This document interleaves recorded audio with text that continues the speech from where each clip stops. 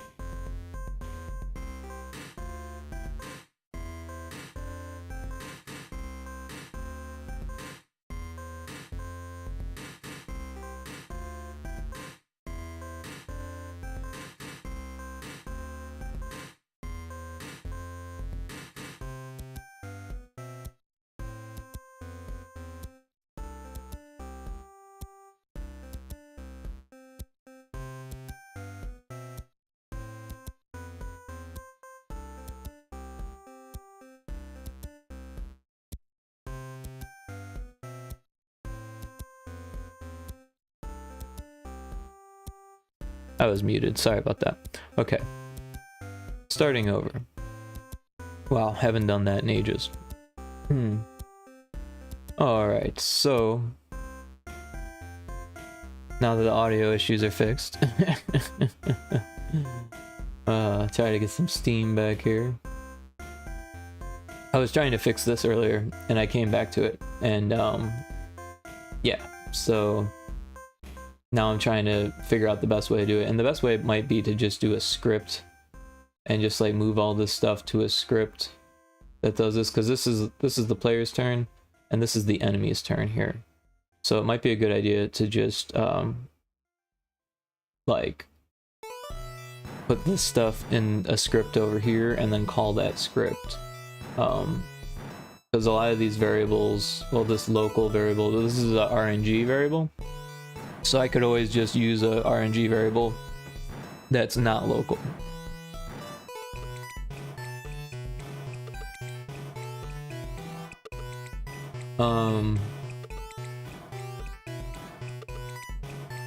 So you see here it's changing the scene if the player has that, but otherwise it's not doing anything. So there's a few things that I want to do. I want to make it so the damage that's being dealt is a variable, so that way I can just change the variable based on the enemy type and then send that variable into these dialogues. Otherwise I'll have to go through each dialogue for each combination and change the number. I know there's only 8 enemies, but it has to happen for each combination, which is a big pain in the ass. And if I use this script, I might not have to do it that way. But it definitely needs to be cleaned up because it's so minimal. And another thing is that there's no way to give the player health. There's no starting point. So there's like a whole bunch of stuff that I really need to do. And I've got like a list, a few lists now. And I've even got another list. Let me grab my clipboard.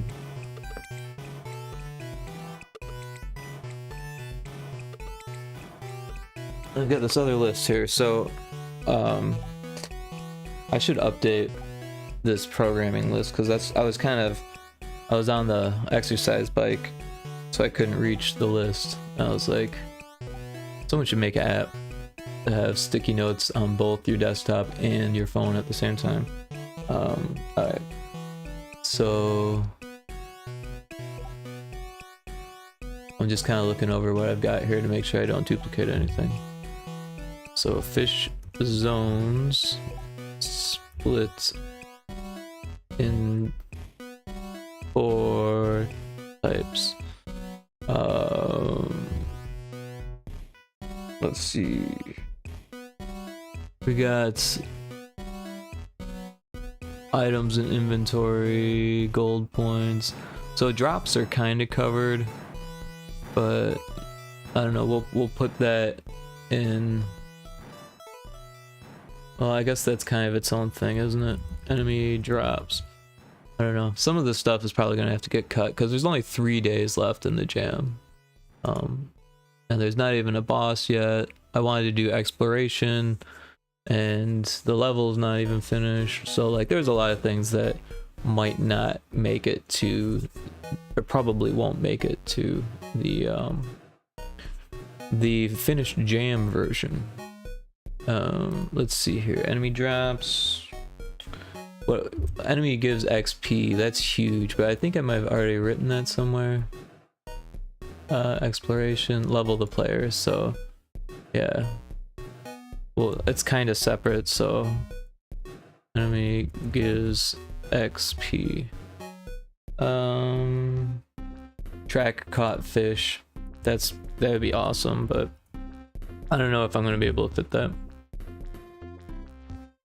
I should, but it's like I can think of how to do it really quickly, but then you go and try to do it and it takes forever to do this stuff.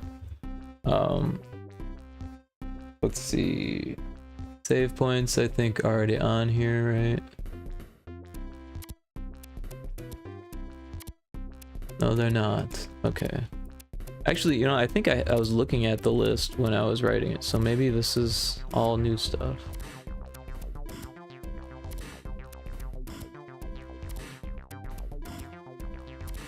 Okay. Yeah. Player. Whoa. I cannot spell. Player only dies after crit. Enemy crit happens too often.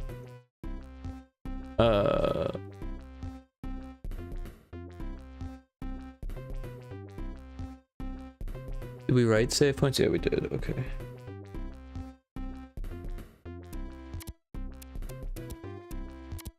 And then spawn player in middle, because right now it's in the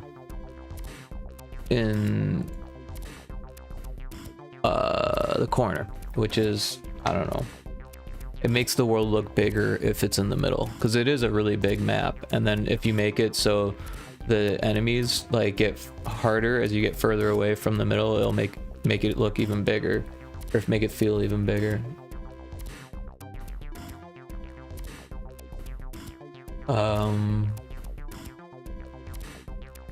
Yeah.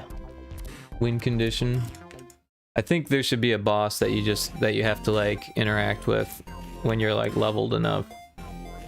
But yeah, it would be better if there was some type of gating system. And I thought of a way to do that, but it would just be so time consuming to do. And I'm not sure how it would work, the actual gating. Like you could push the player with a trigger, but I don't know if the player could still maybe get by it, or if or how much pain in the butt that would be, and then like how many triggers I'd have to use, and I only have so many. Like the whole thing would be a whole nother thing if I had more time, maybe. Yeah, because 3 days is not a lot of time. So if I can do 2 birds with 1 stone on this kind of stuff, I think that would be good. So like restore health and save points, I'm looking at that. So, and maybe we can even do that with spawn player in the middle, to do 3 things at once. Sorry, I turned away from the mic to put the clipboard down. To do 3 things at once here. All right, so let's do that. Hold on, I'm making sure that Discord's cool.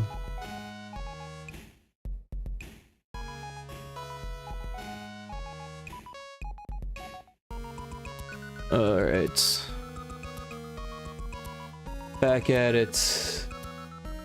Let's get the GB Studio back up. And alright, so instead of dealing with the you died stuff, because I know that's broken, I'll have to go back to it. I'm going to make a lighthouse and put it in the middle somewhere, probably right here. Alright, so let's take a look at Aseprite. We'll open it, find the file. What do we got? Backgrounds, fishing game. And this is the placeholder, this is the world map. Alright, so yeah, this is the one that I started editing, because you can see some of the edges are done. So yeah, I'm just gonna start with a new layer here. And we'll just draw a lighthouse, because I don't have anything drawn for this yet, so first thing, I'm just gonna clear some space so it's easier for me to draw, because I kind of know what I want it to look like space wise. But oh yeah, so I'm just gonna paint this that color, that whitish color, and then I'll color a different color later. But then I'm gonna use this and just kind of draw what I think a lighthouse might look like. I mean, it's good to use a reference, but it's a lighthouse. I can kind of see one in my mind, right? Yep.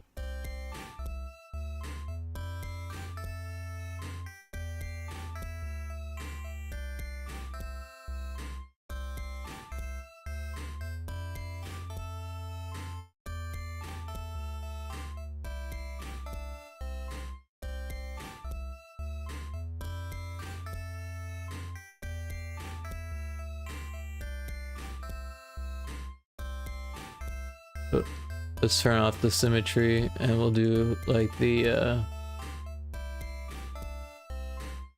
classic stairway around the outside. Oh, that looks bad. That looks better. And then, so yeah, because this is going to be a background tile, I can use all the colors here, so I'll give it some shadow.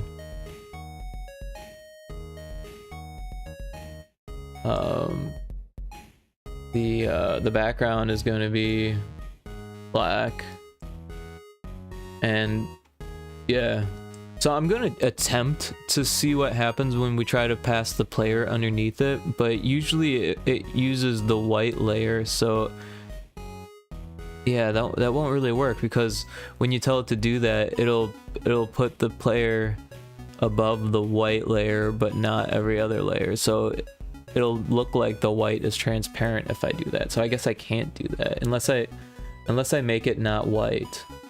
But then even then it's gonna go, yeah, this would need to be white. So it just doesn't work as far as I know. I don't think there's a way to change how that works in GB Studio, so it's unfortunate, but what are you gonna do? Alright.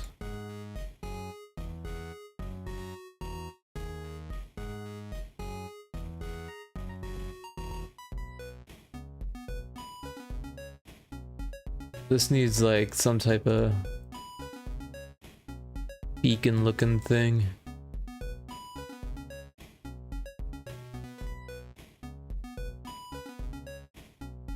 Maybe cool to animate, but I don't want to spend the resources, I don't think.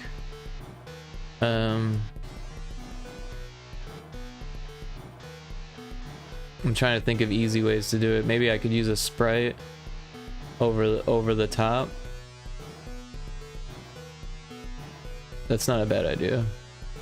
But for now I'm just gonna leave it as it is. See, maybe if I can use some black in it. Well, that don't look right.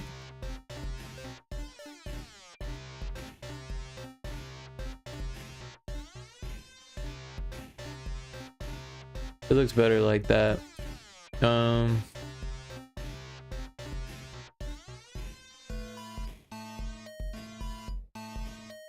just trying different things at this point.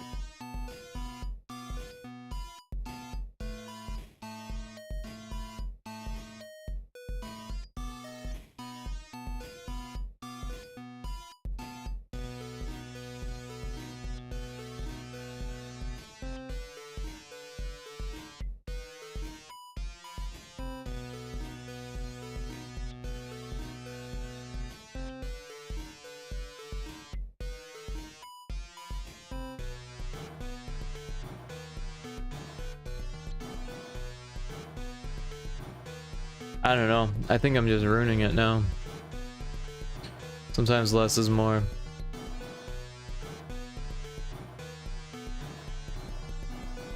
Alright, but I do think it needs some changes here.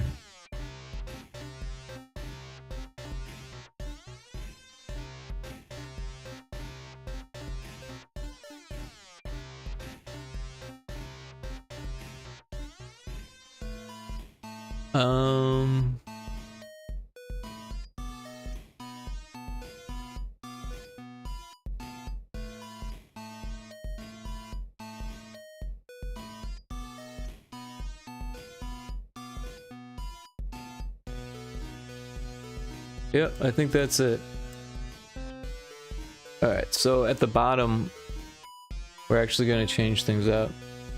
Let's bring that mask back. We'll put white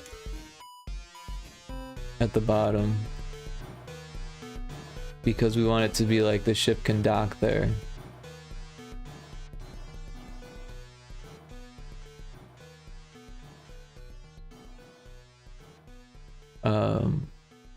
Yeah.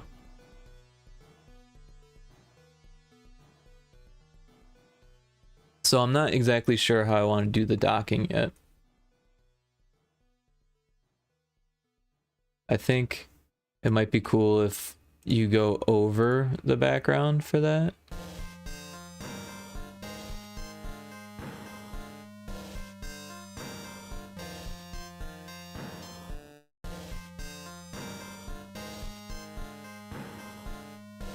I want it to look like this a little bit, so we gotta get that coloration. Let's get that going again.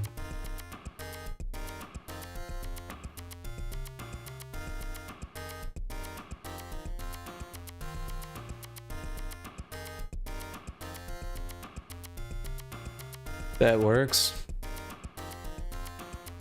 Alright, so next we want like a dock. I'm not sure, probably white, right? White would be the best for a dock. And we don't want it to be symmetrical.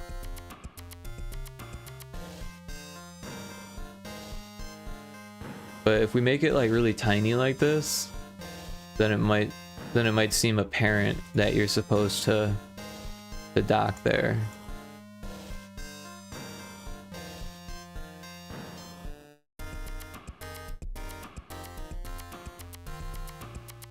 I'm not really sure.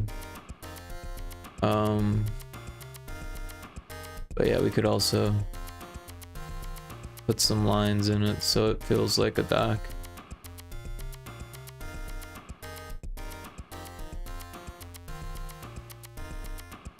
So this would be like a save point, so there would be a bunch of them, or at least a handful of them, placed like strategically throughout the world. So that way, once you get to an area, you're kind of stuck there. But the lighthouse is also going to restore your health. So if you fish, it's like fish at your own risk. Like if you choose to run, there's also going to be a risk that you can't run, like any other RPG. But mostly you'll be able to run. So if you're just trying to explore, you should be able to mostly run away from fish, like if you're not leveled for the fight. But then if you because right now you can just choose to fish, but I want to make it so it tells you the difficulty first, and then you choose to fish, which is kind of backwards from random encounters in JRPGs. So that'll be kind of innovative and a little bit weird, but we'll try that. We'll try this and we'll see how it feels. I mean, you know, we could do it all around it too, right? To make it even more obvious. Although these won't be able to animate, so that's an issue.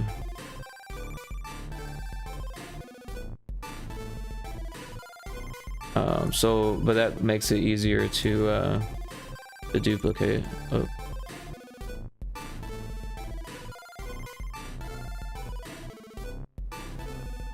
Alright, so I'm just going to fill this whole black space in, and then grab the mask tool or marquee tool and pull this over, and then we'll do the same over here, but we'll flip it. Oh, we'll flip it. Yeah, and that will be our save point. We'll put one there.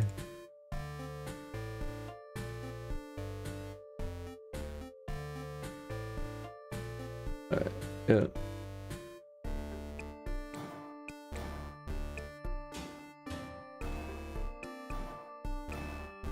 So I'll just duplicate them because there's only going to be so many. So I think we can also put it in a group first. Yeah.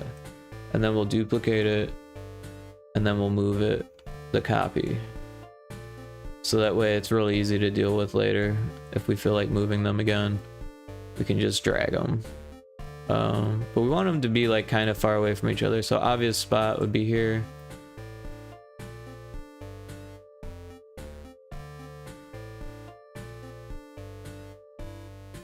We'll duplicate the layer. We'll drag this one over here.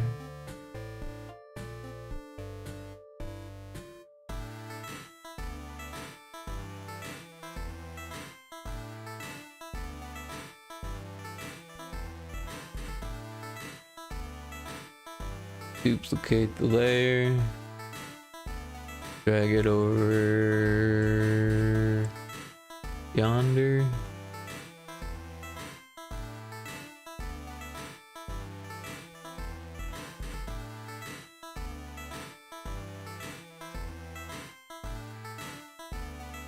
Yeah, I gotta keep in mind that you won't be able to pass through these. So it's gonna feel a little bit weird for the player, but it's only a few blocks of yeah. You'll be able to pass through the bottom part and these things, but not these ones. So it's like 2 actors width that you can't pass through. Alright, so that's 1, 2, 3, 4 save points.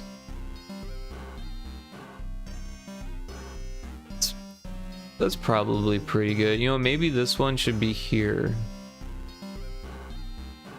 No, I like it where it's at. 4 is good. So I also drew some landmarks, so that might be fun to because I'm still kind of warming up. I'll call this save points. Alright, so let me pull up this other note that I have on my clipboard.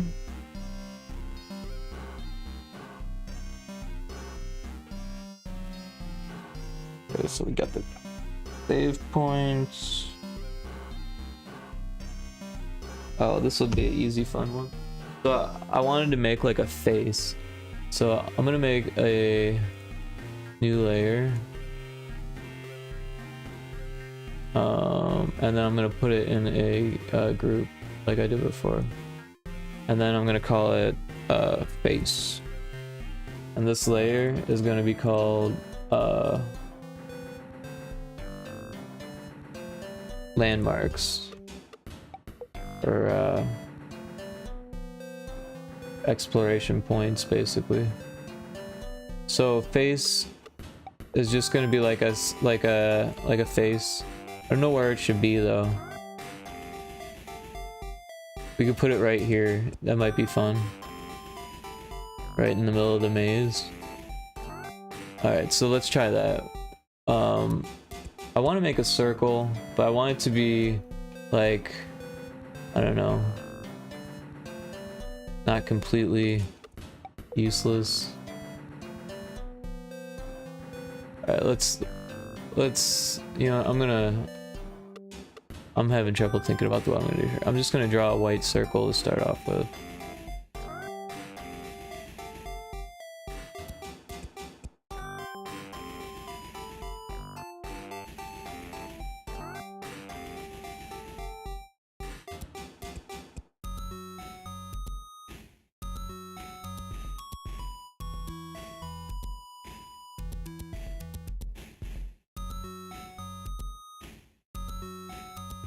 Alright, yeah. It's a start, and then I'm just gonna draw some more white circles here. I can never remember that.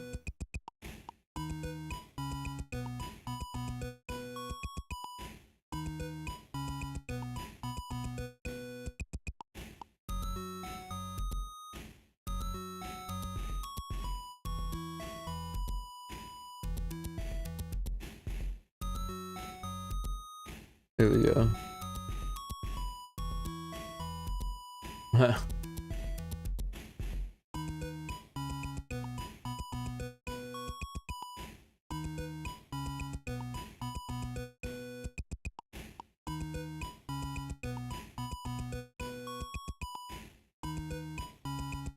Let's get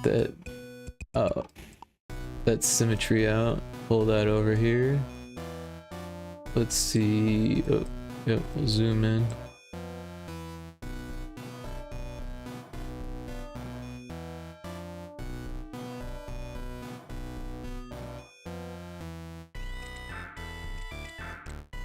Yeah.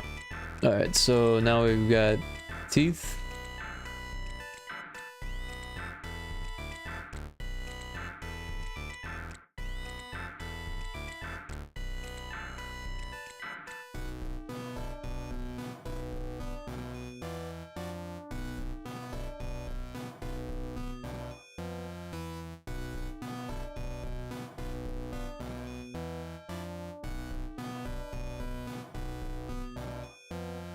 Alright, so I don't think it has to move or do anything. Oh, it's got an issue there.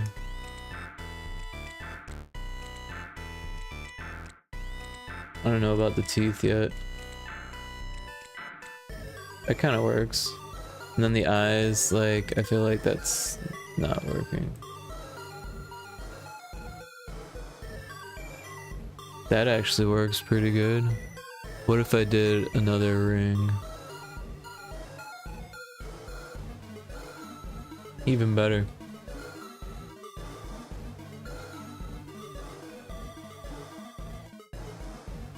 Yeah. Oh, and I wanted to make... Did I already make sparkles? Let's find out.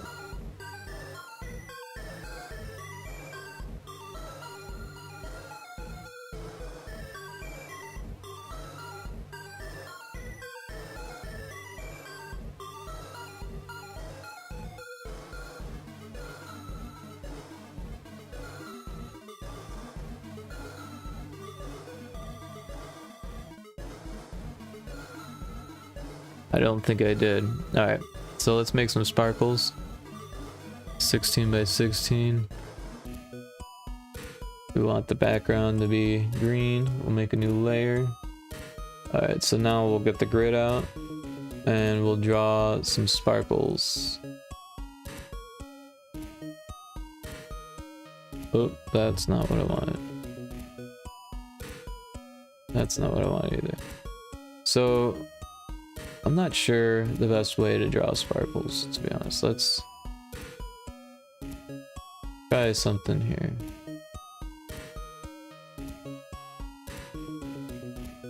That looks like a sparkle. Alright, now we'll try something over here too.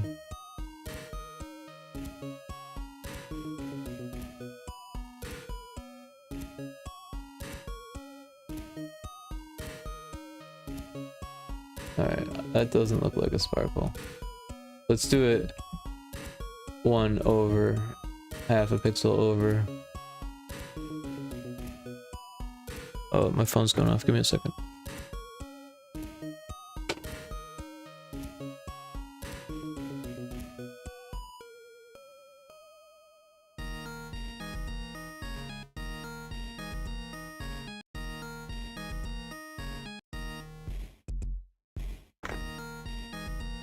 Wow. That's a new one.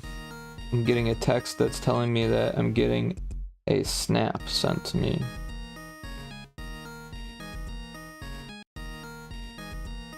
Report spam. That's a new one. I don't even have a Snapchat. Well, I used to, so maybe I do still have a Snapchat, but shouldn't be texting me. And I shouldn't be getting text from whoever that was. Alright, so let's do like a small one, right? Can we do a small one? There we go. Perfect. Then we need it to like be shiny. Oh shit, I forgot about the symmetry. And we only get the 3 colors, so.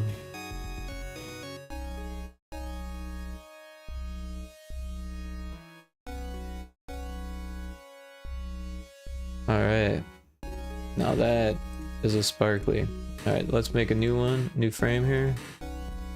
And we'll just swap the positions.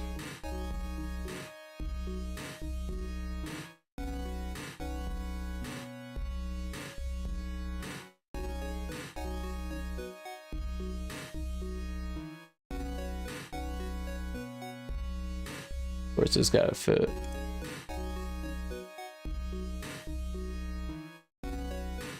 So let's see how that looks. Right, so it looks a little weird. Let's move this one up. We'll slow this down to, let's say, 500. We'll fix this weird thing that's going on.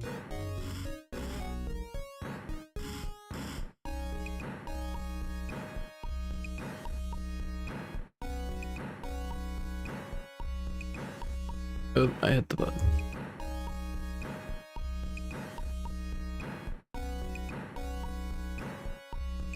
So I'll move the small one over just 1 pixel, so that should help it.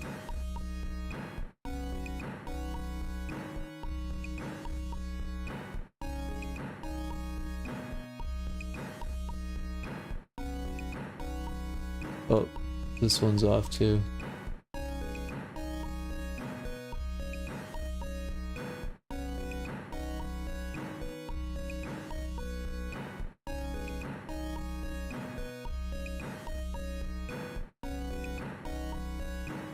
Alright, that looks better.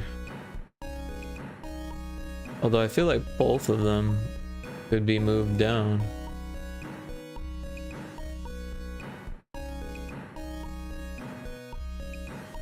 Well, it's either one's against the edge or the other's against the edge, right? So we make a choice, or we bring that one in, and then they're too close together. Or we bring that one out, and then they're too far apart. So I think it's fine. Alright, so we'll save it as alright, we'll go up, actors, fishing game. We'll go sparkly. Alright, Aseprite. Save. Alright, now we're gonna do export sprite sheet. We've got 2 output file, output sparkly, fishing game. Alright, so we'll do that. we'll hit OK, but then we'll export it also to the asset folder. So we got assets, sprites. That seems like the right place. Although this is a GIF, we don't want a GIF. We want. Wait, this isn't what we want at all. We want to export sprite sheet. I hit the wrong button. Alright, so here we'll change the output to game asset sprites. This is where we want it to be. We'll export it there also. Alright, now it should be in here. Let's get back to our world map. Alright, so we've got our face. That's cool. Let's make a new layer. Let's turn off symmetry. This one. Going back to my notes, let's see. We got a mushroom. Now the mushroom would be difficult unless it's on land. And then, but the problem with that is that like, you'd have to, what side of the island do you put the sparkly on? Unless maybe there's like a cove right in front of it. The only island I see with the cove is not large enough. No, maybe where the tooth is. That might work. Could do that. Let's try that. So on maybe this side because there's more room. And then like right here we could put the sparkly and the mushroom would be right here. So we'll make a layer called mushroom. And we'll draw with black. We'll put it right next to the shore.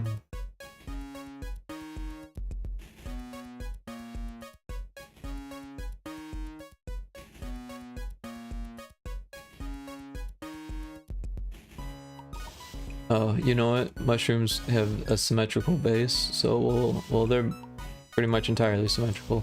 So, I mean, not in nature, but in art, they can be pretty symmetrical. Alright, so that looks like a mushroom already. Not a very evil mushroom though, but it's only taking up like what? 1, 2, 3, 4, 5, 6, 7, 8, 9, 10, 11, 12, 13, 14 pixels. So maybe it would be better to have it take up less.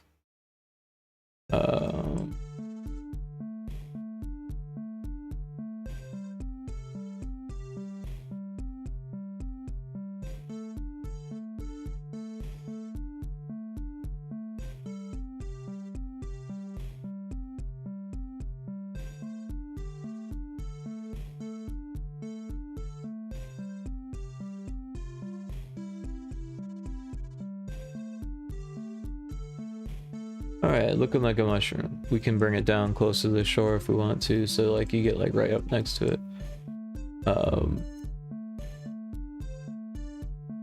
Let's do that.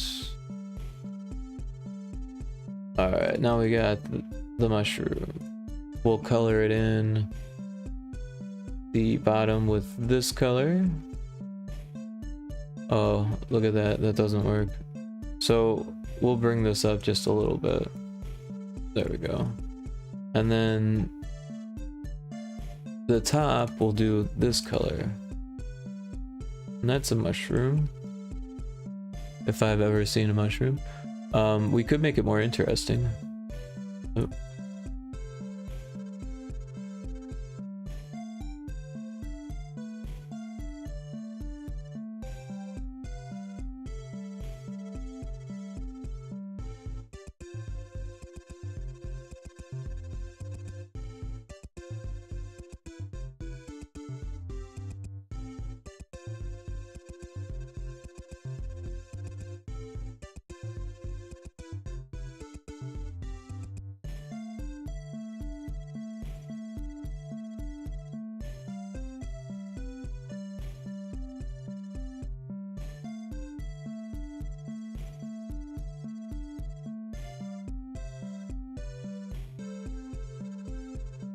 That actually looks pretty cool.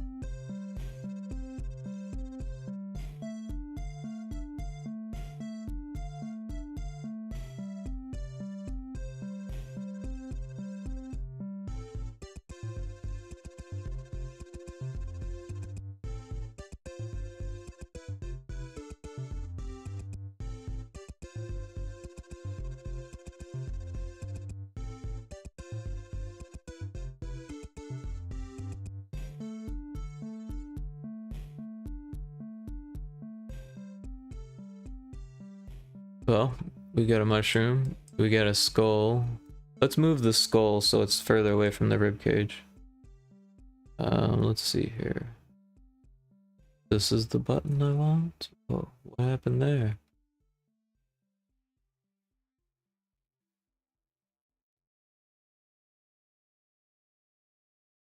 That was weird. Alright, let's find that. So I'm going to cut it.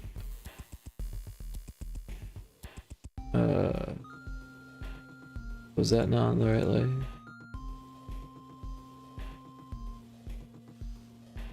There we go, and then we'll make a new layer. We'll paste it, and we'll say skull. Alright. So we'll move the skull. We could put it here, skull within a skull.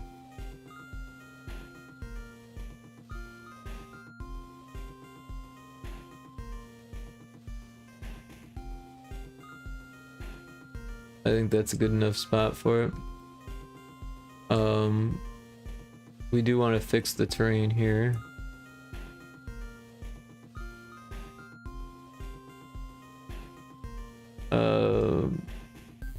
Alright, so we've got a few landmarks.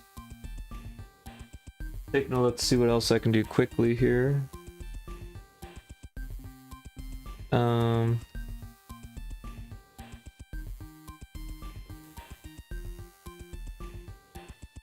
I don't have a whole lot of other good ideas. Maybe a tower, of course. The tower is like one of those things. So maybe it's got to be like right here. Yeah, we'll put the tower right here on the land. We'll make a new layer. We'll call it tower. And we'll make it right near the coast.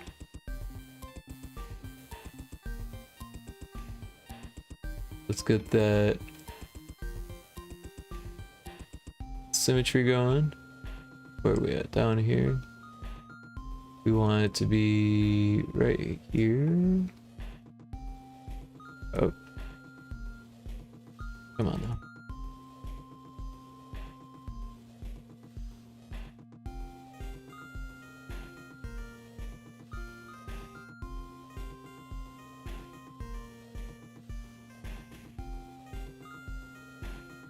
So the base can look different, but I need these to all look the same.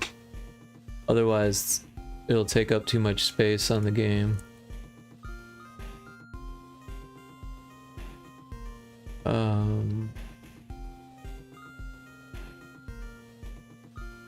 Yeah, so this should actually work. Just need to fill it in. If I were to copy this and paste it, you end up with a tower, and then you just make a cap for the top. But we want it to be a little bit more interesting before we start doing that, so we'll outline it in this dark color.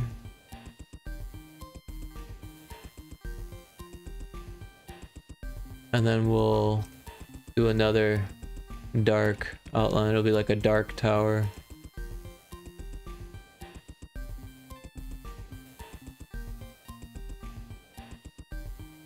And we'll do this. It'll have windows. We'll go with this. And then maybe that. And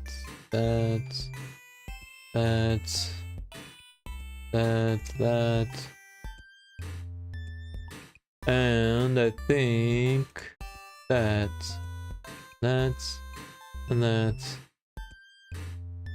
And now we're looking at a tower. Alright, so let's get this going. Yeah. Oh, you know what? I don't like that. It's one too high. Alright, so we'll take this and we'll do that. Maybe that.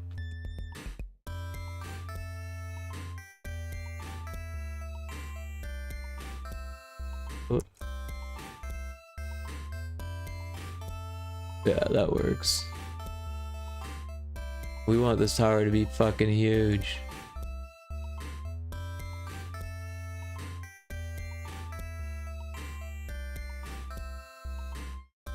You have to go over here to see how big it is. Alright, the top is gonna look different.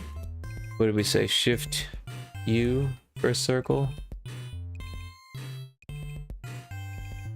Looks pretty circular to me. Alright. So we'll end that there, put that there, keep that going there. We'll do one of those, one of these. That, and then that.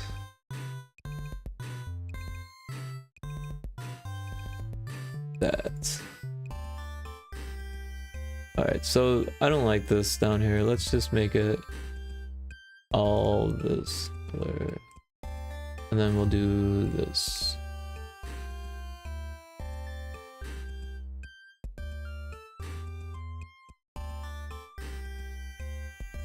Yeah, I like that. Okay, now we got a tower. We got a skull, we got a mushroom, we got a face, we got save points.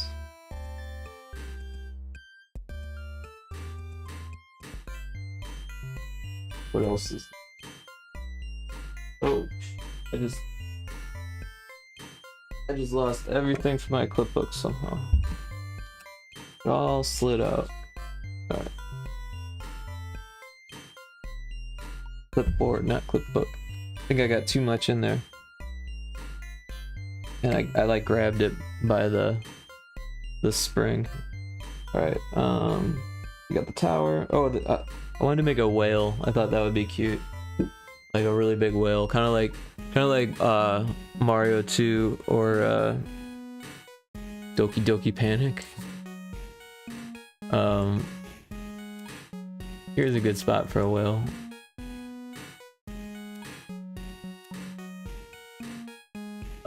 We'll draw it in white first. I want it to be like super generic.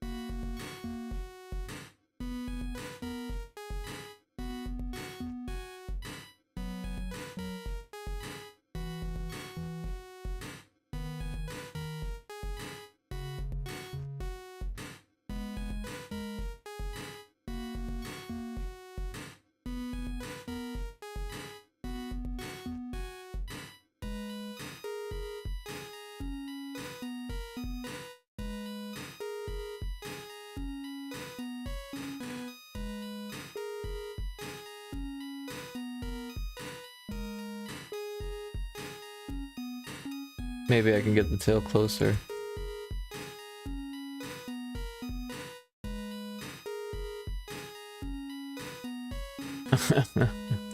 Is it a white whale?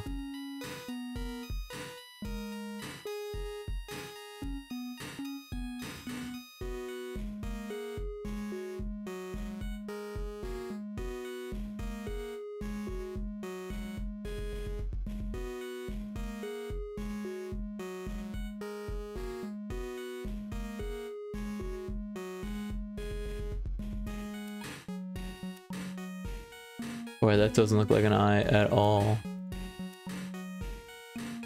What are you drawing here, buddy?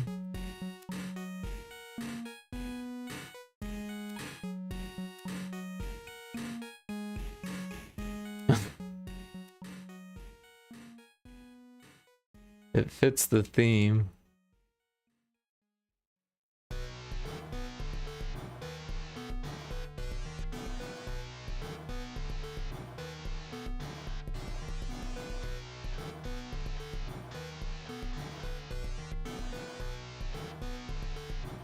Oh, you know what? I don't have stream avatars on. I should turn that on. I always forget about that.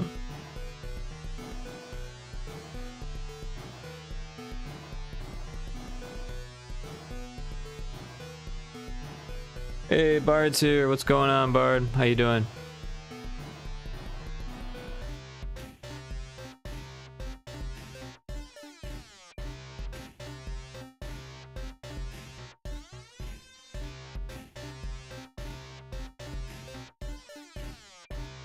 So, if what am I doing here? Am I drawing? Get that back up. Alright. I'm drawing, pulling this up. Just like 1 pixel, or 2 pixels. Do 2 whole pixels, and I'm gonna take the bottom off of there. So that way I can make it look a little bit more like it's in the water. I'm good, getting ready to work on something before bed. How's it going? Cool, that's cool. Yeah, no, I'm doing good, just hanging out. Just kind of getting started still. I like to do art to warm up. There's a whole lot of bugs in this, so it'll be an interesting stream. Last night, it was funny, I spent an hour making 4 fish. Here, let me show you. Let's see what we got here. Yeah, so I made 4 new fish. And yeah, it took me an hour to make them, so like 15 minutes each, and then actually this one took a little bit longer than the rest of them. And starting this one was difficult too. So yeah, I had this idea. I was like, oh, you know, I'll just use the same layout of the last enemy, and you know, that should make things like really easy, right? Because I'll just use the exact same code and then just swap the references. And damn, they look scary. Nice. They're supposed to be demon fish, so yeah, so the idea was to use the same layout so I could just swap the code, and that would make things like so easy, right? But then it took me 7.5 hours to get this second group of fish to work. I was like, for like at least 2 hours of it, I was like ramming my head against this bug and then making changes to like every line of code, and I was counting the lines of code. It was like over 1,000 lines of code, and I made changes to it like 3 times before I realized the bug was somewhere else. Yeah, been there. You know how it goes. But man, when I figured it out, that was a pretty good little bit of a buzz there, you know.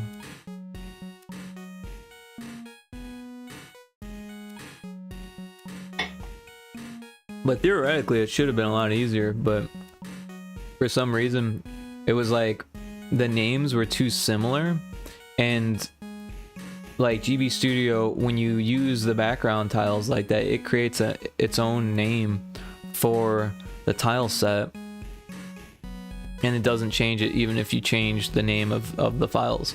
So and it also increments it, which is messed up. So it was like getting confused because it was using the same GBVM, right? I don't have it up in front of me. Where is it? So like this thing populates the fish, and all of these are GBVM code to make it happen, right? And there's like a 0 here and a 0 there, right? Well, on this one, there's no 0, but they're also like so similar that like it's working, but there's no, because of the 0. But for some reason I had it before where there was a difference down here, but it was getting copied and pasted the same on both of them. So it was like I thought it was getting confused, and then like I was just confused. But what was really happening was I had a script over here that wasn't written right, that was supposed to be telling you to go to which fighting scene you needed, because so I tried to fit them all onto one, and GB Studio wouldn't load. It said, or it wouldn't build. It said that this object had too much on it.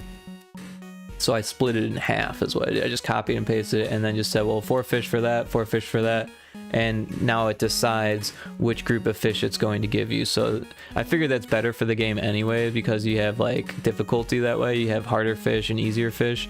And yeah, you can't mix and match anymore, which it was cool that you could have 8 of them up, but it wouldn't let me do it. So like the idea was cool, but it just wouldn't because of the limitations.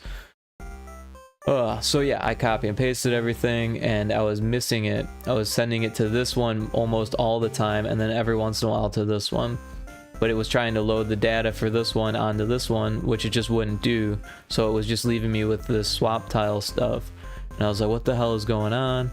And I put a sprite on this one because I was like, maybe it's not going to the right scene. You know, there's no way to tell in the debugger, or maybe there is. Oh, yeah, there is. I didn't even know. I didn't even notice that you could see the scene that you were in. But yeah, so what I did instead was I put a sprite there, and I was like, wait a second, the sprite's not there. And I was like, the sprite is there, it's working. Yeah, so I figured it out that way. But it took 7.5 hours. So theoretically, if I did another group of fish, it should only take like 4 hours if I don't end up bashing my head against the wall for 4 hours. Yep. And this is broken too. I was trying to do a overlay animation.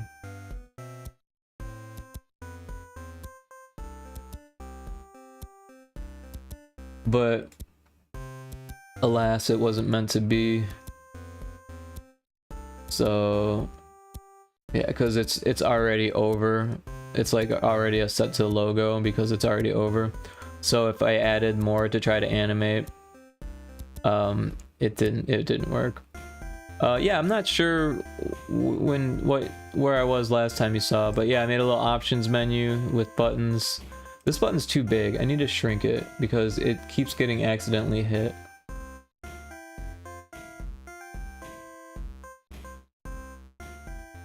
Yeah. So hopefully it doesn't get accidentally hit now. But now it'll probably be, people will be like, I'm trying to hit the back button, but I can't reach it, or some shit like that. So we'll see how it goes. The inventory still looks like shit. It's not implemented really at all, except that you can pull it up. There's no dialogues on it or anything. You can't get anything yet. Alright, so yeah. But I did add a whole bunch to the overworld here, and that's kind of what I've been doing this map. And I made a sparkly, so that way there can be like exploration points, like landmarks. So yeah, I was working on this whale as a landmark. I was going for like a Mario 2 style whale.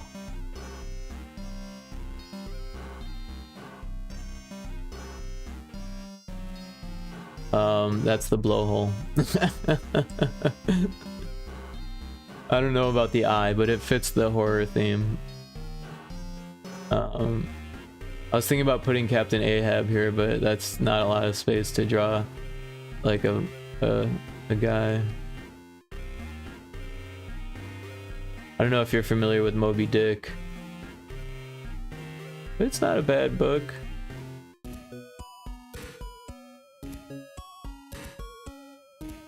That kind of looks like Captain Ahab. It needs like spears.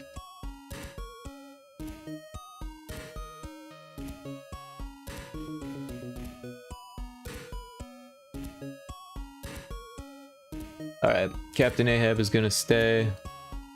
I don't, maybe I could do something here with the...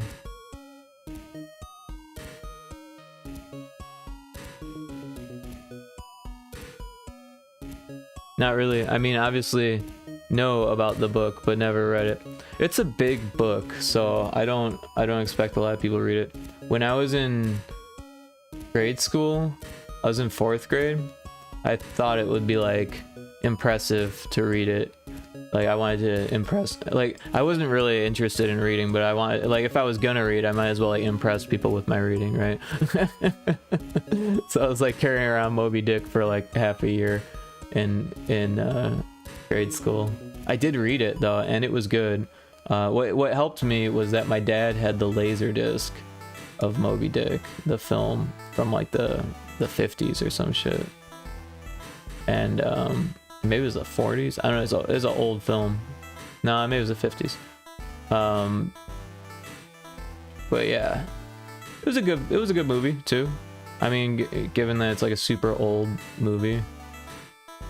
But so what happens is there's like this whale that Ahab is chasing, and at the end of the book, not to, you know, spoilers, Ahab gets attached to the whale somehow, and the whale takes off. They never catch the whale. So they spend the whole book chasing this whale. It's a long ass book. They spend it chasing this whale. But it's a metaphor for forcing your insanity upon others. Yeah, so... Oh, and I got this guy. He's kind of fun. Got the mushroom going there. I kind of want to do like a skull motif with the mushroom, actually. So like, what if we did like...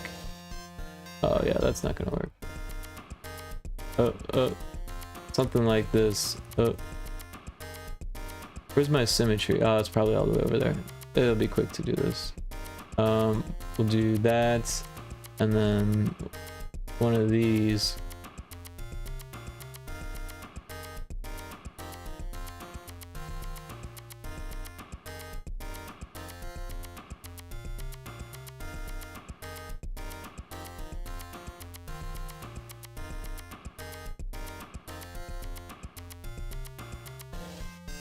I don't like that.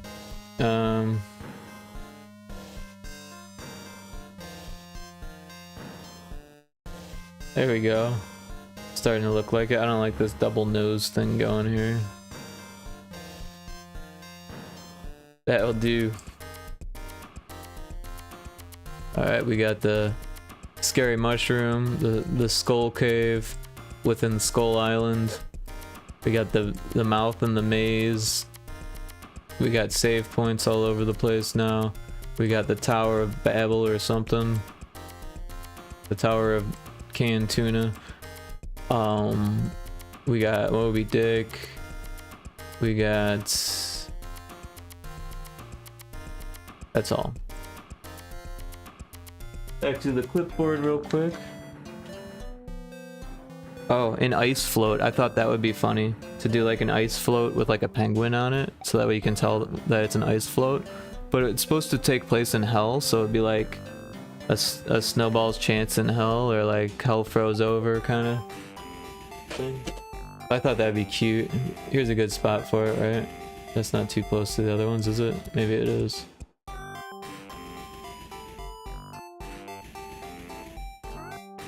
Or maybe over here. Yeah. What was that one? The whale?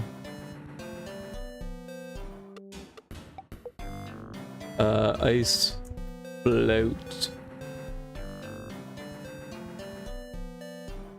Yeah, I'm gonna start with a cylinder, I think.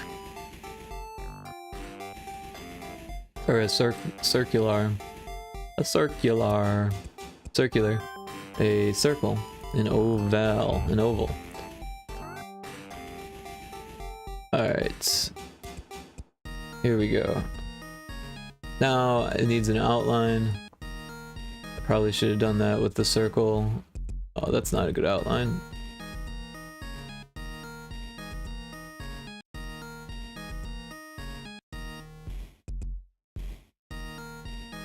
Kinda like that one better.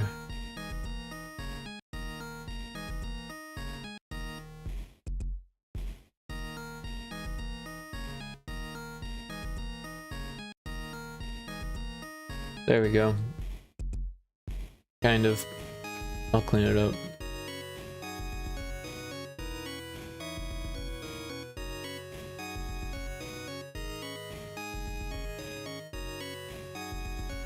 Alright.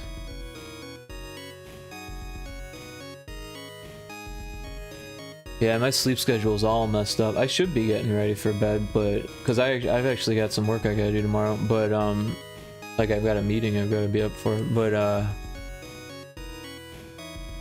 yeah.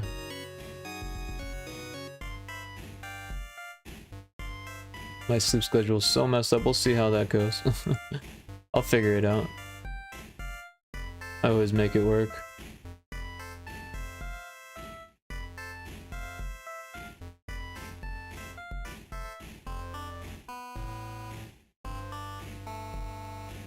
Alright. I hope that's enough room for a penguin. Penguins are black, right? And they're made out of circles as far as I know.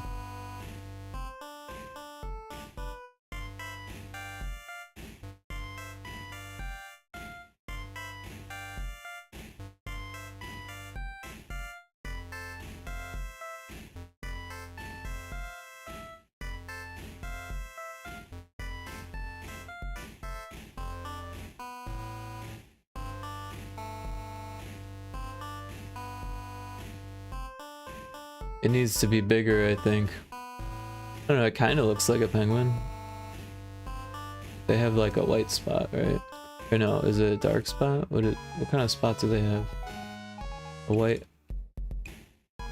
a gradient spot? It's a Puffington penguin or whatever. A Pufferton. Puffer? It's a penguin.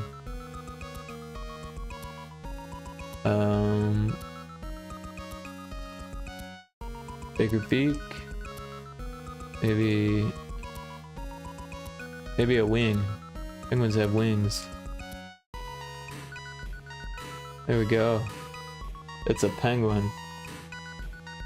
No doubt about it.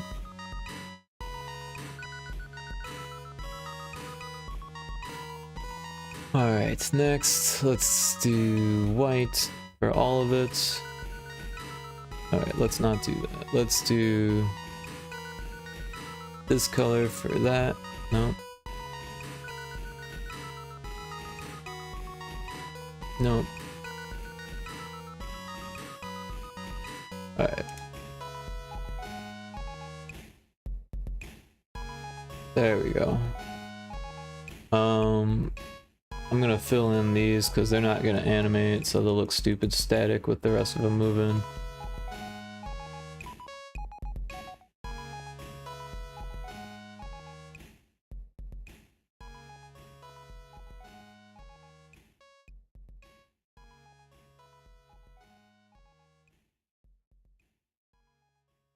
It's definitely a nice float.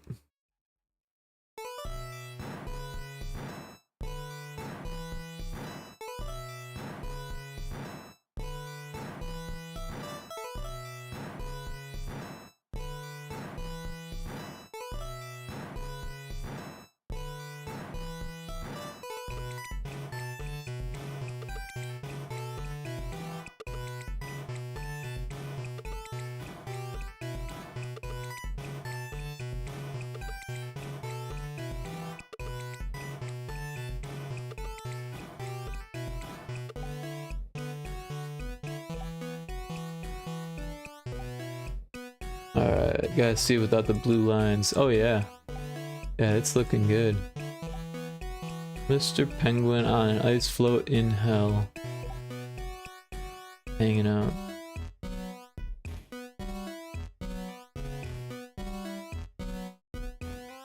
Alright. It's probably a good idea to check the tile count here. I know we're not super close or anything, but... save...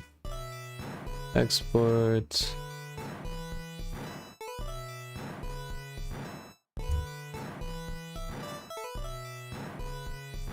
Where did I just save it to?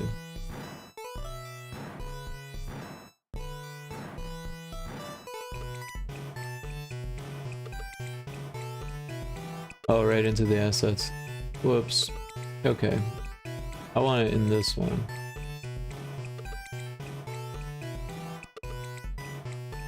Then let's go to the tile counter.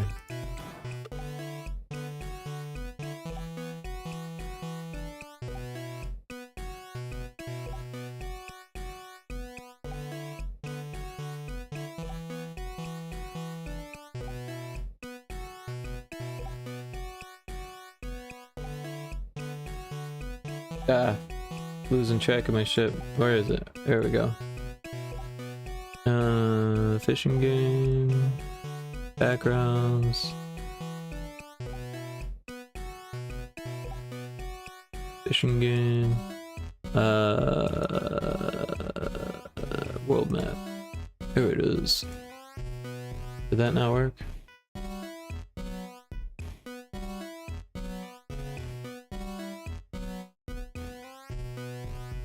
What's going on here?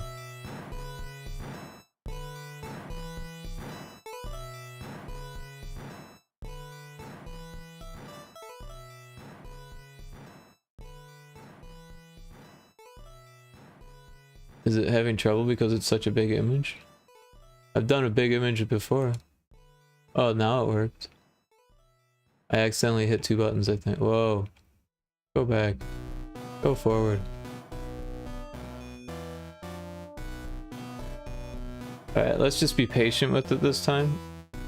And we'll just assume that it's doing things because it worked, it just freaked out. I should have looked really quick at what it was doing with the unique tiles because that's all I really needed.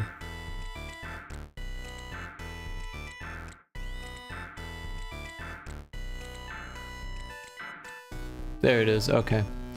And it's trying to open something. Alright, so we've got 137. So yeah, we're not really close, but it is good to keep an eye on that. Looks like I've got some accidentals going on.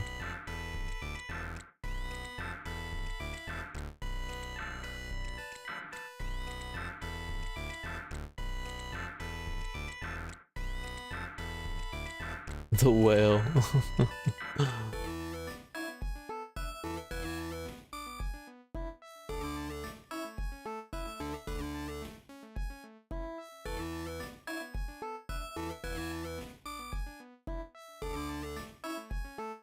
$137, so 192 is the count, I think. The max. I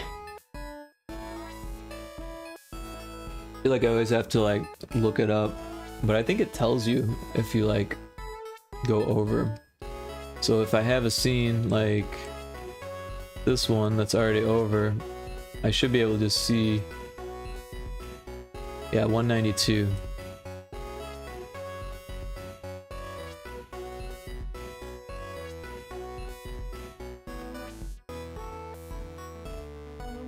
So another idea I had was to have a TV underwater, in the water. I don't know if that's a good idea, but it seemed like a good idea when I came up with the idea. I don't know where it would go. Maybe right here.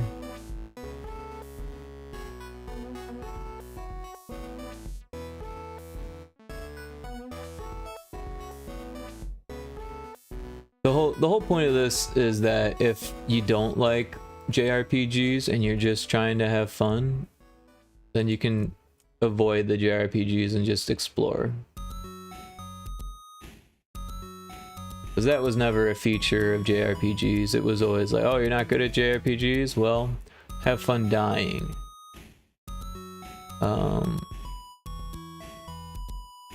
So it'd be cool to do something interesting, but you could always just leave space for that later. Because something interesting would be to have the TV turn on after you get the exploration point, right? And if I leave a bunch of squares here, then I could change the tile swap to be, if I make it like a unique tile, right?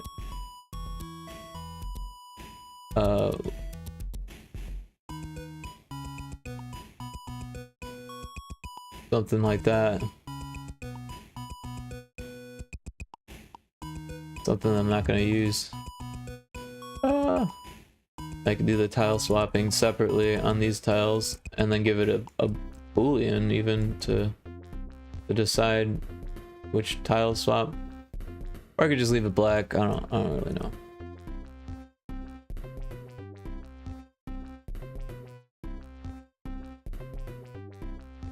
There we go. What is this? That.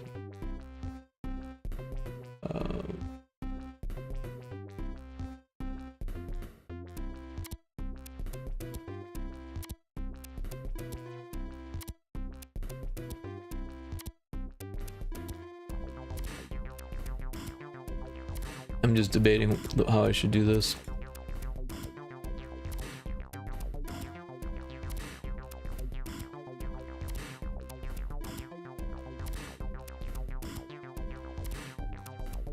I don't know if it is gonna read as a TV though. So like the original drawing said phony on it. But I don't think there's any room to write phony here. I don't know if the TV is gonna make the cut. Also, it doesn't look very good.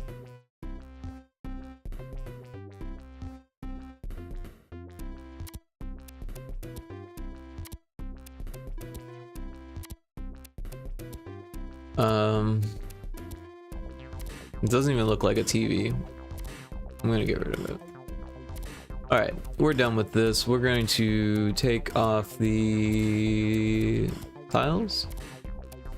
I could clean up the terrain a little bit, but that takes ages. I want to get back into the code a bit. Alright, so we'll export this. Got our world map. We're actually gonna go back to the assets and change, put it over this placeholder world map because it's just easier. Because it's, even though it's no longer a placeholder, that's what it's called.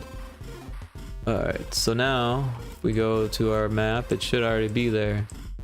Yep, we've got our mushroom and our whale, all the good stuff. So I guess next it would be fun to make an actor.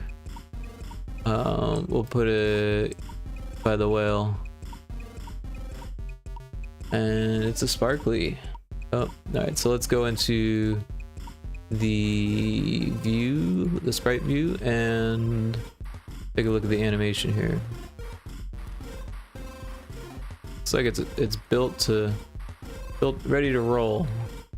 Imported properly and ready to go. Alright, so game view, that thing should go. Alright, so what we need to do is make it, I think there's a way to make it a prefab now. I don't know. What is this? In the screen. Interesting. I don't know how to make things a prefab yet. Oh, here we go. Prefab.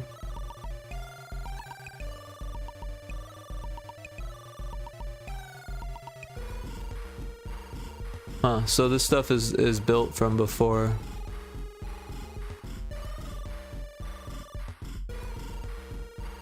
From the sample project, I mean. So what if I can delete this shit? Yeah.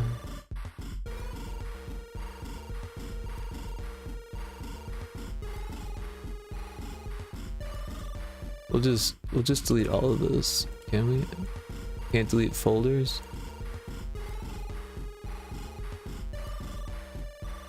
Oh, okay. We'll add an actor and prefab hasn't been used yet. How do you use prefabs?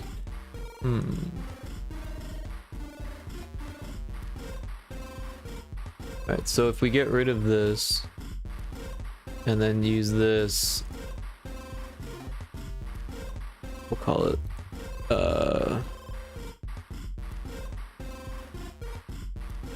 location.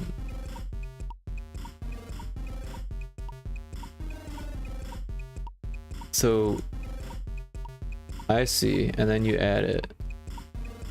Cool. Alright, so now we've got our, so if we click on it here, we can change it also, and it tells us it's a prefab. That's awesome. Yeah, that's dope. Okay, so on interact, we want it to disable collisions and sprites. Set actor sprite sheet to transparent. Yeah, I don't know why this isn't updated, but it says self, so yeah, we'll call it whale location. I don't think I spelled whale right, did I? To try that again. All right, whale location.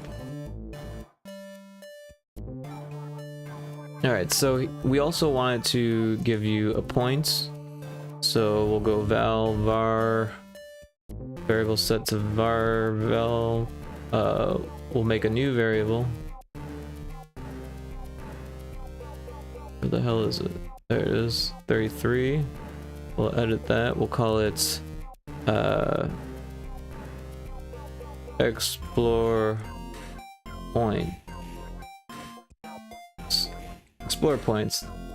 So yeah, we don't actually want this. What we want is increment explore points. There we go. Alright, so now we need to figure out how many explorer points there are, so let's make another variable.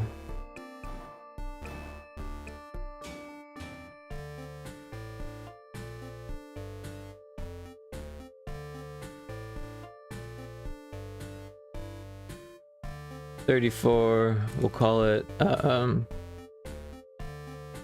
max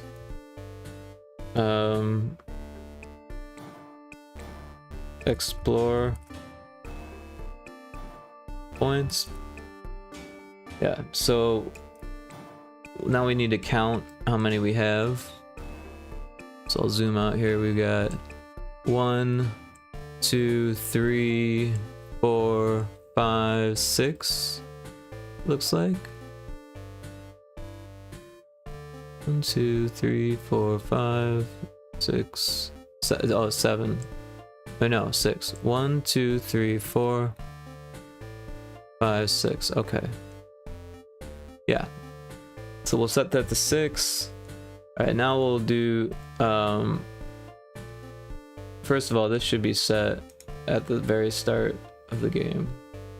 So we'll copy it, we'll delete it, and we'll do that here.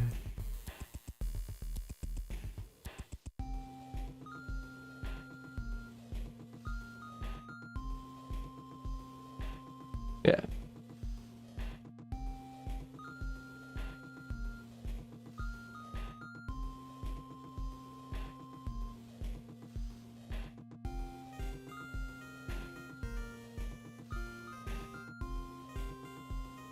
So I should be using this anytime it loads then. I've never really used seed random number generator, but I think that's how you're supposed to use it.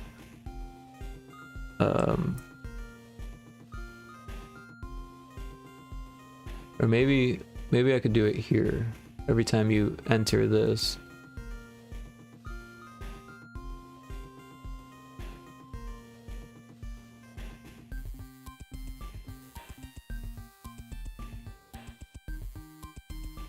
Alright, but also we want to change this starting location to over here.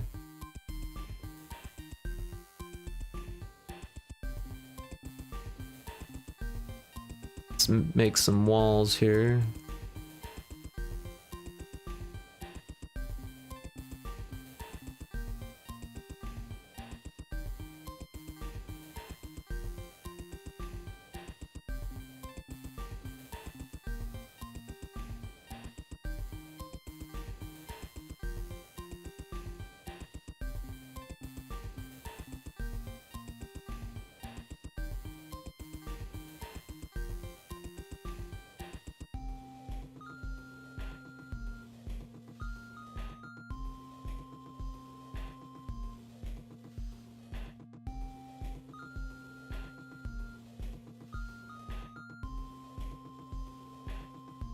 Oh, am I counting the rib cage? Did I forget?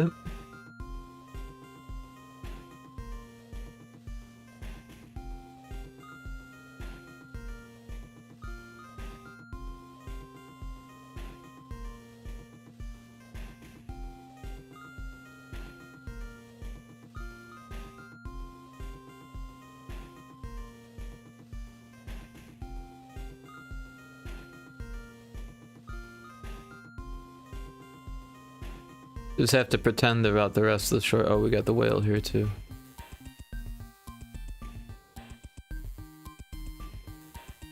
Alright. We'll zoom out a bit. And we'll recount. We got 1, 2, 3, 4, 5, 6, 7. Okay, I was miscounting. So we need to go back and change that to 7. Where the hell did it go? I swear I put it here.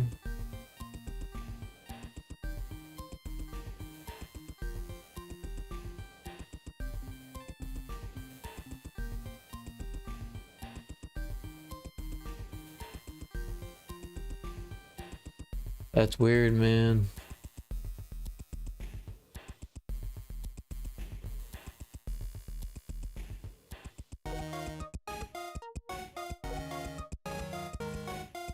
Uh-oh, I lost the script.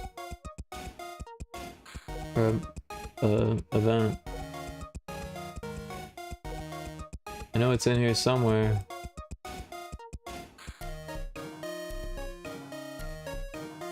Where did it go?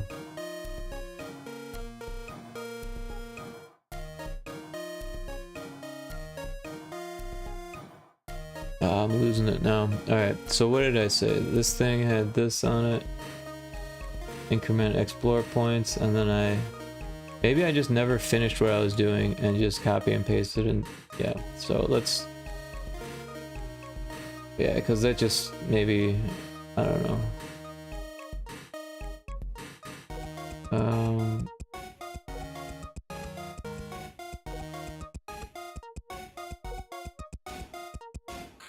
Max explore points equals 7. Yeah.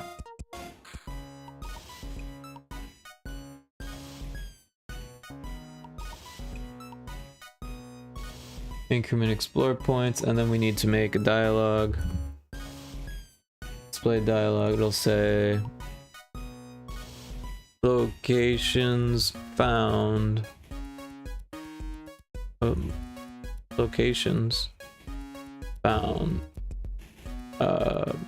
And then we'll say $. Oh, that's not a $. $. What do we call it? Explore points. And then we'll make a slash and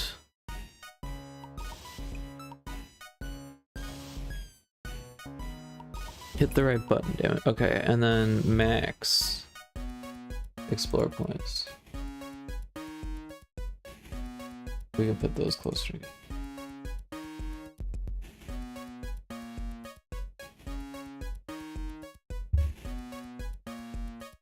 Alright. Yeah, so that should probably be in the pause menu too. I need to make a note of that.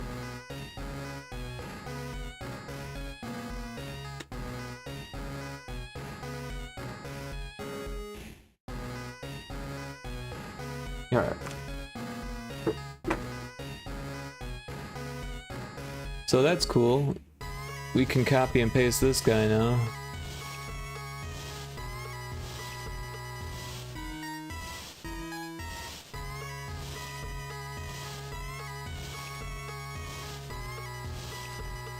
Save it.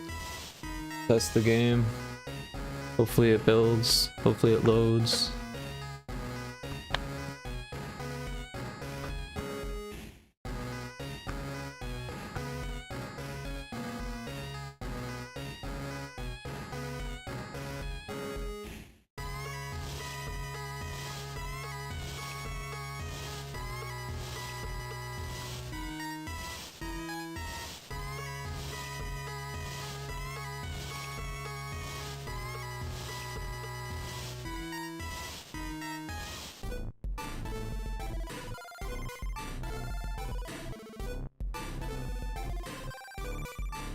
I love how the new version has this kilobytes used.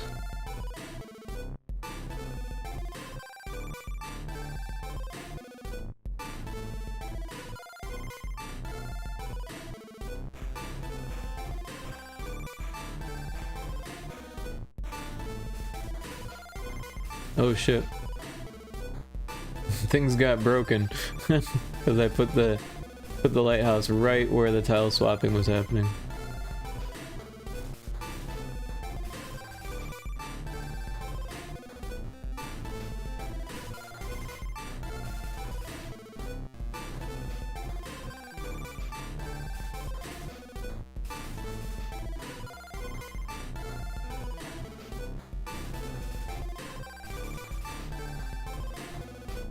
Alright. So clearly things have broken here. Let's go to this guy. This is the animator. We'll go to the update and we'll change what's going on here. Alright, so it's using the coordinate 9,5, which is like right there. And that's not what we want anymore. So I'm gonna zoom in and use a better coordinate. We'll just use 5/8. 5/8. And then we'll go down here. And this one is 7/7. Right? Wait. 5/8 and 6/8. That's what we want. And I think that should fix it, unless there's more GBVMs that I'm not seeing here. I think it's just moving between those two things.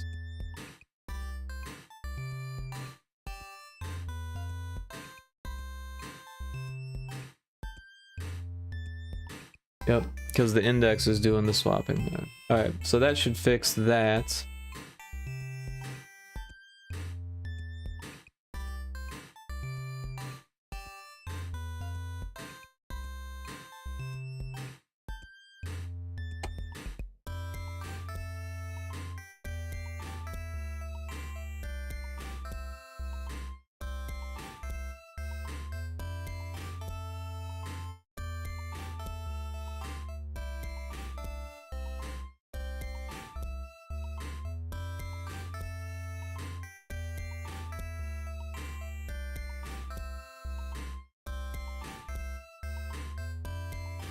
Alright, let me pull this up here. Sorry about that, got distracted. Alright, so here we are. New expedition. The water is moving normally again. Save point doesn't work yet, but that's okay. Let's go find a location.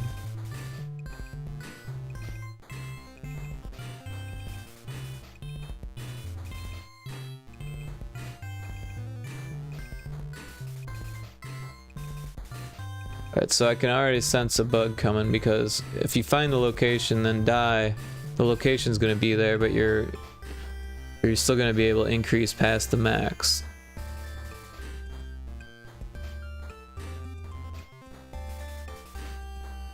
So it's kind of easy to find these locations. Of course, I'm not getting in fights, so that changes things. But if you can run all the time, then that wouldn't really change that much, so maybe more locations are needed.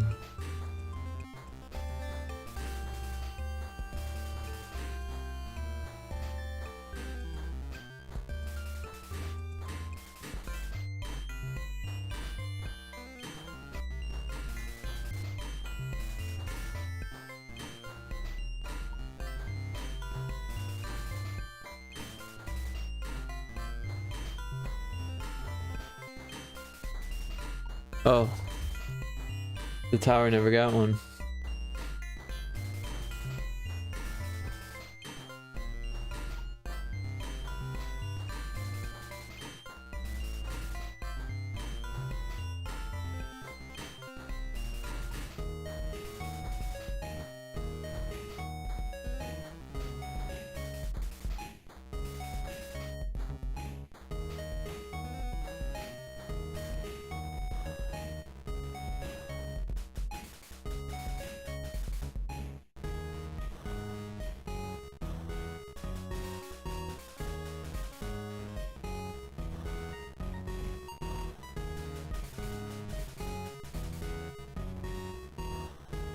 The double music is rough.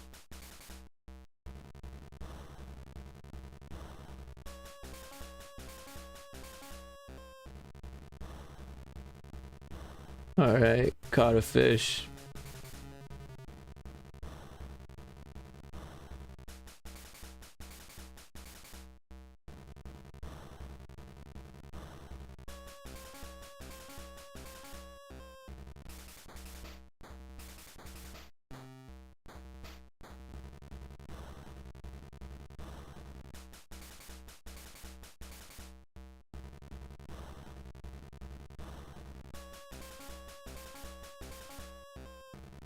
I'm never gonna survive this battle.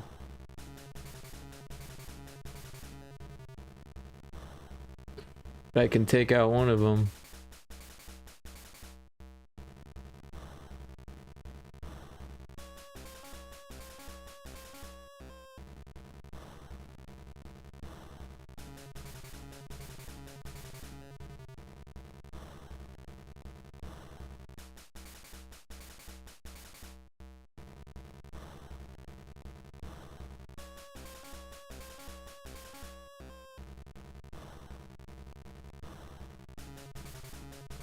So here's the inventory. Oh, now it's closed. And it brought back the fish. It brought back the fish, so that's not good. Yeah, because I started making a variable for each position for it to be dead or not, but that's not done yet. But it does have 0 health, so I'm not sure. I don't think it can attack, and I think it will die even if I don't attack it. Oh no, it is attacking somehow. I don't know how that happened, but it killed me. Oh, it's still doing that thing that I told it not to do. That's weird. Oh, the overlay is still there. Alright, so that's buggy. Let's go back to the death scene and try to fix that buggy overlay thing.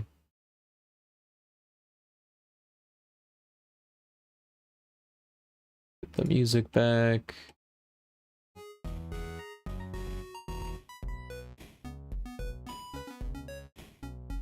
Oh, I forgot to disable it, that's all.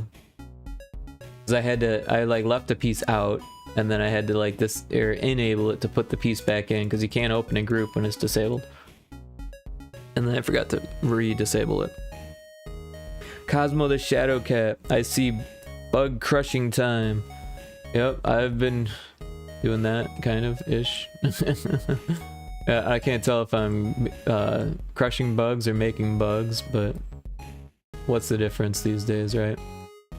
Alright, so the easiest way to do this might be with an actor. How many actors do I have left on this big ass scene? Where is that? Where does it tell me that? At the top now? The bottom? Alright, 8 out of 20.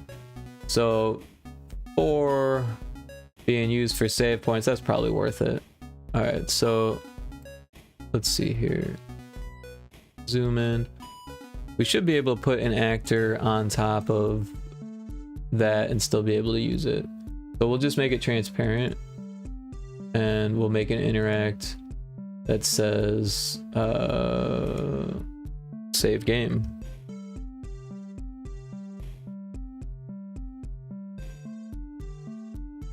But first, actually, we want to restore health, so we'll make a dialogue.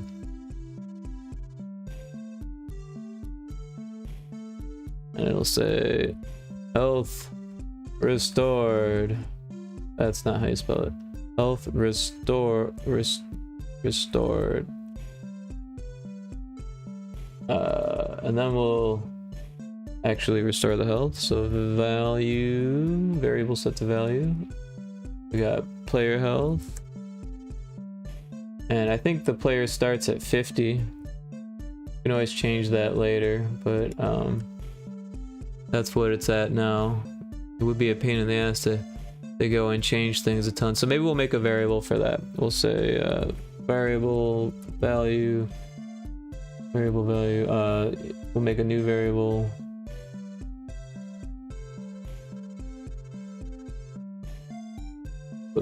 and we'll call it starting health, and we'll make it 50. But then here we'll make this a variable, and we'll make it starting health. Yeah, okay. So here we'll take this, copy it, delete it, and now we'll put it at the title screen. Paste event before. Yep. So now at the start, we know the starting health is 50, the max explore points is 7. Those are things that we might want to change later, so they'll be easy to find at the start of the game where they're most important. Alright, so now we've got this thing here is going to bring the player health to starting health. Save the data, and yeah, so that's what we want. Actually, this could be a prefab too, couldn't it?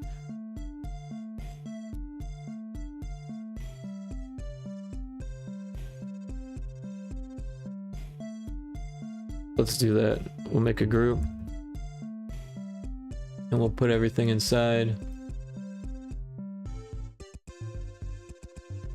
and then we'll copy it,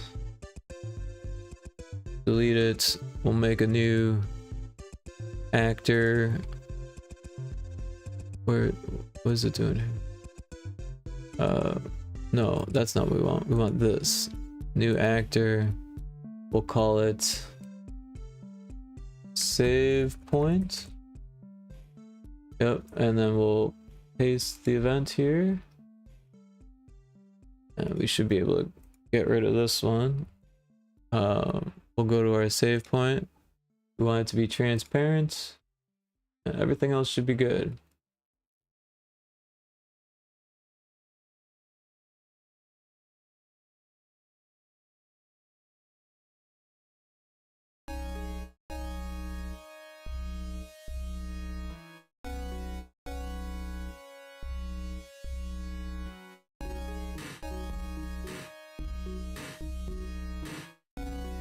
Oh wait, that's not right.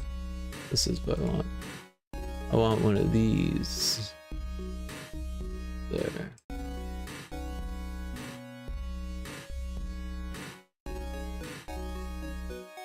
Alright, so we do want to save the game at the start, but not all the time.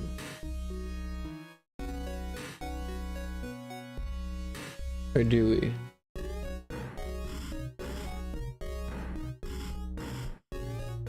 Yeah, I guess we kind of do, because even if it loads you over here, it'll just save you where you're at.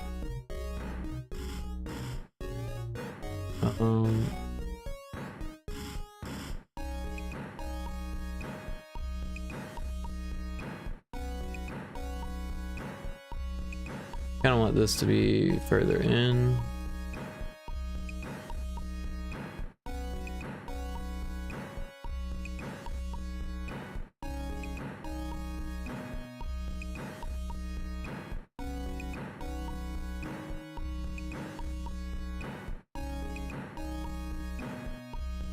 Alright, so next we've got fish zone int, right?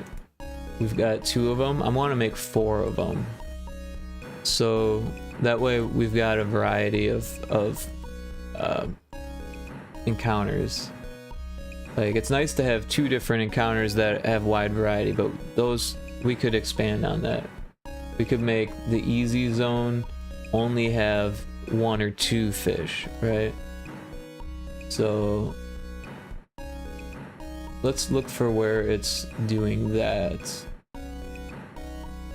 Oh, I think it is these actually. So yeah, if fish zone 1, do that. If fish zone 2, do that. So this is actually really easy to duplicate here. So we'll just start with this. We'll copy it and we'll paste it. We'll put it right after that, and we'll say we'll call this one 2, and we'll just move this one up to 4, because that's actually more like what it was. And we'll copy it, and we'll paste it, and we'll put 4 there, and we'll call this one 3. Yeah, because we want 3 zones, and the first one, the enemy count isn't going to get above 2. And then the second one, the enemy count is going to be 1 through 4.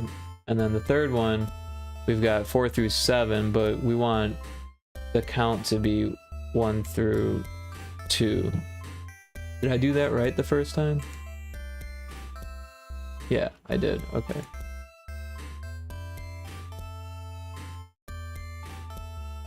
And then 4 can stay the same because it's already really difficult. Alright, so yeah, now we've got more zones. So we'll go ahead and copy this, paste it. We'll make a zone over here. Oh wait, what happened there?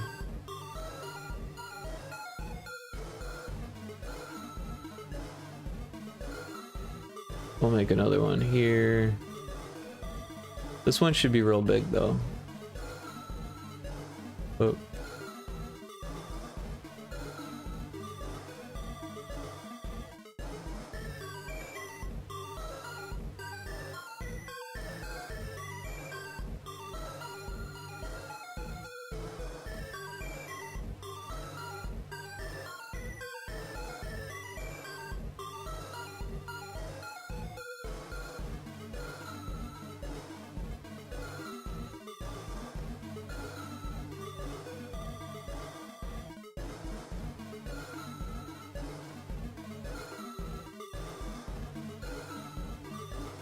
Oh, I went the wrong way with that one.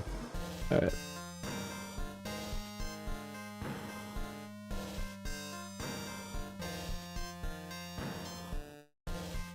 Oh, that's not what I want.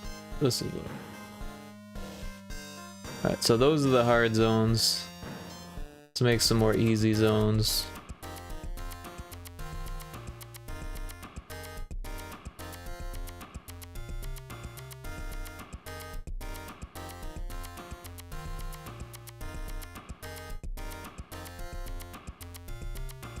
Alright, we'll make this a medium zone.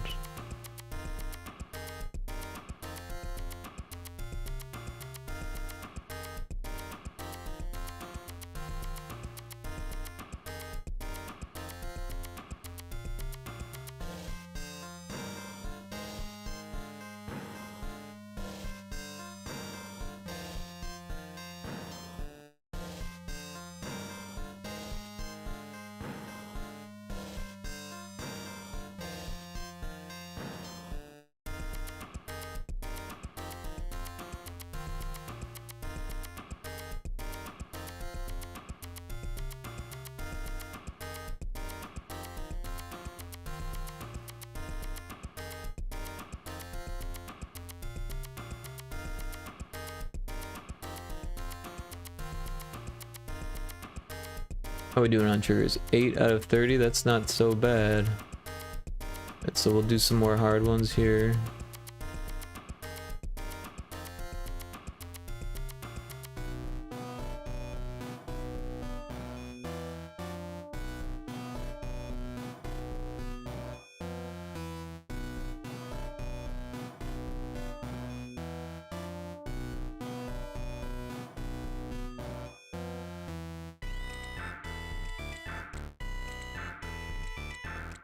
What is that? 1 and a 1.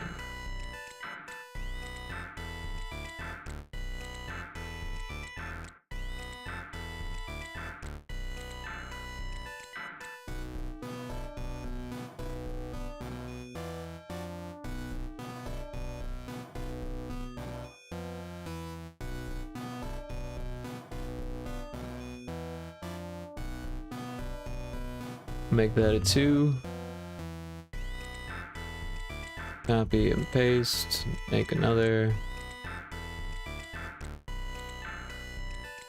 This will be a 3. Ooh.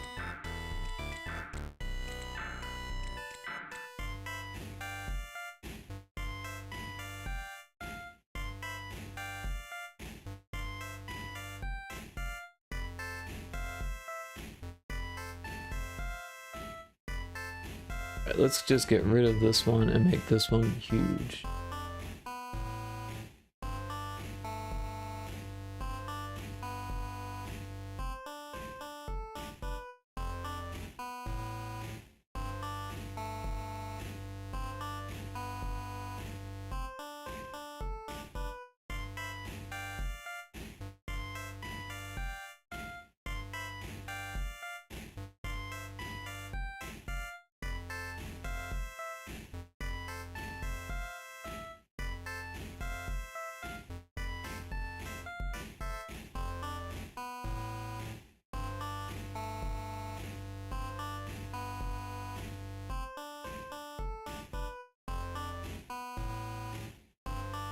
Yeah, just making triggers here so that that way there's more fishing zones. And oh, hey Kixie, I didn't see you come in. Sorry, I was in the zone. Good to see you. Hope you're doing well. Great to see you too. I hope you're doing well. Yeah, I was really sorry to hear about what you wrote in chat, and I really feel bad for you. Very sorry. I hope you're feeling better. Yeah. But I'm not trying to dwell on it. Let's see. So I haven't tested the save points. The exploration points are working pretty well. Let's give the game a go and see how it works. You're welcome, Kixie.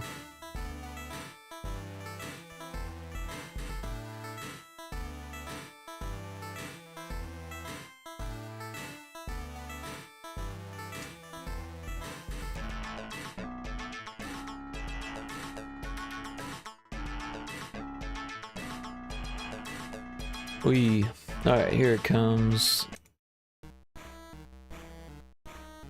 Let's give it some prettier colors. We'll go with this for now.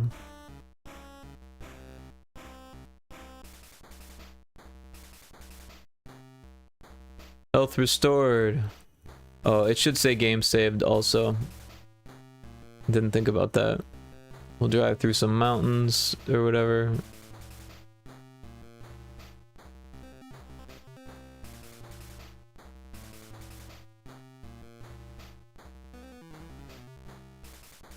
GBJAM on. Whoops. So prefabs aren't as awesome as I thought they'd be then. Or either that or I made a mistake. Oh, also, it's still interacting, but it's not giving me a display dialogue. That's weird.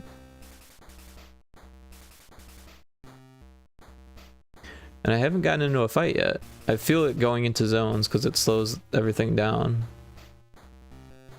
So Kixie, I made a penguin. Because it's supposed to take place in hell. Oh, fish. So it's supposed to take place in hell, but I thought it'd be funny to put a penguin on like an ice float as a location. Did I hit the wrong button? Why didn't it fish? It's not working. Oh, it's because I didn't set up the other zones. Okay. So I got carried away making the zones. And how come that one did that, but the other one didn't? Huh. Oh. It's doing it now.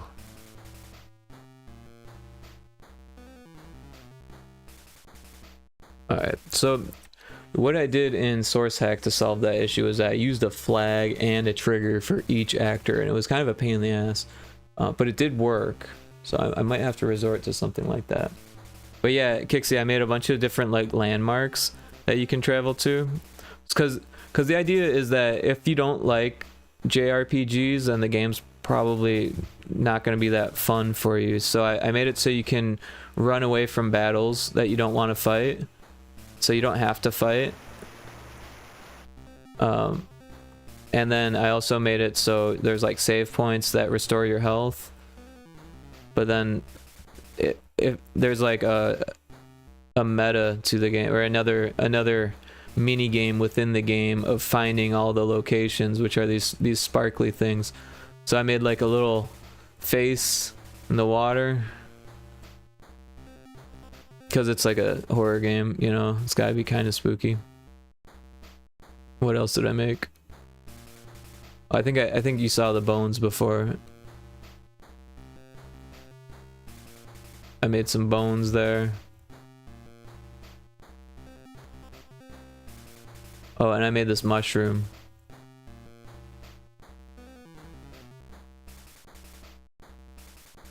You like the face? Thanks. Here's the new enemies finally working.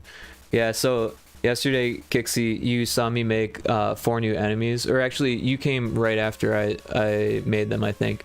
And I spent the rest of the stream debugging. It took forever. It was like 7.5 hours of debugging. But I got them working. And they're difficult.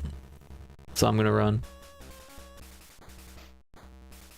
Oh yeah, so going through a fish, yeah, it's the same thing, like, because these sparklies don't have logic to say like I was picked up already, so I should know that when I go into it. So, but I did make them prefabs, so that should help, I guess. I don't know.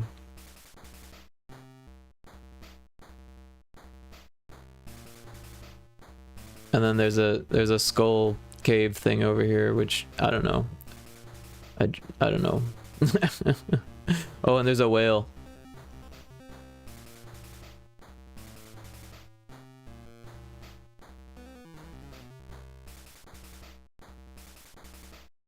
Where is the whale? There's the whale.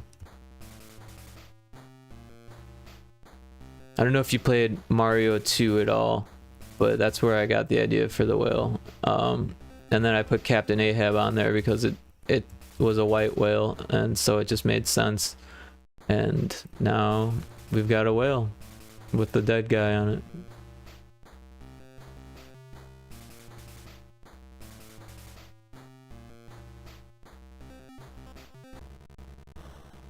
Here's a battle I can win.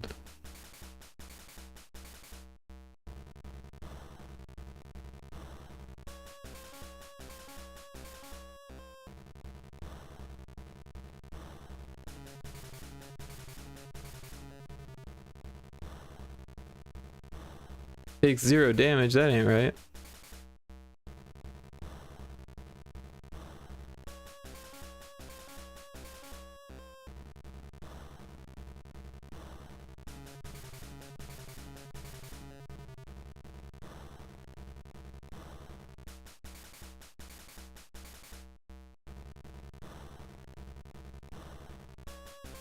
I'm almost at half, yeah, I'm less than half health already. Cause you start with 50.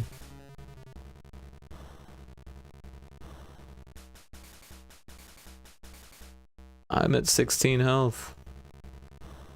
11 health. I thought I was gonna win this battle. This is going poorly. And this is one of the easy battles.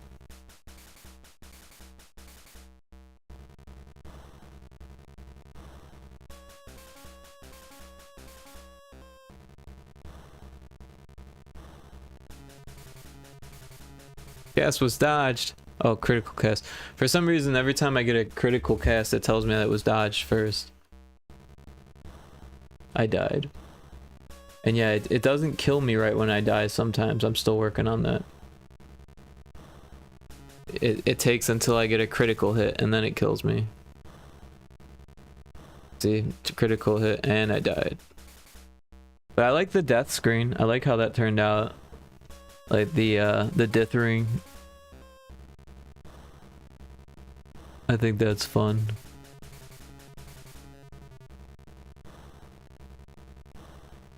This one looks nice.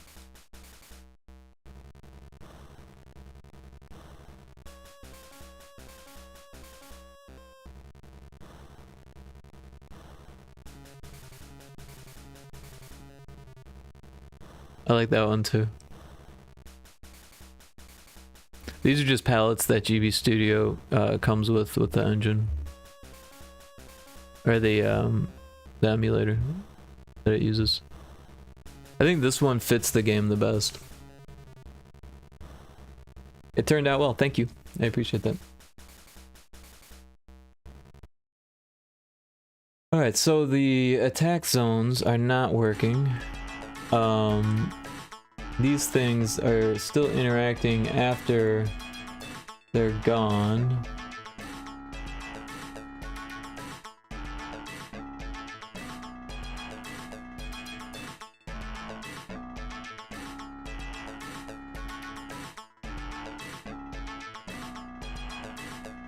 Was it this one?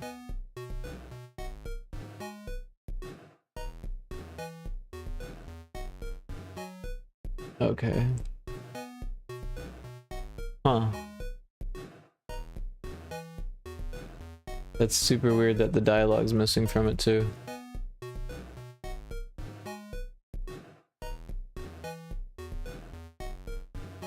And this is missing too. Weird.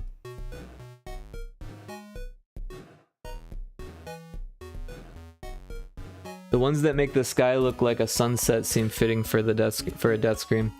Yeah, for sure. Unfortunately, the way that I'm coding it right now, it's all like just the regular 4 colors. There is a way to make it so it's like Game Boy Color compatible and make it so it changes colors based on scene, but I don't know how to do that, and I don't think I'm gonna have time to do that. But I'm going to need to learn that though. But I don't, because there's only 3 days left in the game jam. It's probably not a good time to try to do color palettes, unfortunately. But it's nice that the emulator is built in so you can see what it would look like in those palette conditions. And anyone who's playing the game on an emulator can change that as well. Even online you can change that. Or I mean on the web build you can change that, so that's pretty cool. I would think that disabling the collisions would make it so you can't interact, but I feel like there's no way to turn off interactions, is there? Actor interaction, yeah, there's no way to do that. Maybe, oh, deactivate actor, that's what we need. Instead of just setting it to transparent, we want to deactivate it.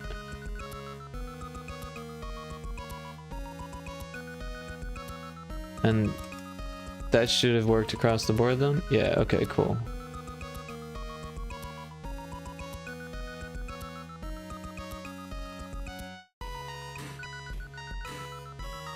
And this weird one too? Cool.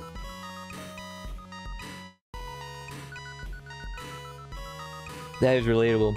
Yes, I want to do that thing, but I don't have time to learn how. Yeah.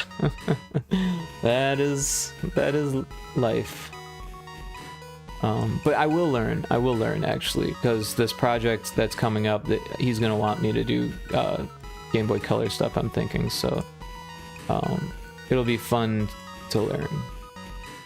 And I believe the newest version of GB Studio has made it a lot easier to import colors. Where before you had to draw it in black and white, or the 4 colors that I use, like this special palette, right? And then you would draw over it in the engine with colors. So you could say like this is going to be that color, this is going to be that color, but you'd have to do it by hand in this interface, and it took forever. So I didn't even bother. I was like, that looks terrible. I'm going to, or not that it looks bad, like it looked like it was going to feel terrible to do. So I was like, I don't want to do all that yet. So I'm going to hold off until it's better. All right, but let's get these working. Where was I? Somewhere up here? No, this guy. On updates. All right, so yeah. I'm only checking on half of them, so that's the issue. I had this issue before, so I just need to copy and paste the rest of this, and it should work. So yeah, what did we decide? That's, we'll just delete 2 and 1, yeah, and then we'll make a group and we'll just copy and paste the group.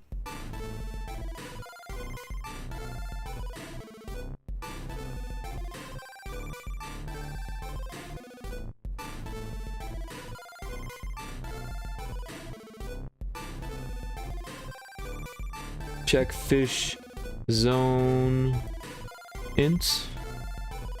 We'll copy that. We'll put it where? Right there. Above or just below overworld random.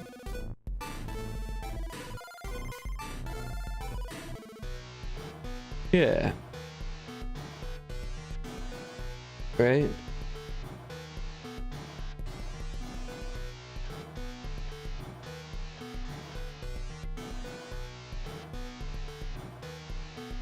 No, it needs to go before that. There we go.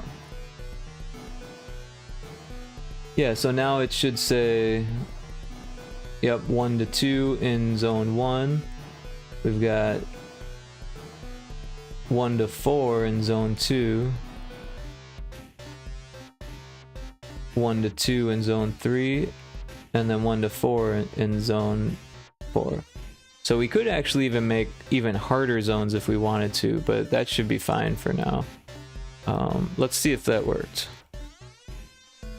Because it was giving me non-battles.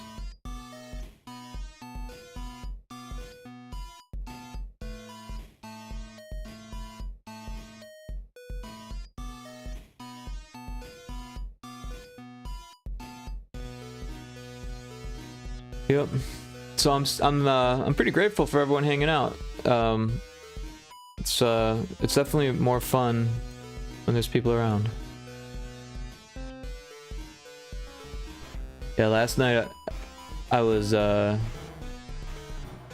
it's, you know, it wasn't completely lonely, but it was pretty lonely.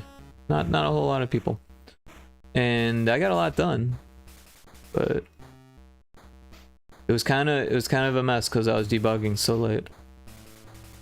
late into the night. Right, so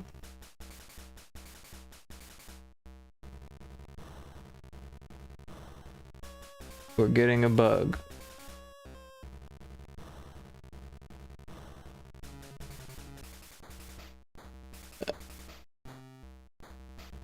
All right, let's take a look at the debugger and we'll see what the hell's going on here. Oh, did I close it? I didn't even mean to.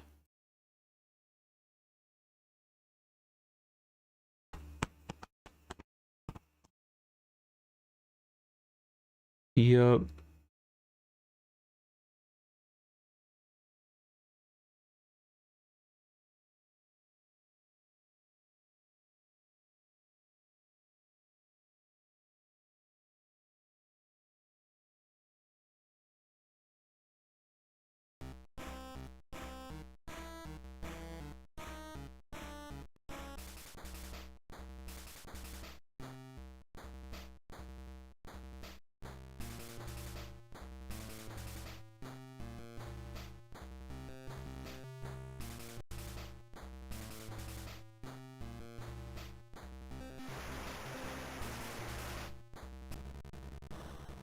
Alright, let's take a look at the debugger. We've got enemy count 3, enemy type 1 is 0, 3 is 1, 2 is 3, 4 is 1, fish zone int is 2. Alright, so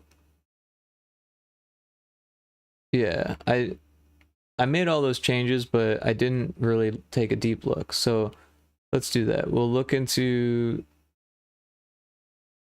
zone 2. Oh yeah, so now I know what's going on. If the overworld random is 2, yeah, so what we've got here is fish zone 2 and fish zone 1. So we want it to be different. We want basically we want it to be 1 or 2 takes it to that. So we'll change this to comparison less than or equal to 2, and we'll change this to greater than or equal to 3. Yeah. And that's how we'll handle that. But I think we gotta do that twice. Yeah, over here. 1 for X coordinates and 1 for Y coordinates. Alright, yep, same thing here. We'll go into 1. We'll let's get the music going here. Where'd the music go? Yeah. Alright, so this one needs to be greater than, or no, less than or equal to 2, and this one is going to be greater than or equal to 3. And that should save or prevent the bug. That should fix things.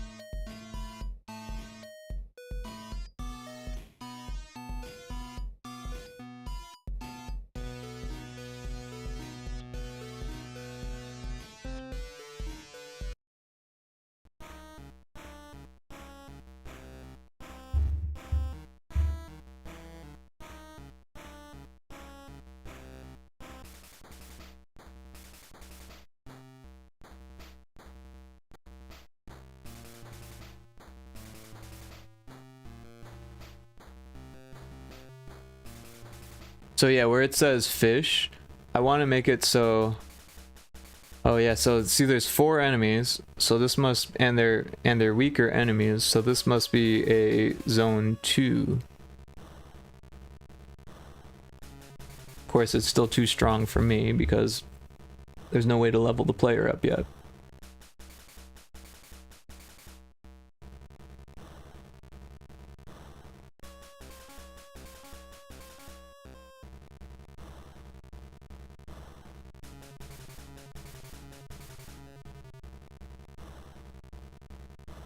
Kind of looks like a face a little bit. Alright, so that zone worked.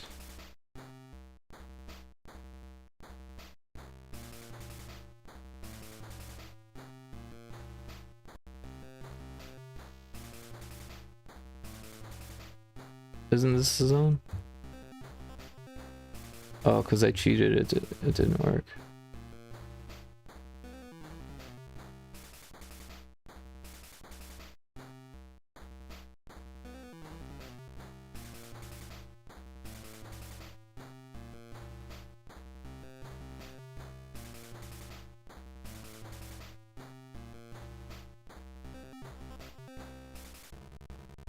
Cool. So we've got 2 toothies.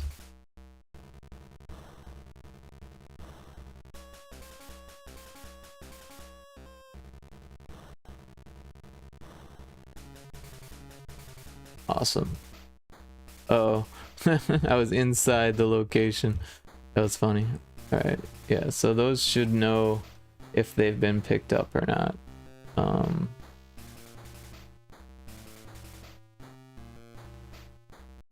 And one thing I don't know about local variables is if, or when they reset rather. Do they reset? When do they reset? Like, if you have an actor with a local variable and you reset the scene, does it reset the local variable on the actor? Or does it hold on to that local variable? You know what I mean? That's one question I have about local variables.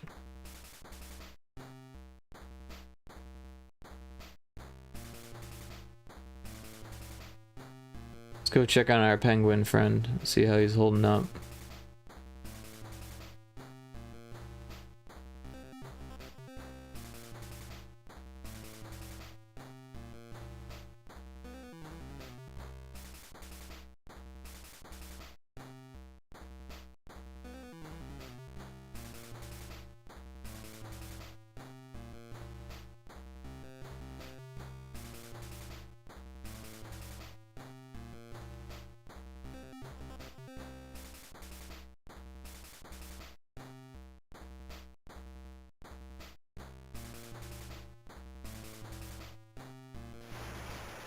Finally. I was starting to wonder where the dinosaurs were on my dinosaur tour.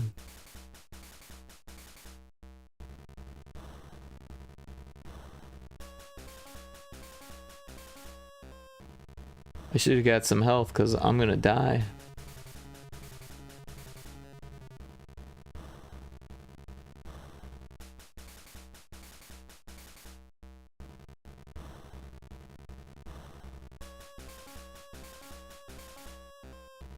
Eight health. There's no way. Get out of here. Skedaddle. Where's the nearest save point? No, I don't want to fish. I want to live. But yeah, where it comes up with the question fish, I want to give it a fish finder that's shaped like a Game Boy.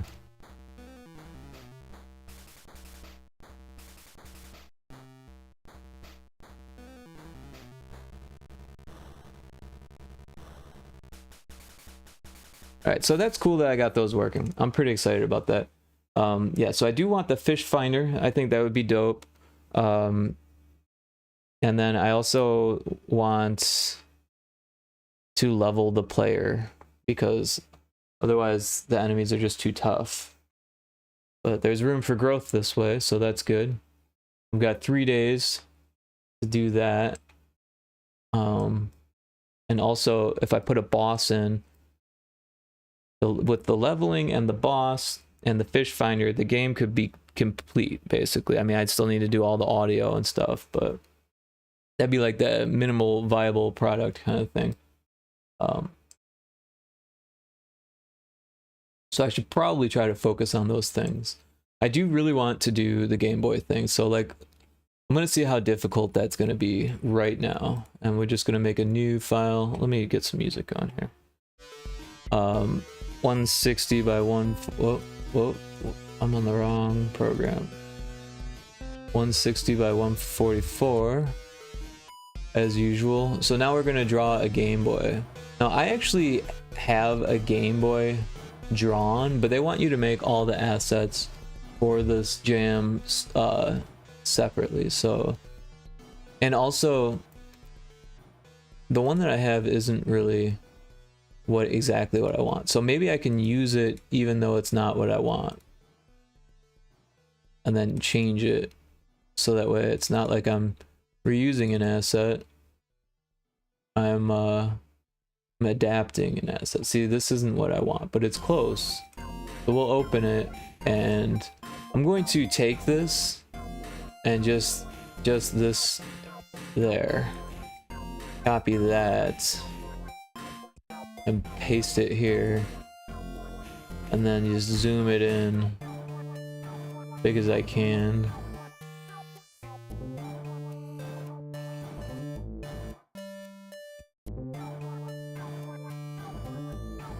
Alright, so I think that's gonna have to do. Obviously this needs some work here because Aseprite, the rotational or the scaling algorithm, has done some things to it here, so I'm gonna have to fix that. So let's get a grid up here.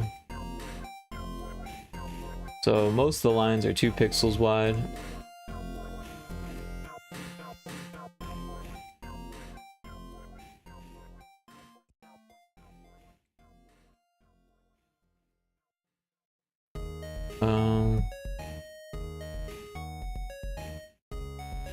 But I'm not sure what I'm doing here.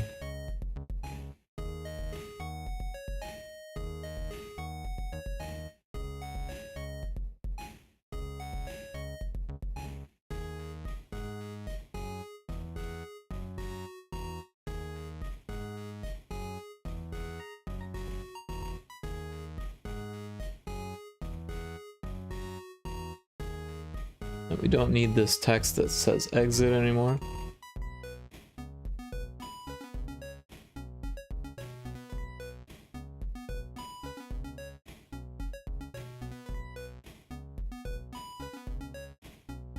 So yeah, I don't think I'm gonna give the player the option to not fish, but I think I'm going to do it differently. So there'll be more of an incentive to run, and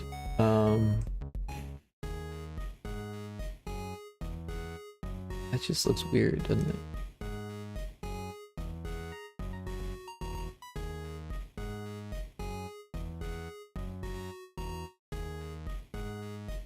I don't like that.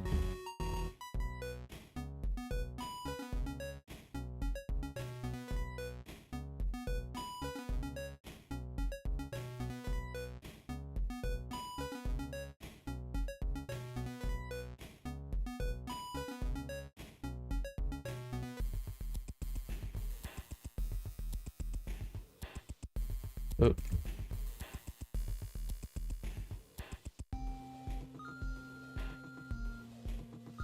I don't like that. That's pretty close. This is weird over here.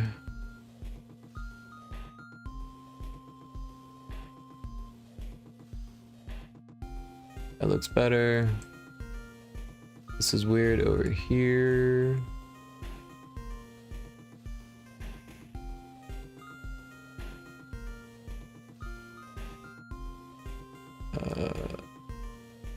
Yep.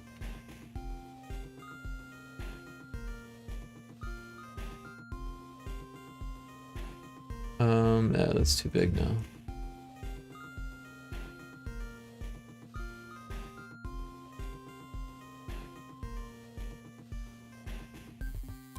All right.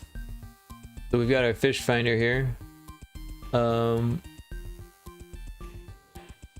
It would be better if the screen lined up.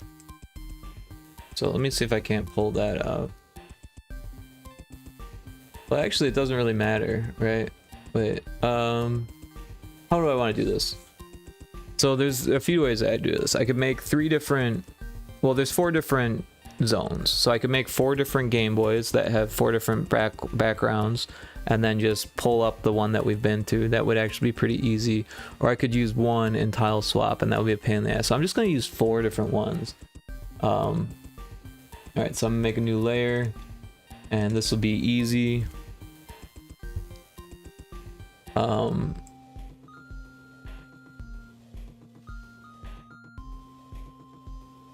Let's see. Maybe do a new layer that says text, so that way it says the same thing like a fish finder would.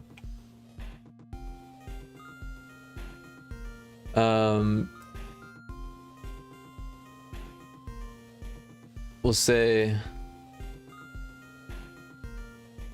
I don't like that color. Actually, let's do, whoa. Let's do that, maybe? No, we'll do that. Yeah.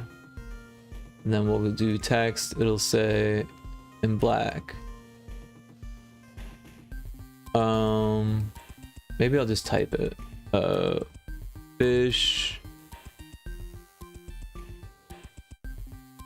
Or we'll just say incoming. Incoming. Yeah, we'll get rid of that because we don't need it.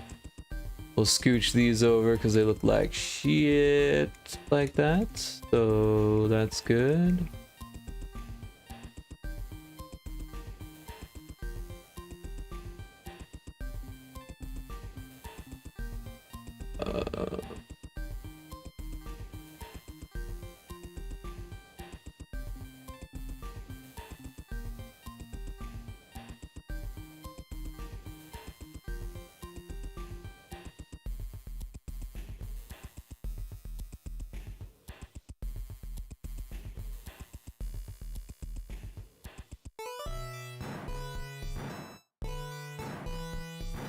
I just want it to be centered. All right, that's close enough. Incoming. And then we'll do like maybe level? Demon level?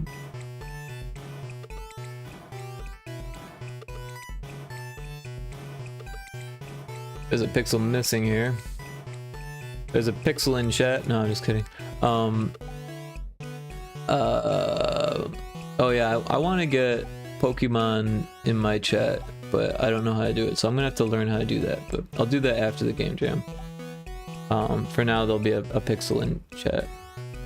A pixel in chat. No. What am I doing here?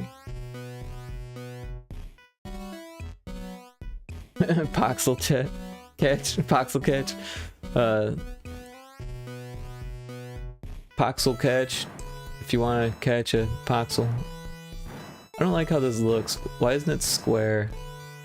Why aren't you square, buddy?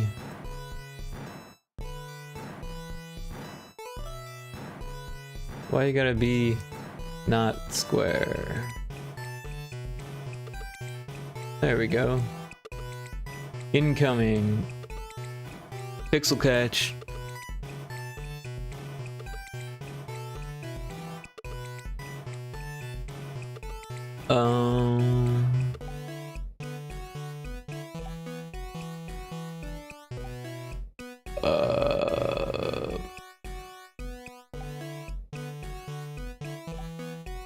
What if there was like a demon face, right?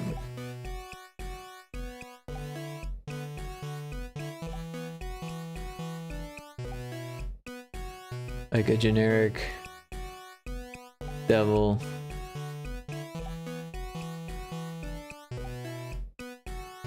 Oh, that's not the right layer. Well, it is, but everything else is on that layer too. I've been putting stuff on this layer inadvertently. Alright, so I'm going to take everything and put it on a new layer. Paste that, and then take everything off of here. Cut it, and paste it on here. There we go. And I'll merge this down. Okay, so now I've got this on its own layer. I kind of want to make a a demon fish icon.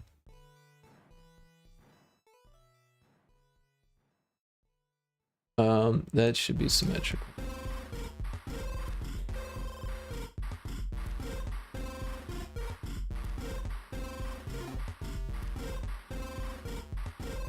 And then, how do I make this into a fish? I make it like this.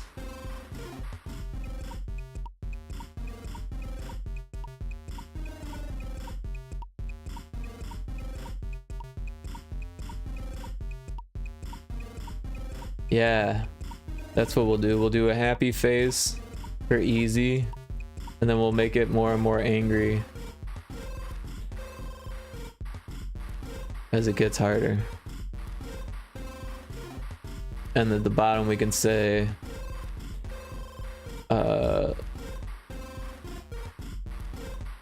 level 1. Is level the best word for this?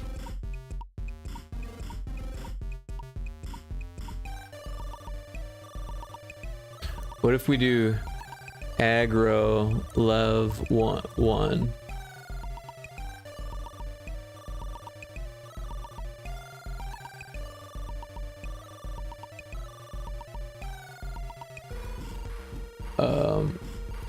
I feel like it should be black though.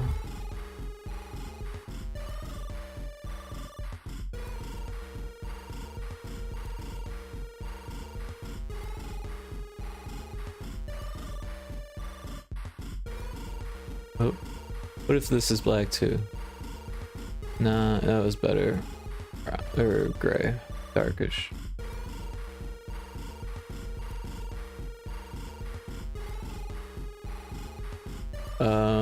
And this kind of looks dumb.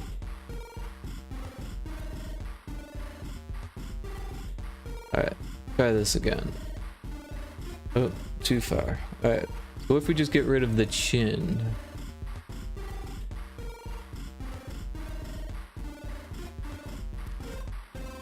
Also, why isn't it symmetrical?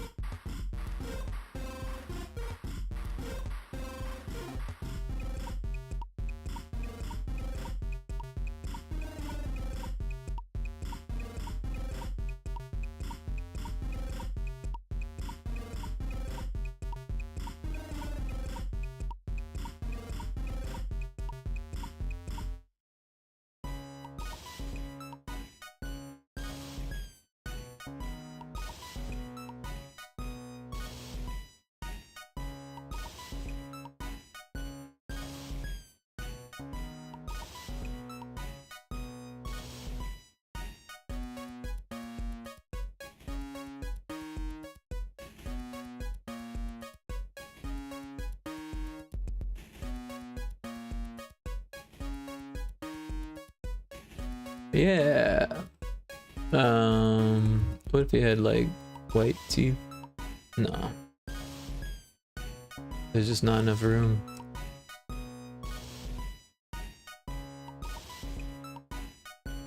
Maybe.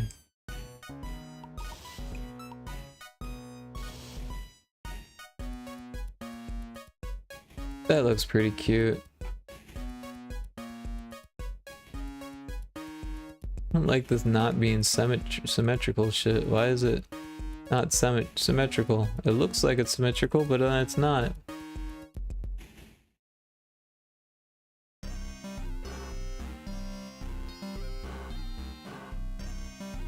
What if these were black? Oh, that's too much. Too much. What is going on here? Alright, there we go. That looks kind of cute. These can be dark. Uh,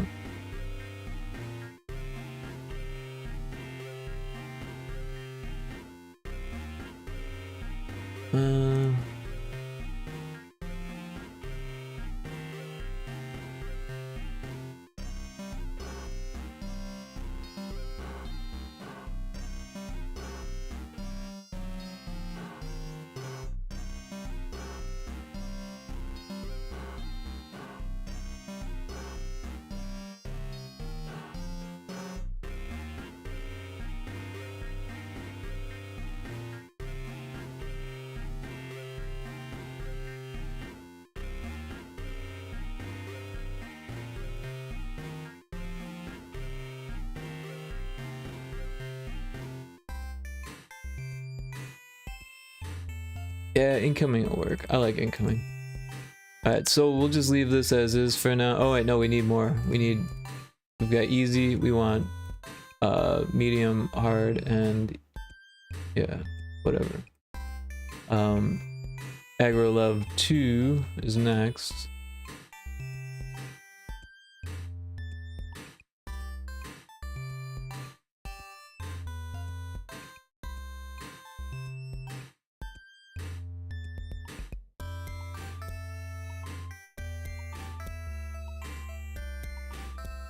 Alright, and we'll actually just steal the fish. And we'll copy it. And we'll paste it. Now we'll just make it a little bit more angry and sinister.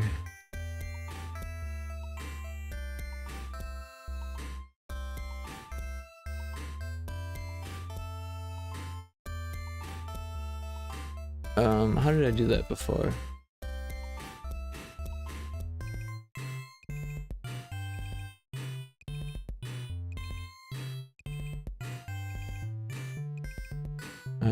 I don't like that.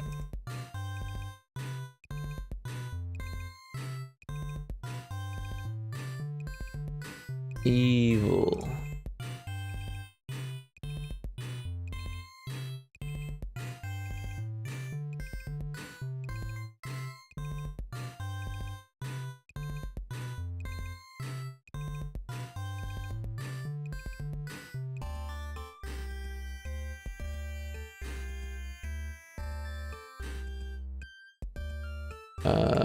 I don't know why I'm doing this, but I don't know. It's too white. Can I do that? Oops. No, can't do that.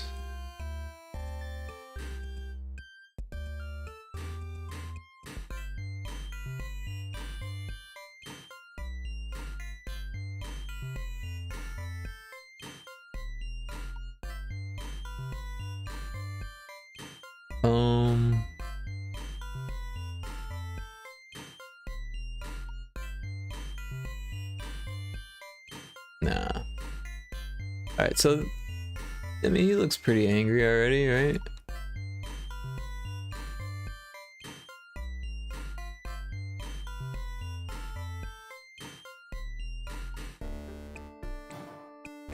Alright, now we'll go with another one. Actually, let's just duplicate that one. We'll make things easier on ourselves. Alright, so here we'll just delete that and type in 3. Oh shit, that's the wrong color. 3, and we've got aggro level 3. Just like that, and now we can make this guy real evil.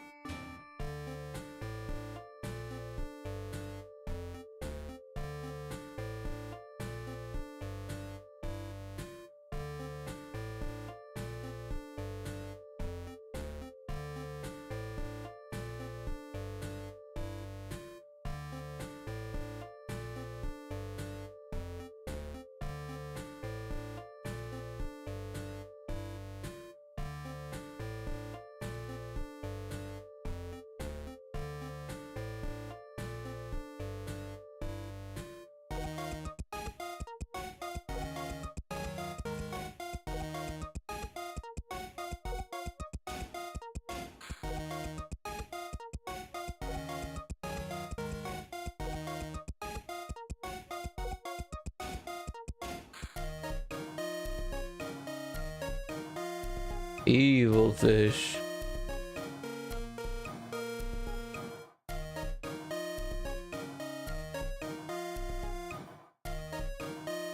Alright, so now we'll go on to level 4. Duplicate.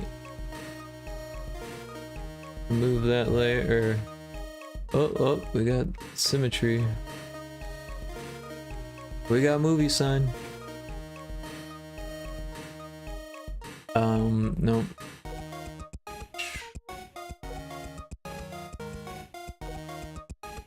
Level 4. So first we need to break off his horn, because everyone knows that the more dangerous demons have broken off their horn by accident.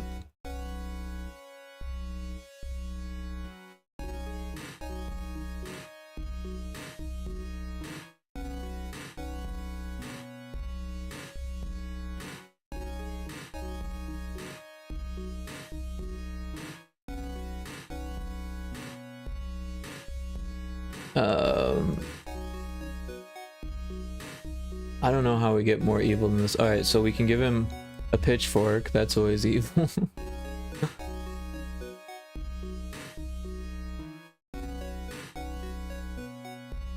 And it's a nautical theme.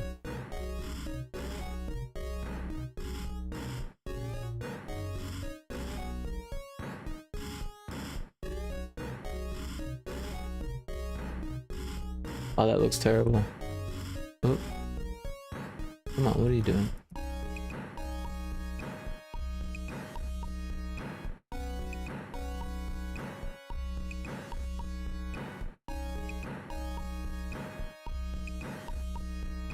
I don't like this pitchfork.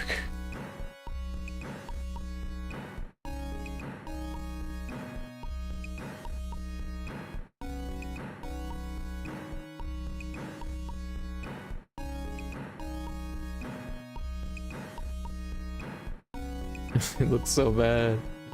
Oh gosh, just start over.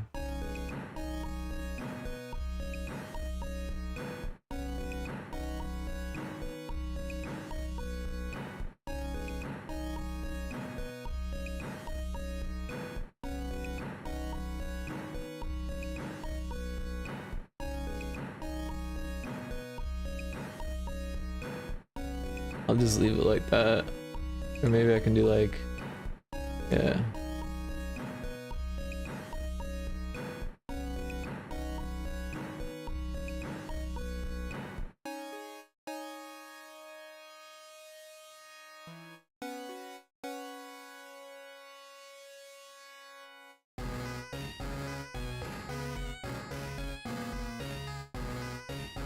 I never knew it would be so hard to draw a pitchfork. Wow.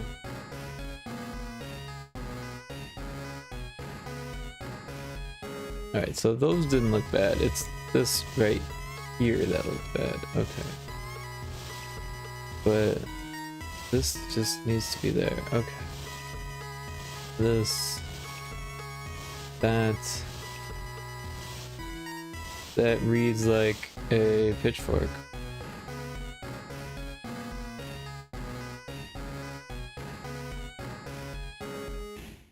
That kind of broke things there, didn't it? Alright. Maybe an even bigger, more menacing smile.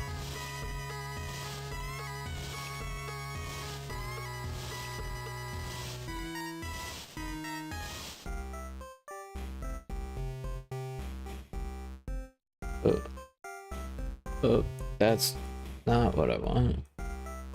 What if we give him big fangs?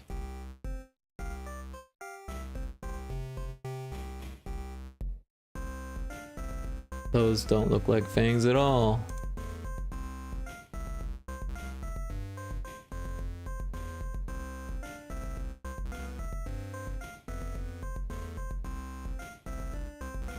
That looks a little bit better. And then the eyes. What if we did like an outline?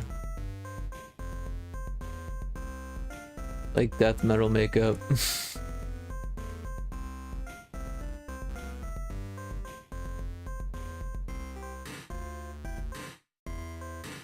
I should have done symmetry there.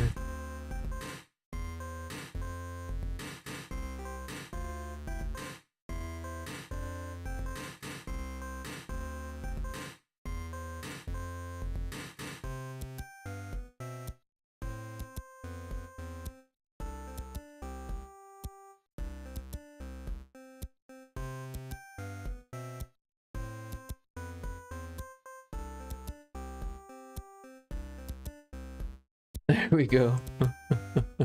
Aggro level 4. And then maybe I'll do like a sound effect that's like, you know, it's like a siren. Dee dee dee dee. Or something like that. I don't even know. Alright, so this looks dumb here. Let's fix that. I didn't even notice it.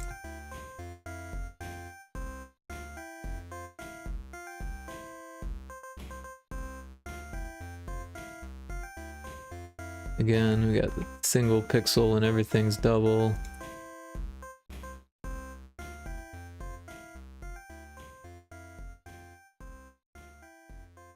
Alright. Oh, I did that on the wrong layer, didn't I? Gosh darn it. Alright. Mask or marquee. We're gonna select. Paste. Cool.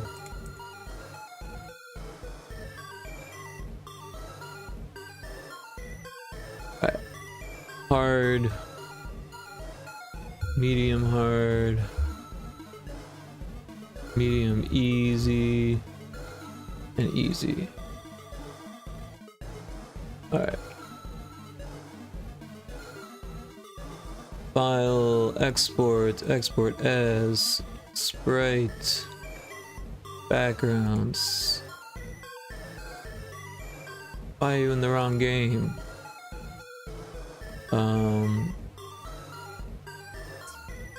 Where did it go? Did I go too far? I went too far. Fishing game, assets, background.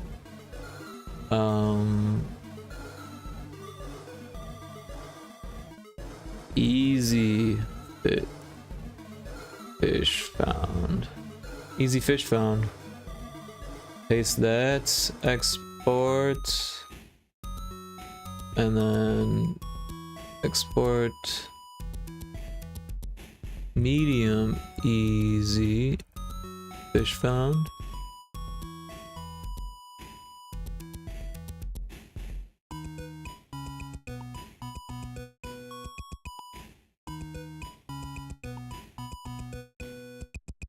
Medium hard fish found. And hard.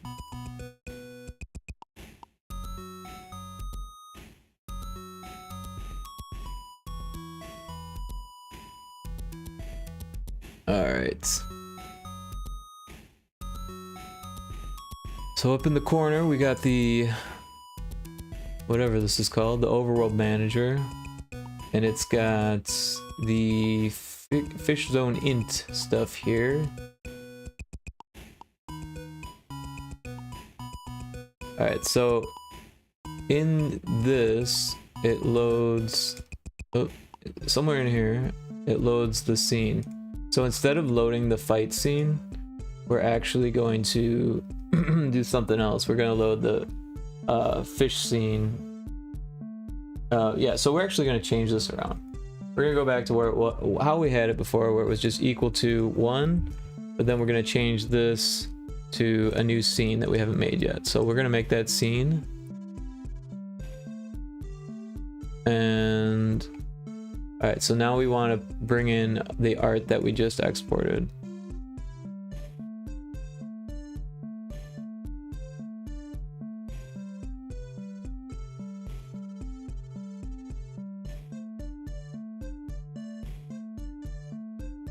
Is it not in here? Is it in here? It is. Okay, so I exported it here. I thought I wasn't, but that's okay. Alright, so we got easy. Let's zoom out and get some room here. We'll throw this here. Easy. Man, before we start copying, we'll throw what we need to in here.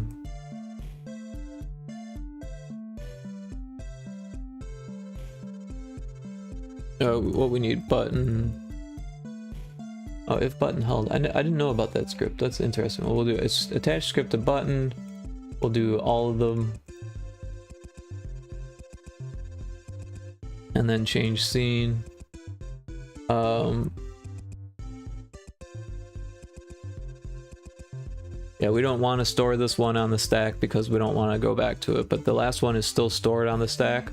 So when we restore the previous one on the stack, it won't deal with this one, it'll do the other one. So yeah, from here we go to fight scene 1. Yep. And then we'll call this easy fish found. Copy, paste. This one we'll do medium easy, aggro level 2, and we'll change it to fight scene 1 again.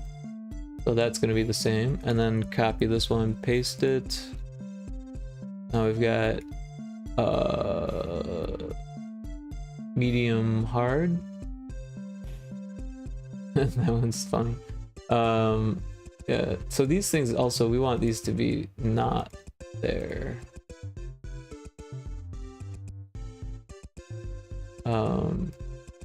Yeah.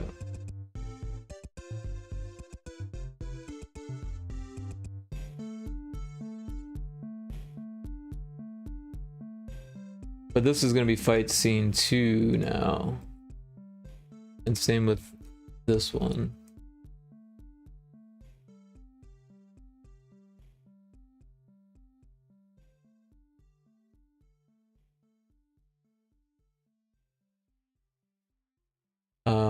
But yeah, we want it to be hard.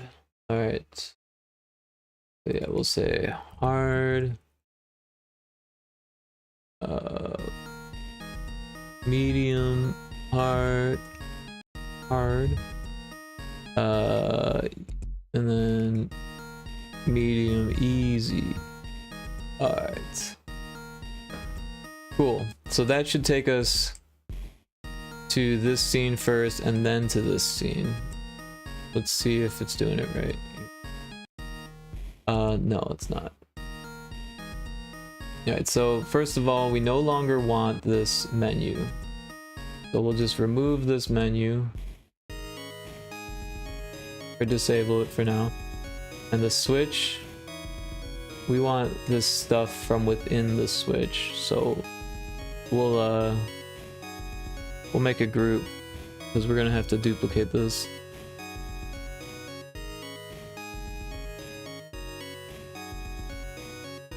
And we'll copy it, we'll delete it, we'll disable the switch, and we'll just paste it afterwards. Alright, so it automatically stores on the stack. Then if fish zone equals 1, then we do easy fish found.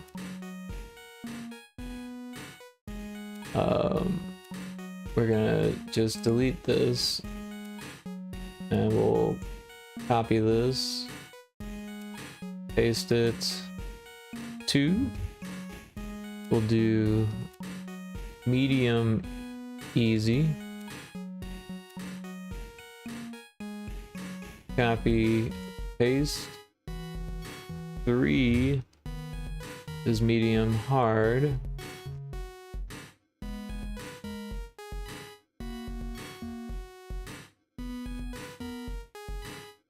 And 4 is hard. Alright, so now we've got this group that's filled with all the stuff we need. We'll copy it and we'll paste it over here where we no longer need the menu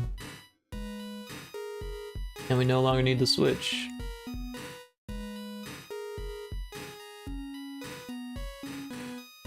Alright, but we should still be getting the sound effect.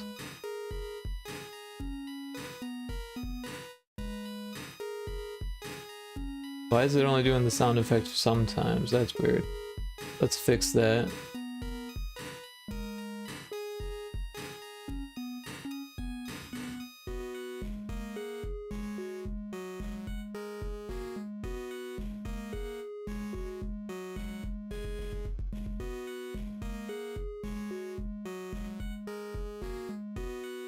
Alright.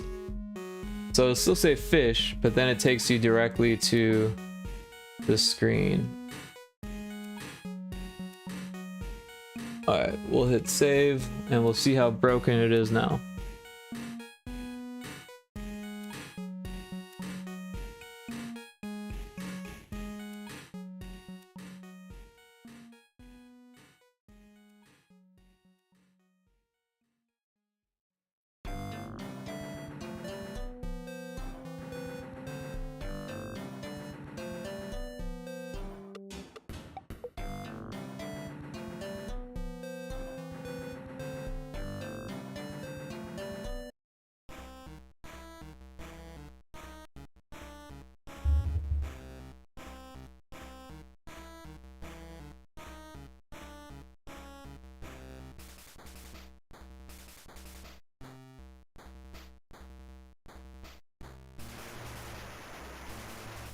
Uh-oh, aggro level 2.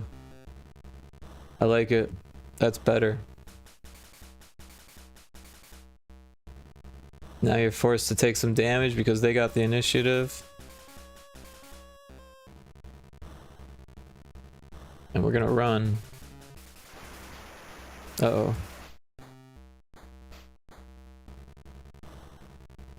A different battle, that's weird. I think it's different.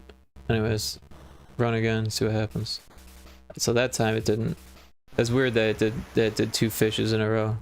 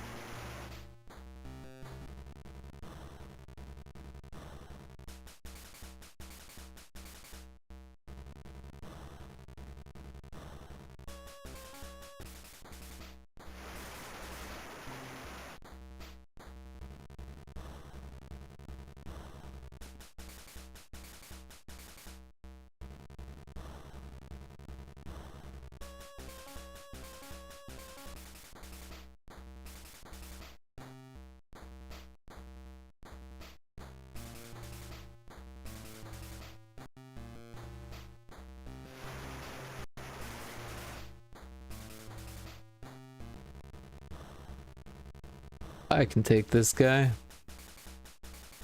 But this is aggro level 3. Why is there only 1? There should be 2. Wait. Oh no, aggro level 3 is only 1. That's right. Or 1 to 2. Yeah, that's right.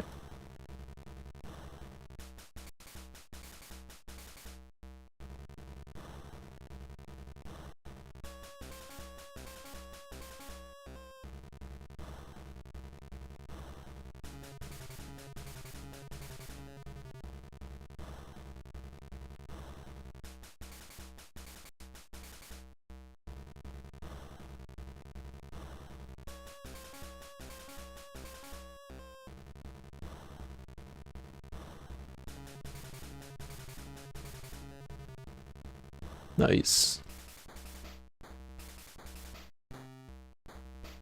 Alright. So health restored. Next we wanted to say, wait, where's the on interact? Okay, we also wanted to say game save.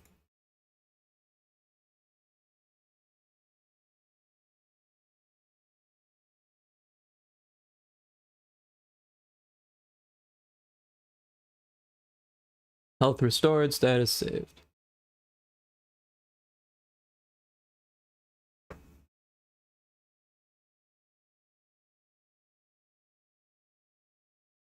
How about progress?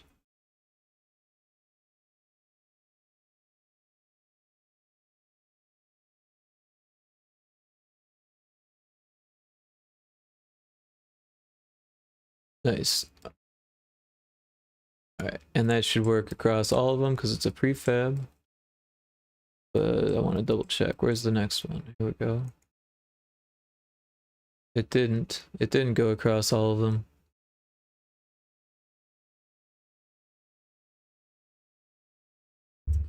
Health restored. Progress. Save. Let's try that. Alright, now it's there. Nice. I'm still learning about prefabs in this software. So it looks like if you change it over on the side here, then it changes all of them. Oh, I bumped the mic. If you change it on the side, it changes all of them. And if you change just the one, then it's like an, what do they call that? A deviant. Like a deviation. Right, so this shouldn't be touching, I realized. Because if you don't exit the trigger, then it doesn't change. These ones are actually okay because there's a wall between. Same with here and here. But if you travel through the walls, it will bug, and that's how I noticed it. Okay, so it should say progress saved. What else was there? I don't know, but I need to take a break, so just give me a few minutes here and I'll get right back to it.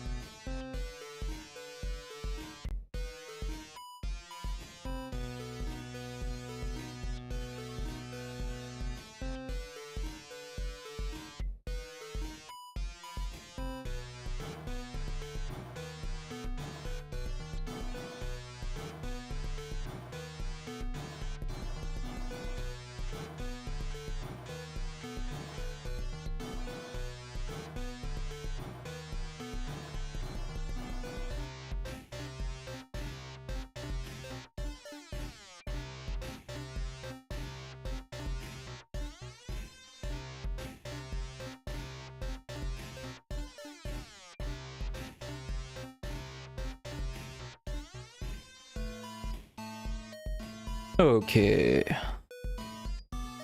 I am back. Breaks are important. Thank you so much for understanding, Gixie. They seriously are important. Not just in streaming, but in regular working.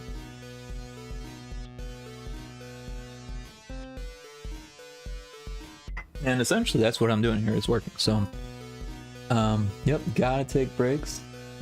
Yeah, I was at about 3 hours, so just over, I think. But yes.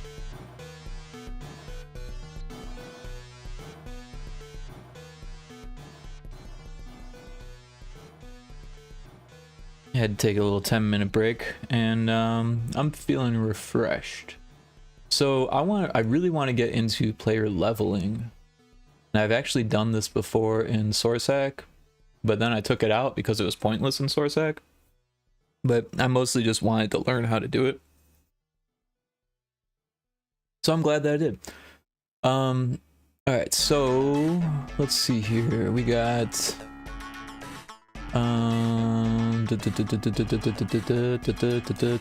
player's turn. Battle player's turn. Yep, this is what I want.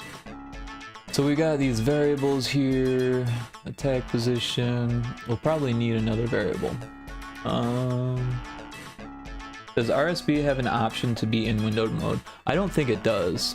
I want to implement that, but I'm not quite sure how, honestly. It used to be really easy in Unity because back in the day, Unity used to have this player window that would pop up before any Unity game would start. And that was like surefire way to know it was a Unity game back then, before the splash screens were like huge. It was, this thing would pop up and ask you what you wanted your graphics settings to be like. But now everything's streamlined so that it's got a default setting, and you set the default and that's what it does. So I have it set to be full screen because that's what games typically are run as. But yeah, I can see why windowed makes it easier, because then you can move it between monitors or stretch it or do whatever you need to it. Yeah. But yeah, it's not quite there yet, unfortunately. I don't know how people stream games in full screen. So what you do is you make a... So when you go into your sources, you hit the little plus button, and it'll say game capture, and then you can add a game capture, and then you click OK, and then it says capture any full screen application, or you can change it to capture. Here, let's pull it up. Or no, yeah, there we go. So it says capture any full screen application or capture specific window, and if you do that, then you can pick which one you want it to use. Why is the calculator running? That's weird that the calculator is running. Because it's not. But anyways, yeah, so that's, and then yeah, the priority, but yeah, that's how you do a full screen capture. I'm gonna get rid of that. Where did it go? Game capture, remove. Yeah, but then it takes up the whole screen and you lose access to the screen for anything else. Excuse me.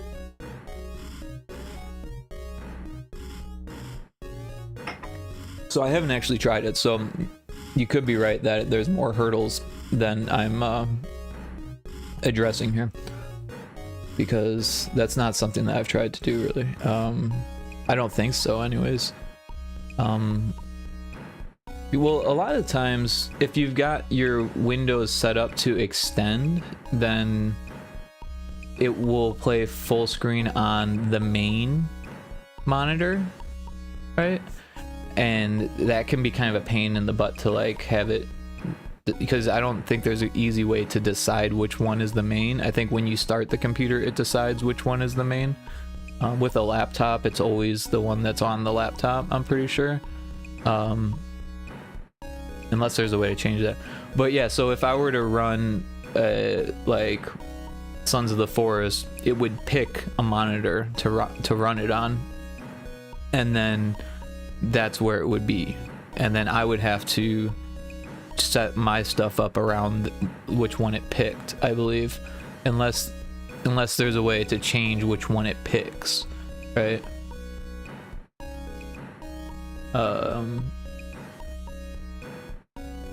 And switching to anything else becomes more awkward. Switching definitely becomes more awkward. I think that's one reason why a lot of people use some type of external device to switch, like what do they call it, a Stream Deck. It's hard to say now because of Steam Deck. A Stream Deck would be kind of cool, but they're like super expensive. There is a way to use a MIDI controller as a Stream Deck. Of course, you don't get the cool benefits of having custom buttons that are animated like a Stream Deck. But I don't know. It's crazy how expensive they are, but they are pretty cool.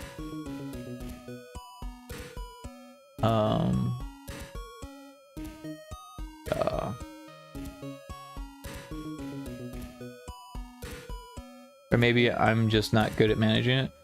You know, I think with anything, you know, everything needs practice. So I don't think it's like, I don't think you can blame yourself. I think it's one of those things. The more you do it, the easier it gets. Some people like hotkeys, and I don't like that because I hit a lot of buttons, and I'll hit buttons and not realize it, and it's hard for me to make a mental note that I've assigned a hotkey.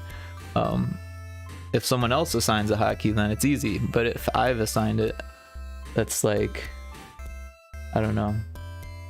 My brain doesn't process stuff like that as well.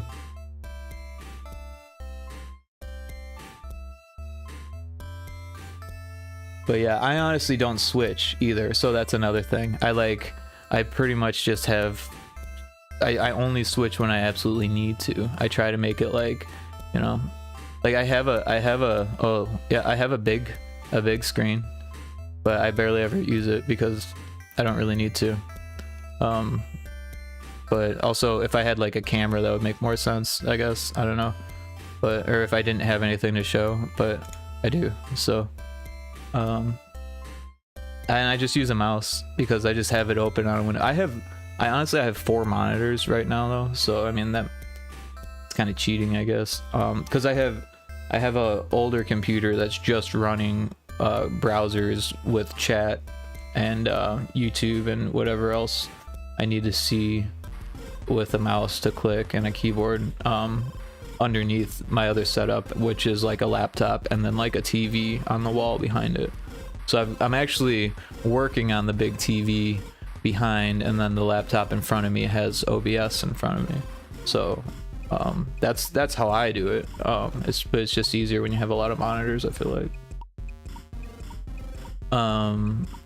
Yeah. So I think the first thing I need to do is just like start adding variables, just so I have stuff to work with. I feel like this is a switch. Alright, so yeah.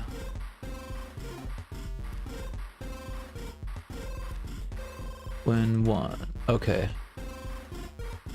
I'm gonna put a comment in so I can keep track of things here.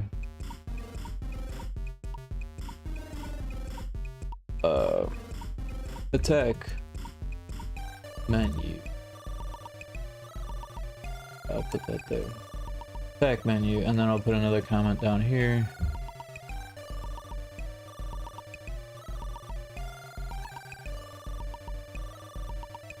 I get sad when I want to show a game and it's full screen only. I see. Well, there's gotta be a solution, because I know people do that. So I can do some research for you at some point after this jam maybe, but if you keep looking you can I think you can find the answer to that, because I know it's possible. But yeah, I can see that you're struggling with that, because that would be a pain. I want a monitor that I can set up vertically. Yeah, that's how I've got I've got the chat monitor set up vertically, so I can try to get past messages. I'm still getting used to like getting a lot of messages at once, because I don't ever have a whole lot of people, so so when there is a whole lot of people, it's hard for me to keep up with reading every single message, but I try to.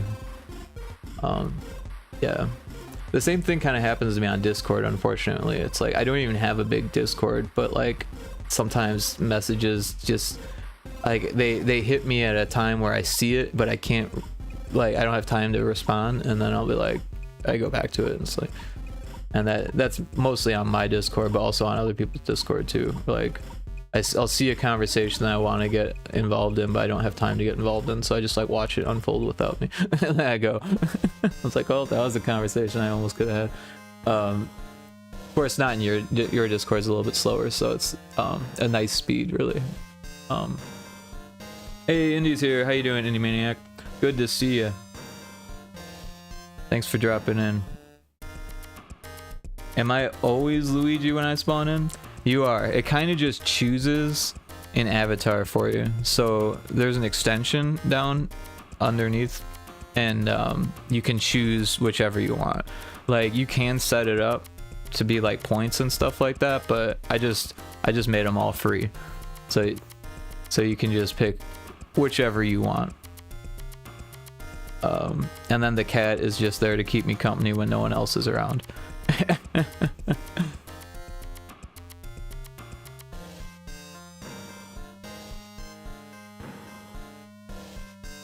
Yeah, so I was gonna try to give the player like a level and give it experience from the battles, and then have that affect how much damage it does when it casts. Because right now all you can do is cast for attacks, and later I want to make it so you can use items, but I don't know if I'll have time. There's only like 3 days left of this jam, so we'll see how that goes.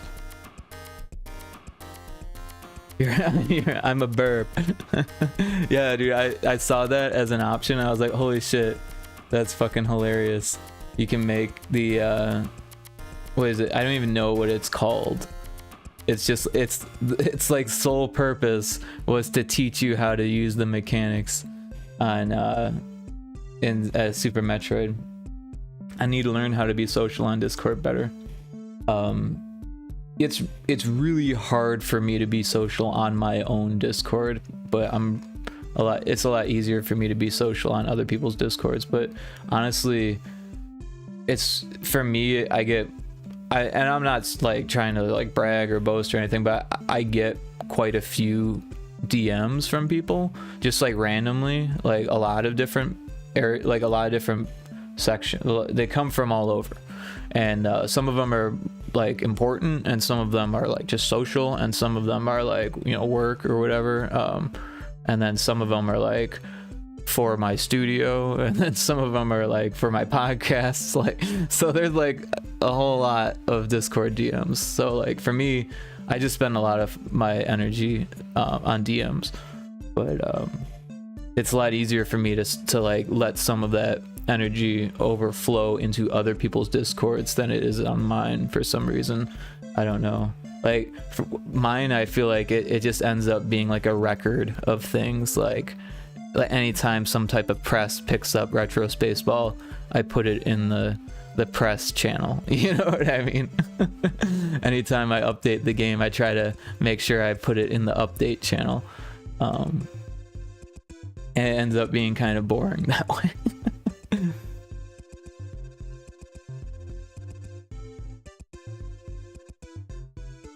I picked Pinky. Pinky is cute. Or I think that, yeah, there's a way to animate, or I mean not animate, customize the blockhead guy. I had a pretty cool one. Mine was like a TV screen, and like and he was holding a an artist palette with like a paintbrush, but I felt like it was weird to have one for me. And you know, now I've got a big old pixel guy in the corner. So there's actually a way to make it so the little guys fight me as a boss, or anything as a boss. I could make a boss and then have all of the little guys fight, but you basically need a community for that type of stuff. Actually, it'll introduce bots in if you don't have enough to fight, so you don't actually need a community. But I don't know how to do that stuff yet, and I looked into it, and it's actually pretty complicated. I'm coming to get you, Kixie. I'm coming to get you, Kixie. That's pretty good. Got a little game of Pac-Man going on here. Nice, nice. Oh, Indy, I wanted to show you something.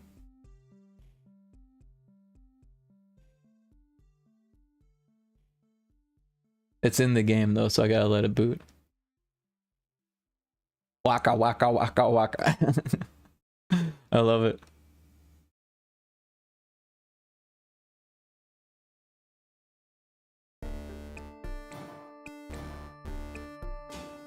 Yeah, I think it was cool how they made the ghosts like blink sometimes, but then when they're moving, they're not. I think it's cool that they blink. But yeah, it's also weird that they blink when they're not moving. But yeah, it makes sense. Whatever. All right, so the game's loaded here. So I'm gonna turn off the music because it's got music now.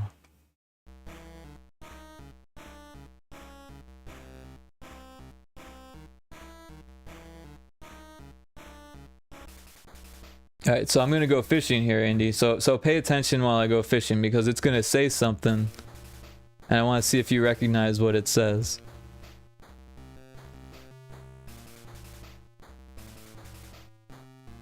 You're paying attention. Okay, okay. It might take a second because it's RNG. Oh, I did a question mark. That's so weird. Sometimes it does a question mark, and then sometimes it does an exclamation point. Actually, I think I know what the bug is. Where is that? It was in here. Sorry, Indy. I totally got your attention, and then I showed you that it didn't work. It didn't work at all.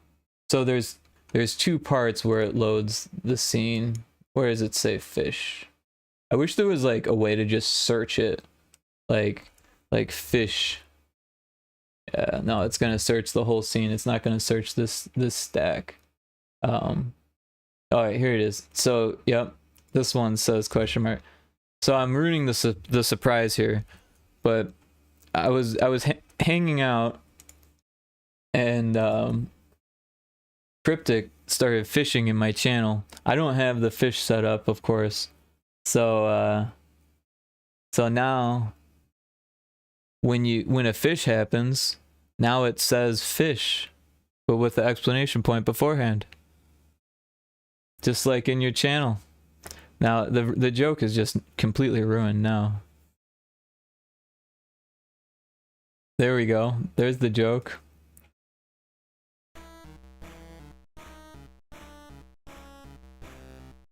I'm glad you appreciate it. It was Cryptic's idea, so you'll have to thank him or them. Yep. Now it was a explanation fish. Incoming aggro level 2. So I just did that today, where I put the little Game Boy in there.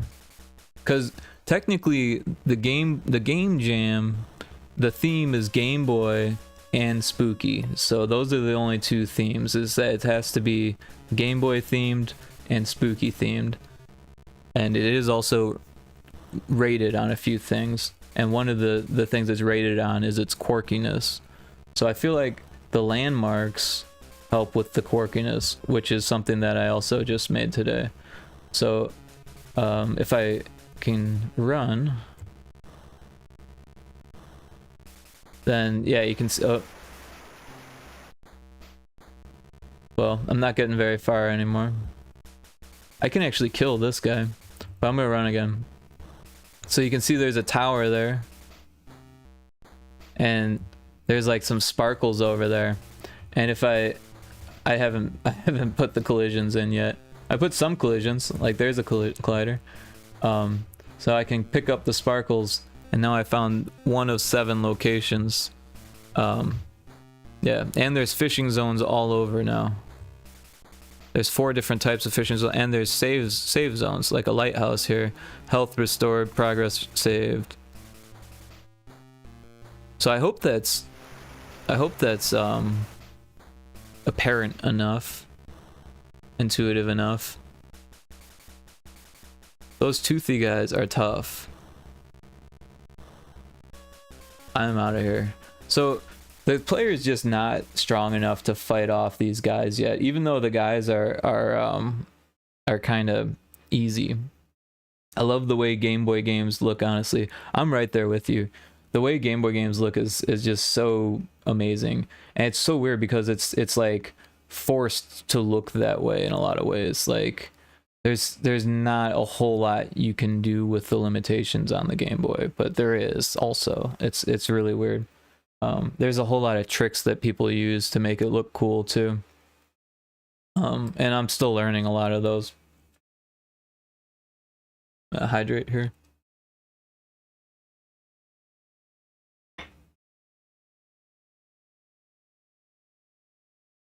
Yeah. All right. So I'm going to throw some music on. Where'd that go? And so I really want the player to level. Also, these things need to not come back, which is an easier task, but I really want the player to level. So let's do that. So I don't even know what I'm gonna write with that comment. I totally forget. But anyways, I'm just gonna leave it there and make a variable. So to do that, I'm gonna throw this event in here and just find a variable. You get 500 variables to use. I'm at variable 36. Oh, it won't let you edit variables within the script. That bothers the heck out of me. It happens to me so often. So I'm gonna go onto this thing and just make the same thing. Set variable to value, and then just drag down to that same variable. What was it, 30 something, 36, and now it'll let me edit it. It's ridiculous that it doesn't let me edit it from the script, but here I am editing it. Okay, so what did I want to call it? Okay, so we need experience points for the player. So we'll do cur XP. So that stands for current XP. Right? So then next we also need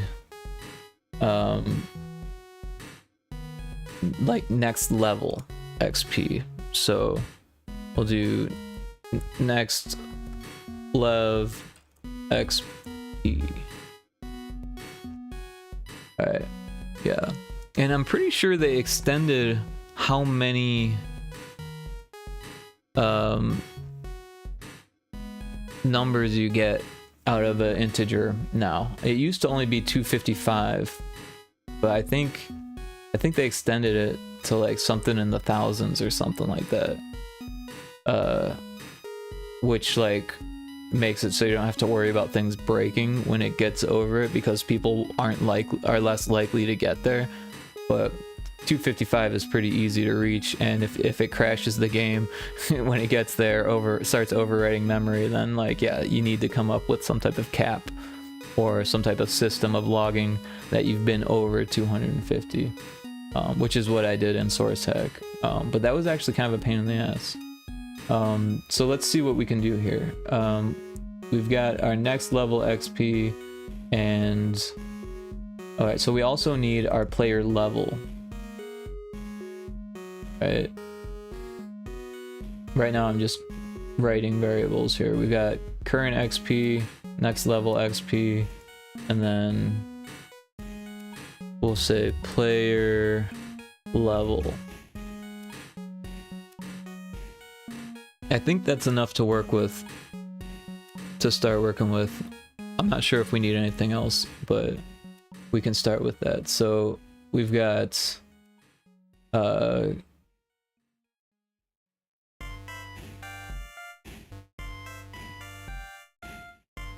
you know what? We do need some more. Let's go back. I was just thinking in my head, oh, I want to delete this afterwards anyways. So we got more variables, variable 39. We want a damage, attack damage points for the player. What am I trying to say? Attack power? Pretty much. So we'll call it attack power, and or you know, we'll call it player attack power, so that way it's less ambiguous.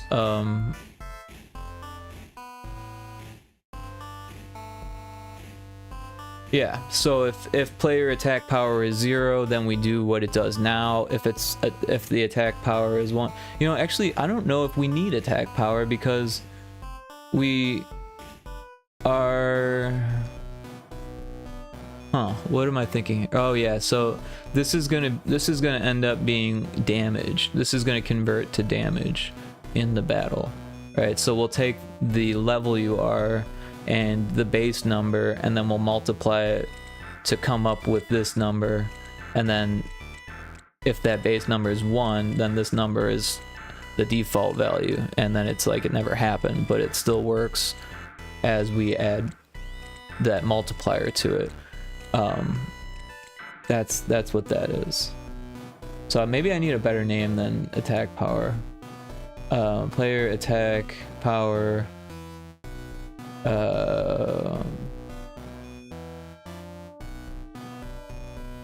attack damage, maybe.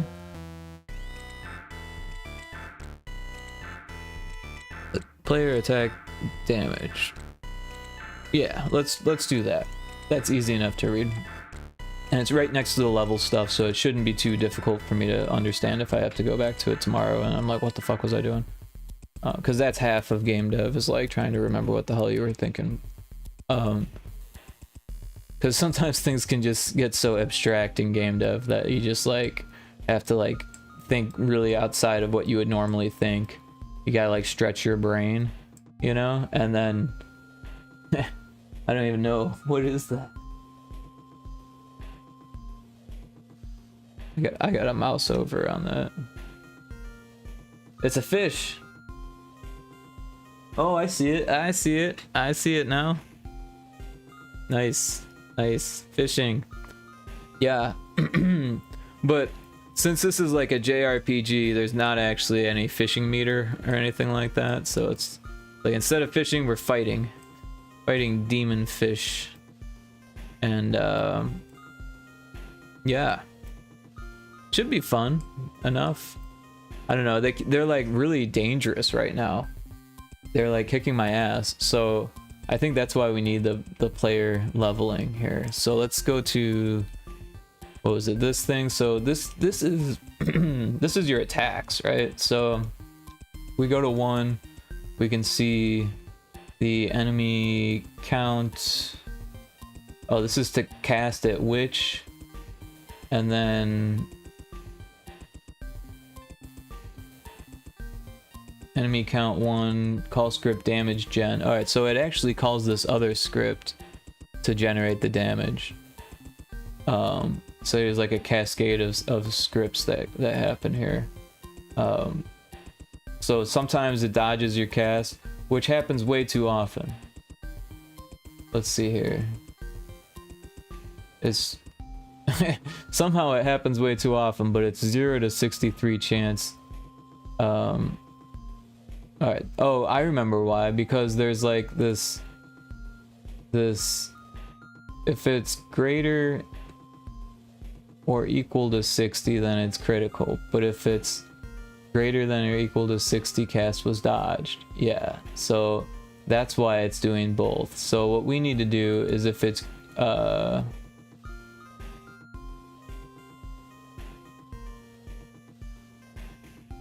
shit, I don't know. I don't know what it should be. People like critical hits, so that's actually kind of nice. So maybe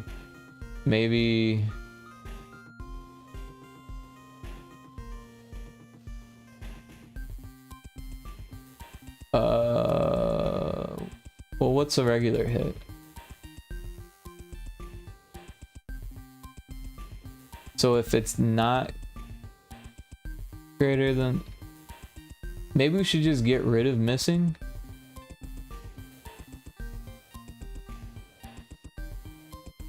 Because it's not doing anything for us. Also, it happens way too often. Wait, so if variable A, what's variable A? Variable A is the RNG. So if variable A is, variable A is 0 to 63. And then if it's greater than or equal to 41, and if it's greater than or equal to 60, that doesn't make any fucking sense. This is supposed to be less than. Less than 60.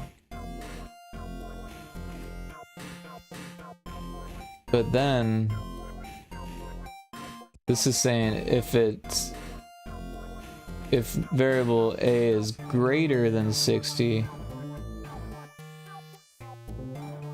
then it's a critical hit. And then this says, the hell does this say? And then it pulls another random number for a different variable and decides how much damage it does.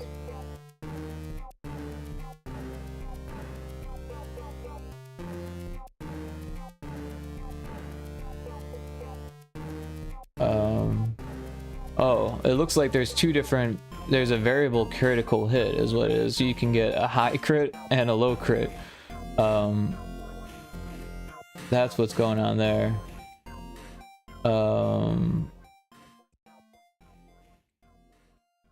But then, oh yeah, so if it's less than 41, then it's a regular hit. Okay, yeah, so I just messed up one of the conditions there, that's all. That's why it was messed up. What is this? Variable D. Oh yeah, I remember that. That's the update, right? Battle Manager update, yeah. So I think the where does the attack happen? That's my oh yeah, so that's what it was. It was those numbers, right? It was all, yeah. Otherwise, it's 5. Oh wait, yeah, there's a variable regular damage and a variable critical damage, and both of those are just numbers. So what we need to do, like what I said was we need like an attack power. What we need is 4 different attack powers, right? But what we could programmatically come up with 2 of them by adding to the variable, right? So because like this is 7 and 5, well, if we just took the high one and then just subtracted 3 from it for the low one, then that would be easier than using, or it'd be more optimized than using 4 variables. Of course, there are 500, so we could use 4 variables if we wanted to. But it's almost easier in the end to think about only changing 2 things based on your stats, or 2 numbers.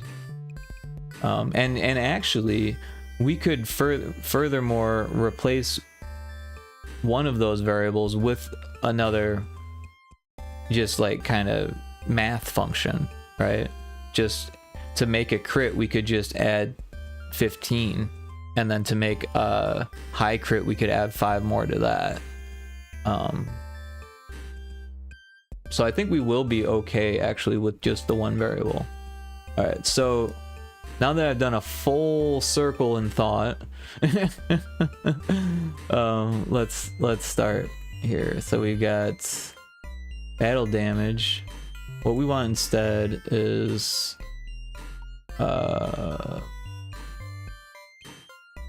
no, we want this, because battle damage is still going to be the same. That's how much we're sending through the battle. But we want a variable here. We're going to take the new one that we made. Where is that? All the way down here. Player attack damage. So it's a little bit confusing. I should probably make a note. Anytime that I have to describe that something's confusing, I'm like, you know what? That's time to make a comment.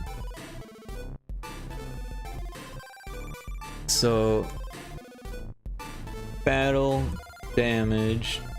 It's really hard to type in these because it's kind of slow and laggy. Yeah, so battle damage is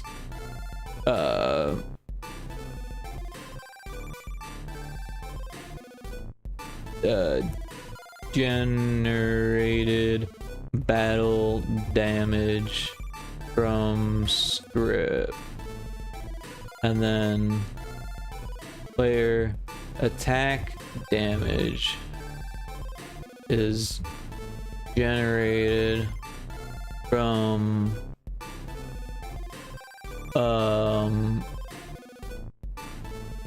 what is it called? The experience points and leveling system. Level system. Even though I haven't made it yet, that's how it's gonna work. Playtar. Alright, yeah. So there. That's gonna tell me how that works. So what we need to do then is to figure out the attack damage, right? So this is where it would make sense to call a script. So I'll put the function in, or the event in, so I don't get confused. But then we'll make a new script, so I don't get confused when we go back. We'll make a new script and we'll call it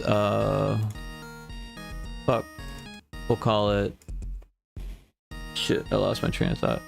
We were making the level system, so yeah, we'll call it level system. Level system, or leveling system. Maybe there's a better name I'll come up with later. So what we want to do is provide a damage int for use as a multiplier fly here. All right. Excuse me. So now we want I don't know yet. What do we want? We want to come up with a number. So there's a base value. So let's start with that. We'll say variable value, and we'll say, what is it, damage? Battle damage? No. Player attack damage. There we go. Player attack damage equals what's the lowest value you could attack? We'll say well, it could be 1.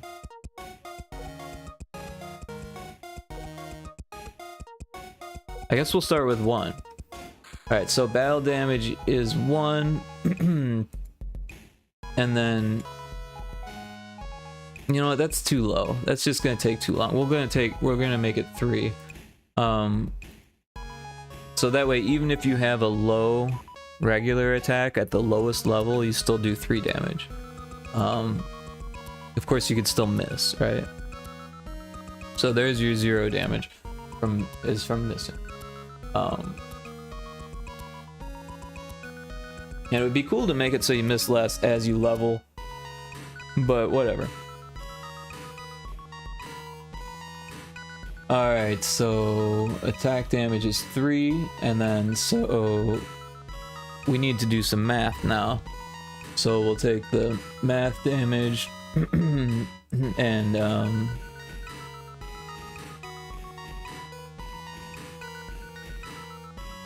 so what do we want to do? We want to take the attack damage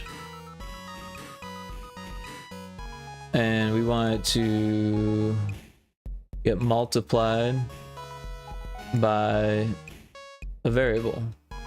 This variable is the level that the player is, so player level.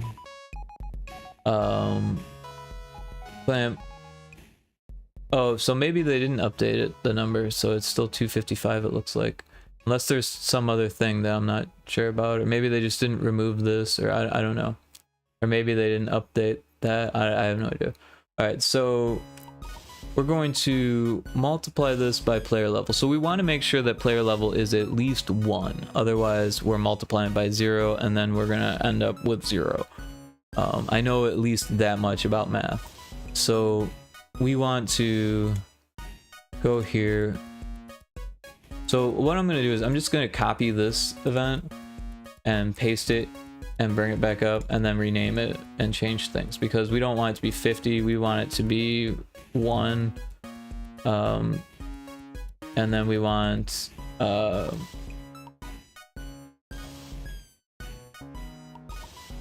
this. I'm just thinking about different things, but I'm still doing it right. We want this to be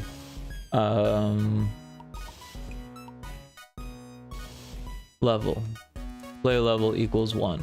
Yeah, so this means that every time you load up the game, it tells it that the player level is 1, and this is solely to make sure that it's not 0 during a new game. You could do this when you select new game from the menu that comes up, new game. So maybe that's a better spot for it. Oh, look at this. But maybe not, because here it's saying player health is 50 and I've got starting health is 50 there. So like it's a little bit confusing already. So I'm gonna remove this because we've already got starting health, and this thing here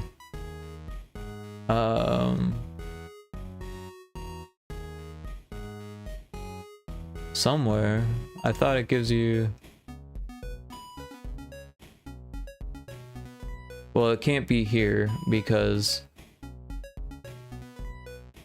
oh, so maybe I took it away from where it needed to be.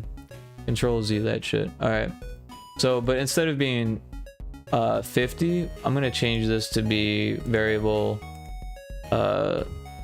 start health. That way, if I change this variable up here, it also changes this down here. But that's kind of the point that I'm making, is that this is nested within this switch. It's a lot easier for me to see if I go to the title screen, the variables that are being set. These are like to make sure things are working on a new game. They're like right there. So we got player levels is 1, and then if I go to the switch and I choose load, it loads that save data. So whatever variables I have get overwritten because it's loaded. So it doesn't matter that I put the 1 there. You'll have whatever level you were at when you saved. So that should be fine. Got the options there. I do want to make like a trophy case type thing, and it's seeming like I might have time if things go quickly here, because today's actually been a lot smoother than yesterday. I know we're only 4 hours in, but it already feels way more productive than yesterday, and you can see it looking at what I've done here too. All right, so but I do want to make it so we gain levels and shit, so let's get back to that. Alright, what do we got here? This is the battle thing, we've got the damage thing.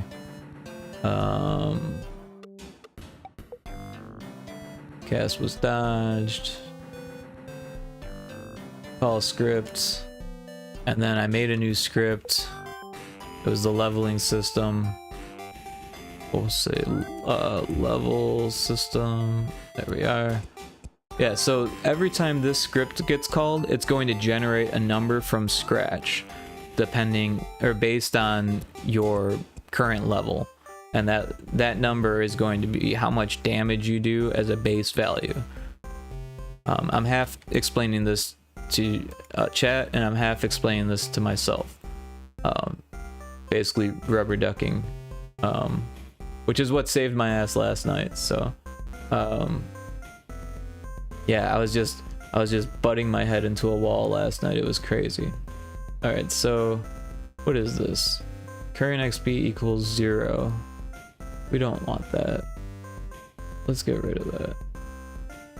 And then there was some other shit that I made that we want to get rid of on this guy.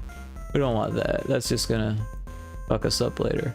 All right, so what we do want is to give the player experience, and then check the experience. So that could be one script.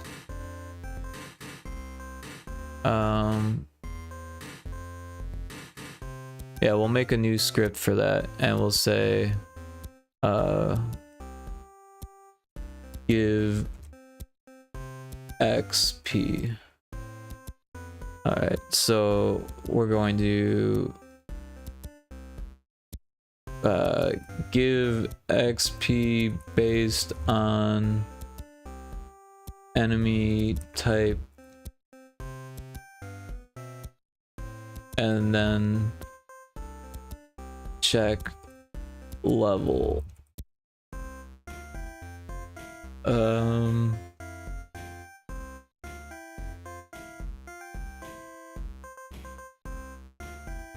And check / provide level level up. Okay, so that's a little bit easier. So if compare, so if variable compare with value. So earlier I made all these really handy variables for, where are they? Enemy types. We got enemy 1 type, enemy 2 type, enemy 3 type, enemy 4 type. So okay, so but before that, what we really need before that is the enemy zone. Alright, so what did I call that? Fish zone? I'll just type in zone. Fish zone int. Okay. So if fish zone int is comparison less than or equal to 2, then we know it's generation 1 fish. And then I'll copy this, paste it. If it's greater than or equal to 3, then we know that it's a gen 2 fish. And it can't be both, so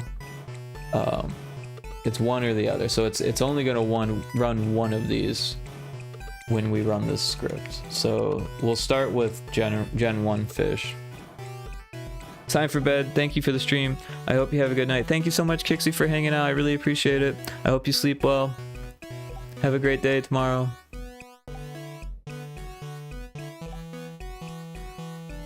So we've got our...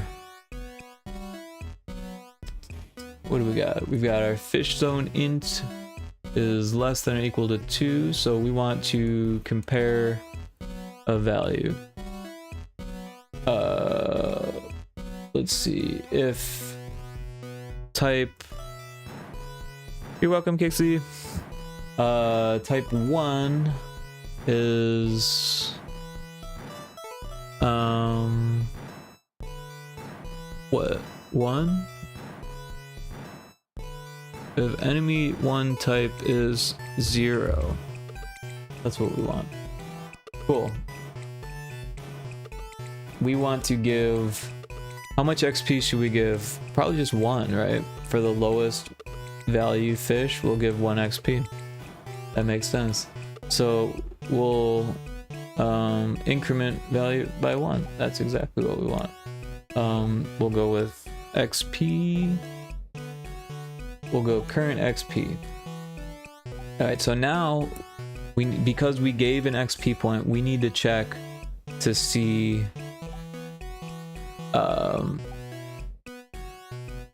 I don't know when to do this. Should I do this right then or should I do this at the end? It might make sense to do this at the end of the script. So we want to see if we're at the next level. So we'll compare a variable with a variable.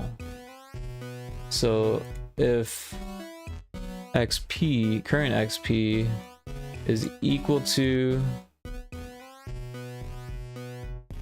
or greater than or equal to, so you might actually the player might lose some XP if they hit the level cap, which that's gonna suck for bosses.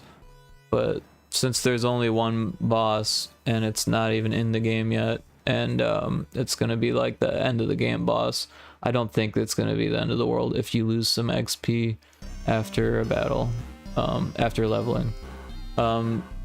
It's just a game jam game, and it's just one of those things. It's just so much easier to truncate.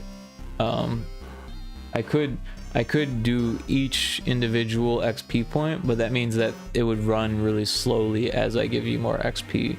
So I know there's only 8 bad guys here, so but running it 8 times actually wouldn't be that bad. But if I were to make it like 32 or 64 experience, that would start to slow things down. Yeah. I'll hydrate here.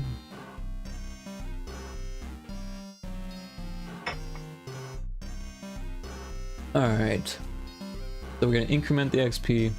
We're going all the way down to the bottom. If the current XP is equal to or greater than the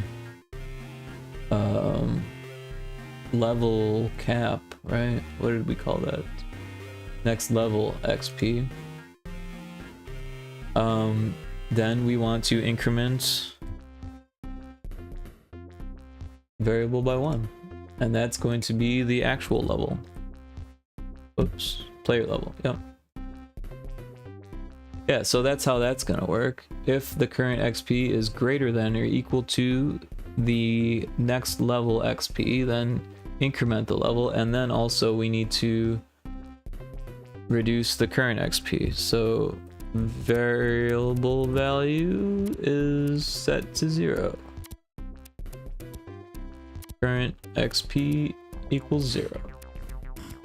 But only when it's over the level cap. Yeah. And then this increment here is the multiplier for the attack damage. And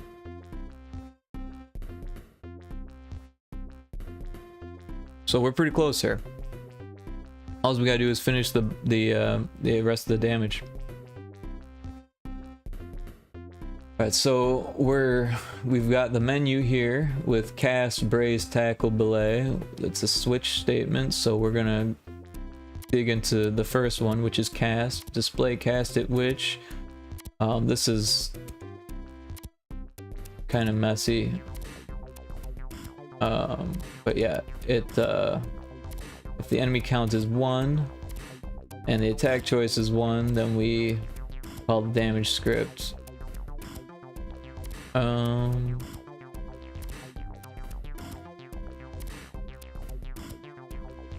If attack choice is 1, yep, so all it does, it still always calls the damage script, but it changes the attack choice beforehand. And it also, oh yeah, no, these are always the same, aren't they? Interesting. Anyways, I'm not too worried that it's calling that script a whole bunch of different times. Maybe it's not the most optimized, but if it's working, it's working. So if we're calling damage gen, maybe it's in here that we need to finish. Alright, so we call the script and that pulls up the damage. So we do bail damage equals that. Oh yeah, so let's double check this leveling system. So we've got damage equals base damage, and then player level multiplied by player level. So if you're level 2, your attacks are 6 damage. If you're level 3, then your attacks are 9 damage. Oh, so that's like kind of a lot, isn't it? Especially if we're adding more to that. So maybe we should start with 1. And then if we go to damage gen,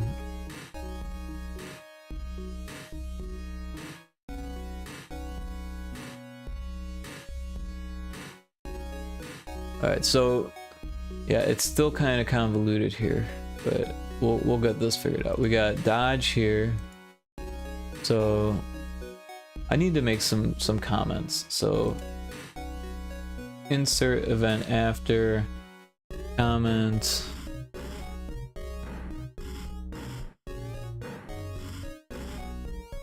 cast dodged. We'll copy that and we'll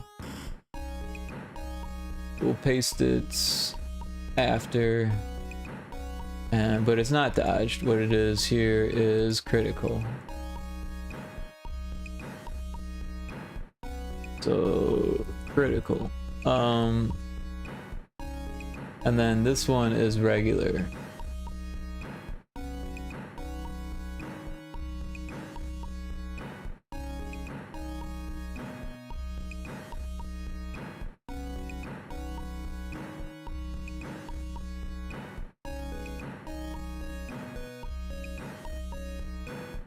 These should be above.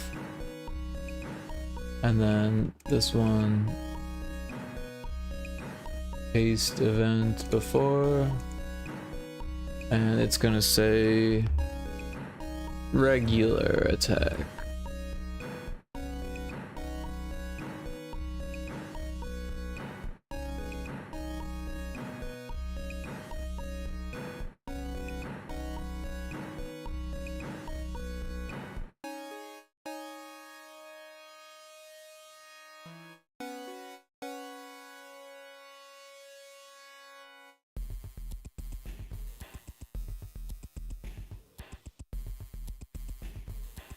Alright, so we don't need to do anything for dodged, obviously, but for critical, we do.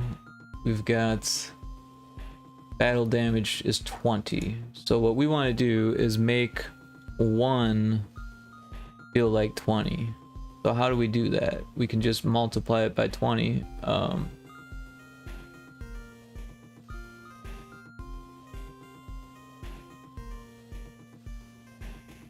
Alright, so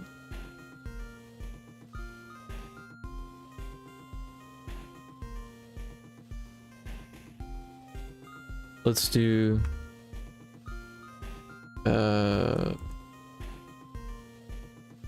math, and we want the battle damage. No.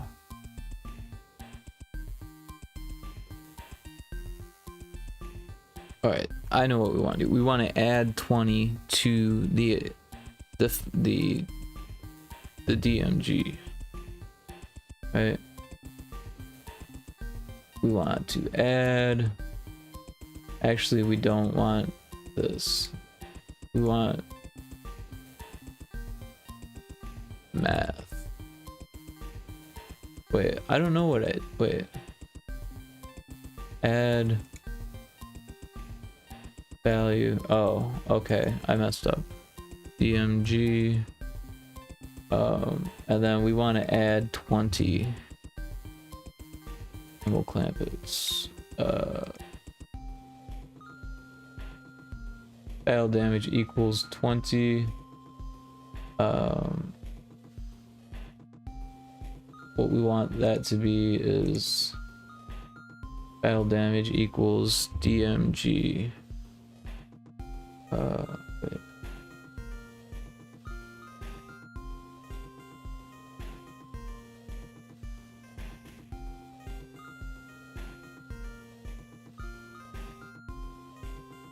Yeah, because we're adding, because we generate this DMG value every time we attack, so we can manipulate it after we get the RNG values, because it's just gonna get deleted afterwards. It won't get used again until it's rewritten. So yeah, we'll raise it by 20, and then we'll, because battle damage is still what gets sent in the end, and then we'll tell the battle damage to be the player attack damage. And then for this one, it'll be, alright, so we'll make an event group.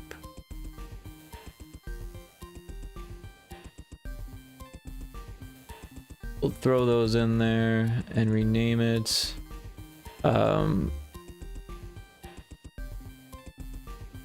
Crit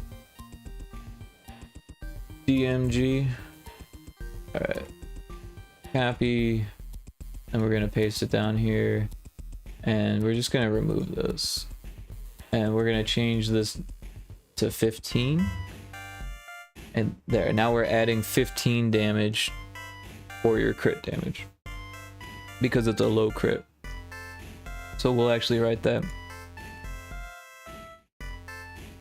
Low crit. Rename high crit. Not height. High crit. Alright. That looks good. High crit, low crit. Alright, what's next? We've got regular attack. Alright, so we've got the battle damage equals attack damage.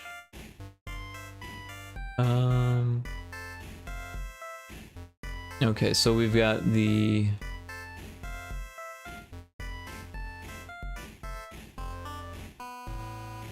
one is a high attack and one is a low attack, and I'm not sure which one it is. So we've got 0 through 64. If it's greater than, I guess it doesn't matter because it's right in the middle. So we've got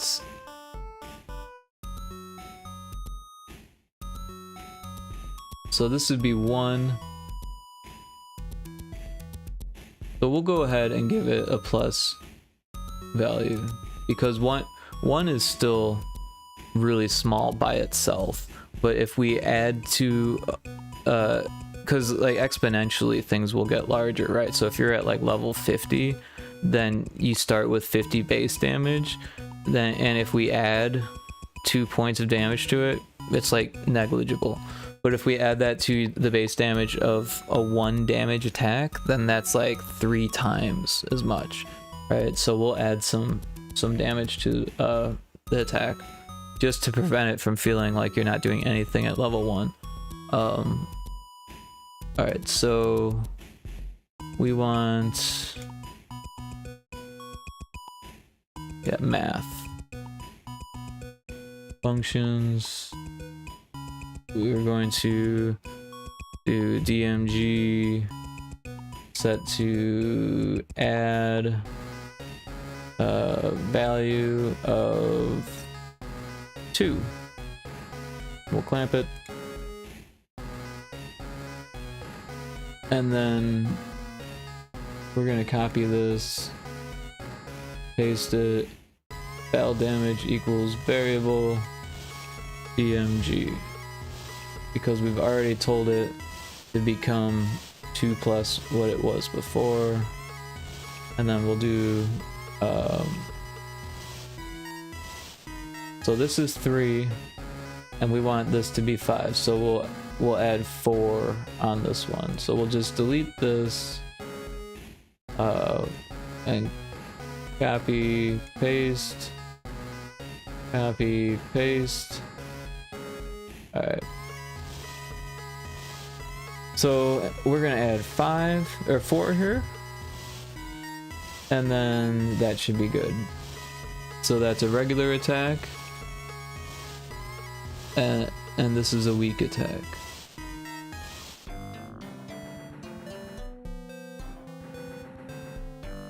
All right, and this is the battle manager update. So that should actually make us level. Like it seemed like it was going to be this huge undertaking, but then again, we haven't tested it yet. So let's see how it works, if it works, if it builds at all. That was the issue we had yesterday, where it didn't even build. It was just throwing errors and telling us that we did things wrong. And I had to figure out how to do things right.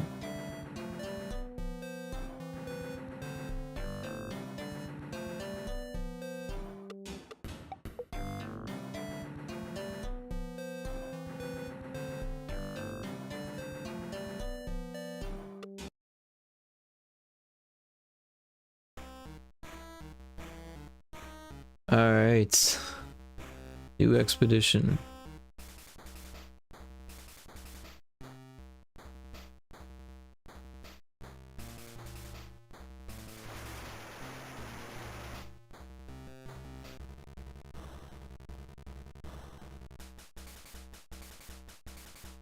I should have gone to where I know the easier guys are. I don't know why I went straight for the hard guys, because these guys are gonna kick my ass, so I'm gonna run. Let's get the fuck out of here. Let's go to where the easy guys are. First, let's get some more health just in case they attacked me, because I wasn't paying attention. Then we're gonna go where the easier guys were. Level 1, here we go. Look at that, a simple eyeball. Of course, these are the hardest of the level 1 guys. Cast was dodged. Oh, that's not cool. First takes 0 damage. First has 40 health. First demon fish is attacking. Health equals 47. You're up. What'll it be? So it said that it was attacking and it took damage, but it didn't tell me how much damage it did. It just told me how much I had after it attacked. Cast was dodged. Again, that can't be good. That can't be good. I'm all of a sudden dodging is happening all the time. Oh, first fix takes 4 damage. First has 36 health. Player takes critical damage, 37 health. Yep, what'll it be? We'll cast. Oh, you know what we didn't do?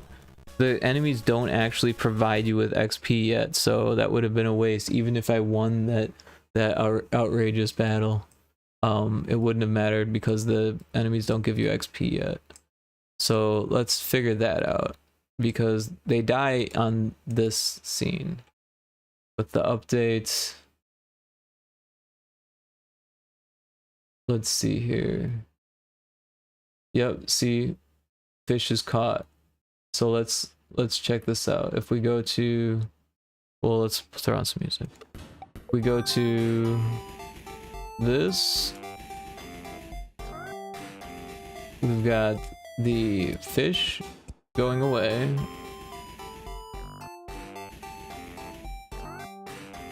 We've got the fish going away. And we've got first is caught. If enemy count is 3. Yeah, so because it's in different position, it does a different thing. But these are to make it go away. Kill enemy, it says it right there in the bright green illegible font. Restore previous scene from stack. So this means that it's the last fish that was caught. Or no, because there's only one fish, it was the last fish, so it's always the last fish. But we don't give you any experience before we change the stack. So we should display first is caught, and then we'll say experience gained, right? So dialogue.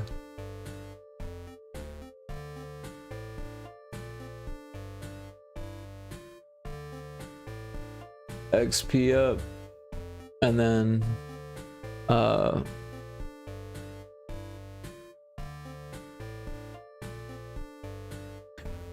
think there's something else that I need here.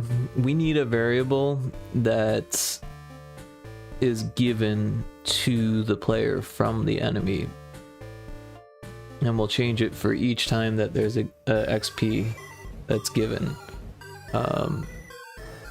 Right, so we've got the give XP, but we don't actually have a variable for it. So let's make that.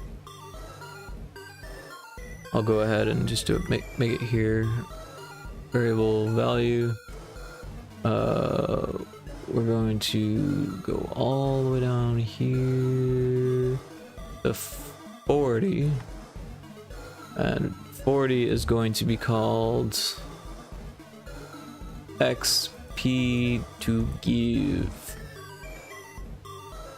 Alright.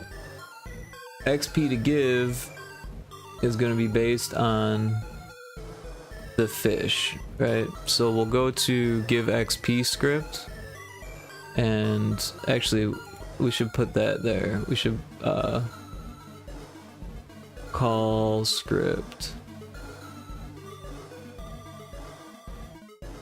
and then XP, and then we'll take this because we don't want that to happen there. We'll copy it, delete it. We want it to actually happen in the give XP script. So we'll do it at when it figures out at the end what it is, right? Because it might be level up or it might be XP up, but we'll leave it there for now. All right, where are we at?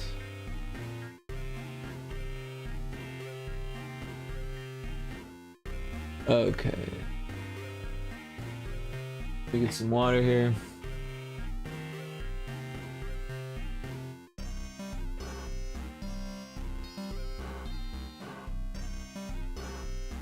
Alright, so we've got the give XP script, and we're incrementing the XP by 1 for that. Actually,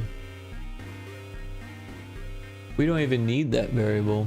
I forgot the way I was working this. Okay, so whatever, this works.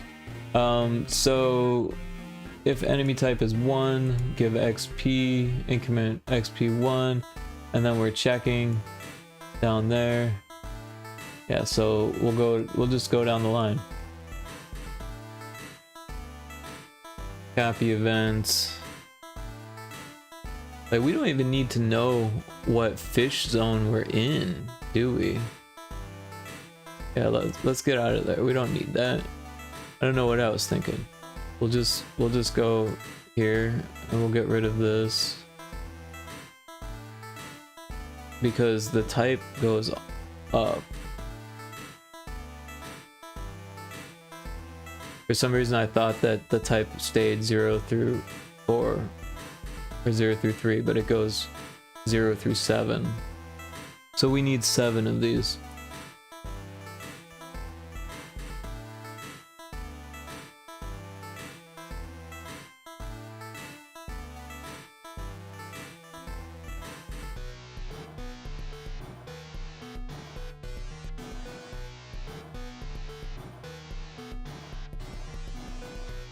Alright, we got 7.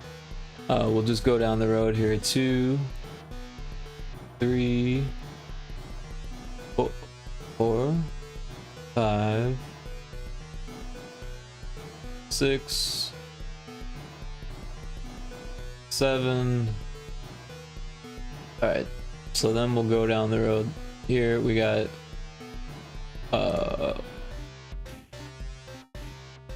instead of increment, I should have done this earlier. We'll delete it and we'll do math.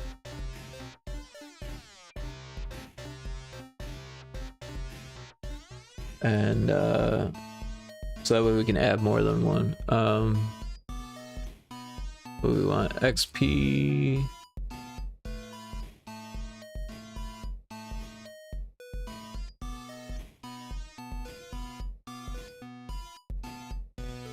That's what we're messing with, right? Current XP?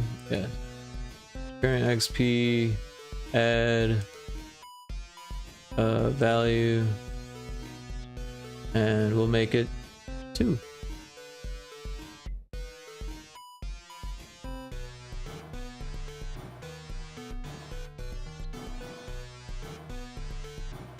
So the question is, how are we going to level the player? How much experience do you need before, and then what do we do? Do we multiply, or do we add that to itself so it takes twice as much experience the next time to get a level? That's usually what they do, but I had an issue with that where it was like it felt meaningless in Source Hack, but that's because it was meaningless. In this, it wouldn't feel so meaningless if you gained a level after the first enemy you killed. It would feel like, oh sweet, things are getting easier already. So that's probably what we should do then. Alright, so we'll do a math value, current XP 2, we'll copy this, we'll delete this, and we just delete them all. Oh, it won't let me select within. They have to be within the same group apparently. Alright. Just to multiple select. Okay, here we go. Paste, paste, paste, paste, paste, paste, paste. Alright, so this one's 2, this one's 3, this one's 4, this one's 5, this one's 6, this one's 7. So enemy type 7 gives you 7 experience. That's simple enough. Alright, so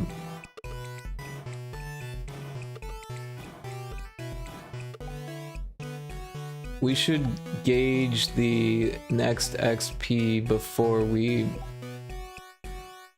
compare against it. So let's do that. We'll say next, well, was it math, I think, right? We want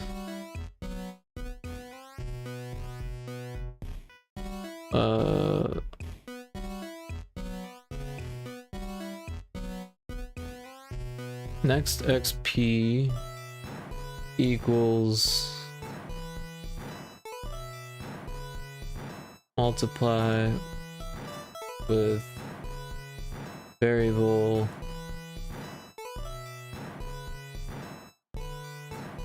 level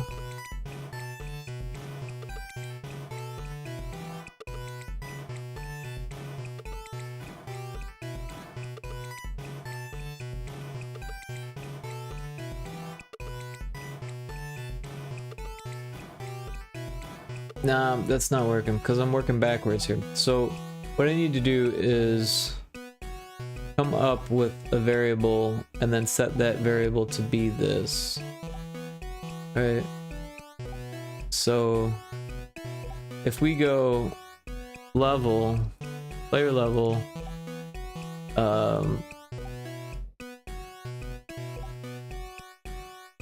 no. We need like a proxy.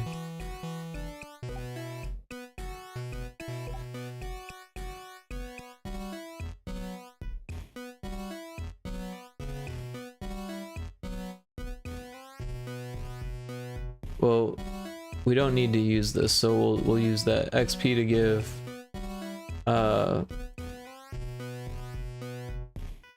we can even rename it. Well, not here, but later. We want to multiply the XP to give by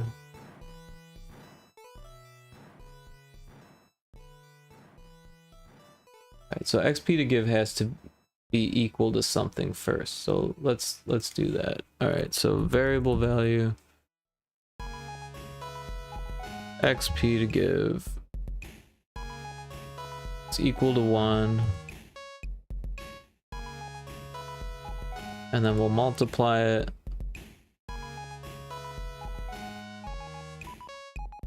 we'll make it 1. Yeah. We'll make it 1, then we'll multiply it by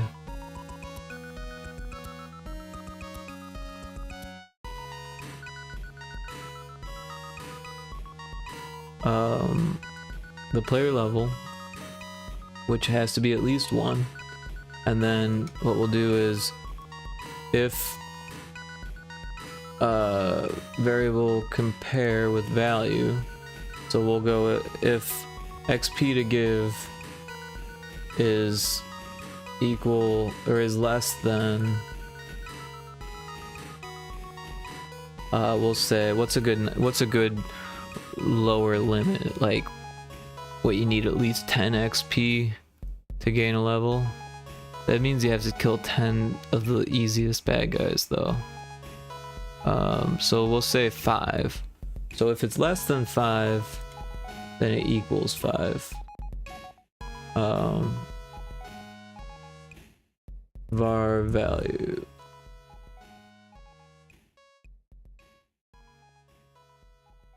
XP give equals 5. And we do want to clamp this because we're multiplying. Yeah. So that means the max XP you can get for the max next level is 255.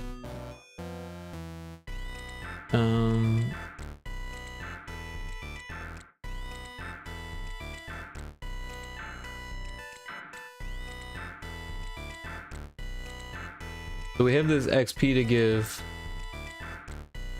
is actually the next level what we need though. So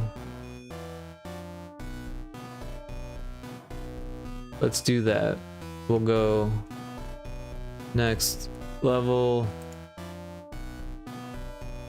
next level. I don't know why it was easier for me to think about it as a different variable first, but now it makes sense to just use the variable that I planned on to begin with. Alright, so we create a number, we multiply it by the level, which is always greater than 1, and then if it's less than 5, we make sure that it's at least 5. So we want all that to happen before this happens. And then we want to display what happened. So let's see here.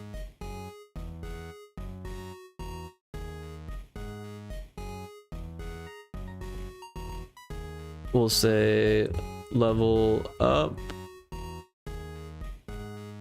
Now level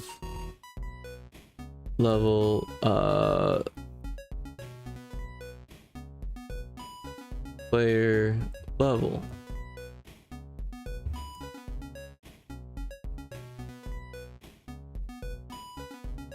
Yeah, level up. Now level, let's put a capital there. Now level and an exclamation point. Alright. Else, so this means that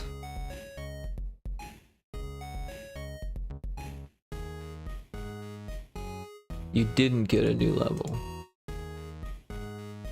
So we'll go with display dialogue, gained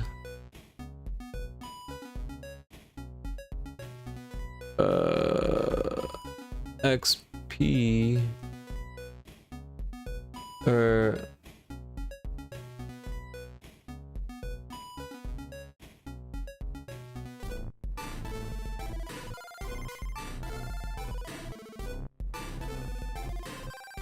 XP equals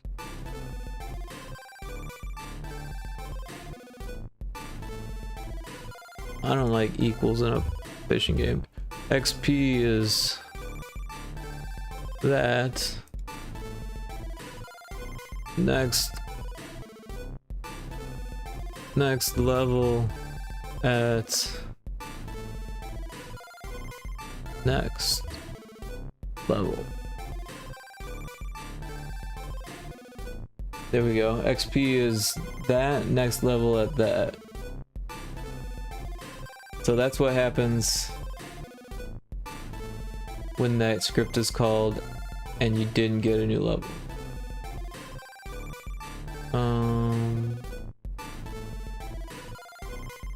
What is this? XP to give, multiply variable. Do we still need this?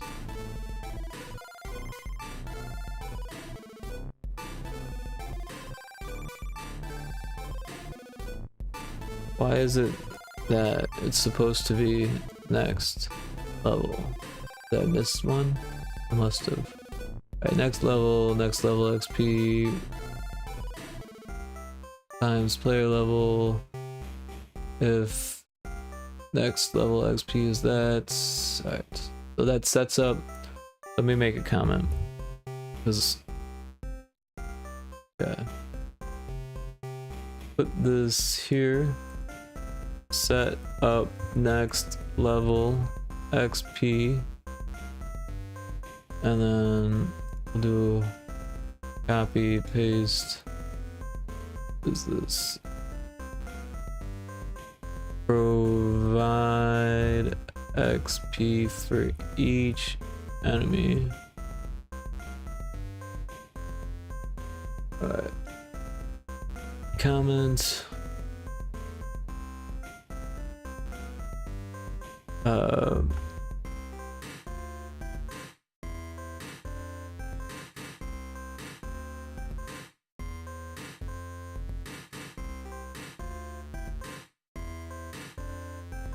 And then just to go over the top, we're gonna put one here too and say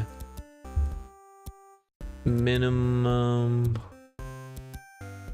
5. Oh, that's not 5. 5 for next level. Okay.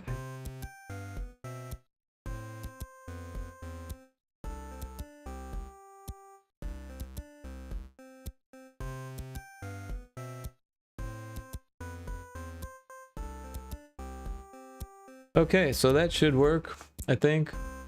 But we need to call the script still. So We do it once, but we need to do it for each of these. So we'll just copy this event, and anytime we change, or anytime a fish is caught, we want to do that. So let's see. Fish is caught, paste.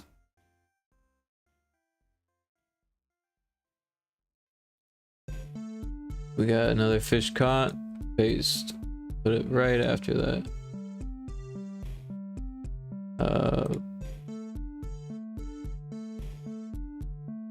Fish is caught, paste. Fish is caught, paste.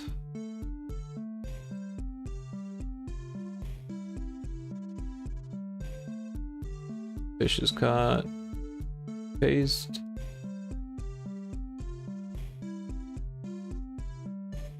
Next one.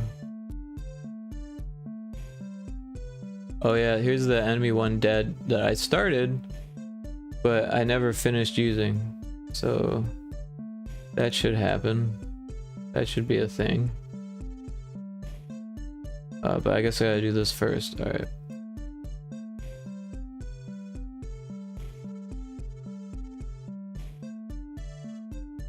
Also, I gotta do this for both scenes now because I've already duplicated them. Would have been easier if I had all this figured out before I duplicated it, but what are you gonna do?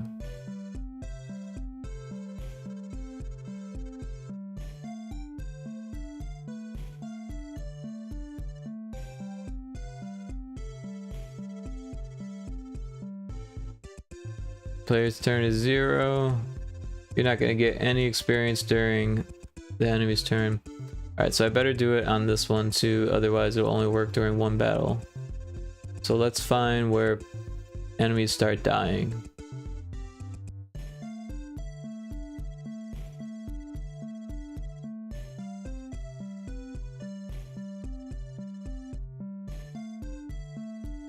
Alright, check death.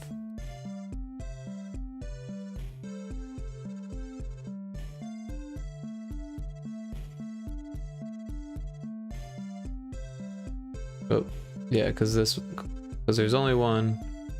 Yep, and you want to do it before you restore the scene. Move on to count 2. So we'll go to the first one, put it there. And the second one, we gotta put it before the scene change.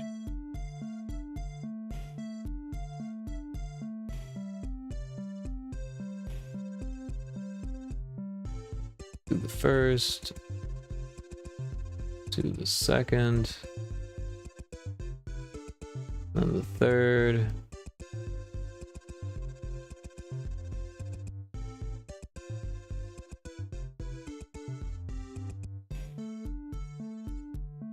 Onto the fourth count. The 4 counts. Paste it.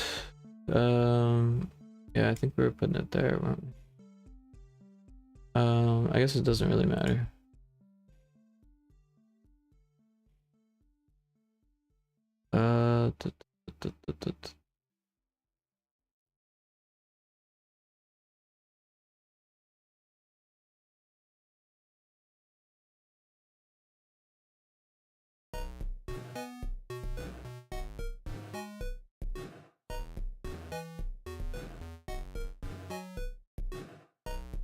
Okay. So now you should get experience. And levels. Right? Well. Yeah, because this gets called. And this gets called. It should theoretically work. Let's give it a shot. I've been staring at the screen for a while here. Let's see it work.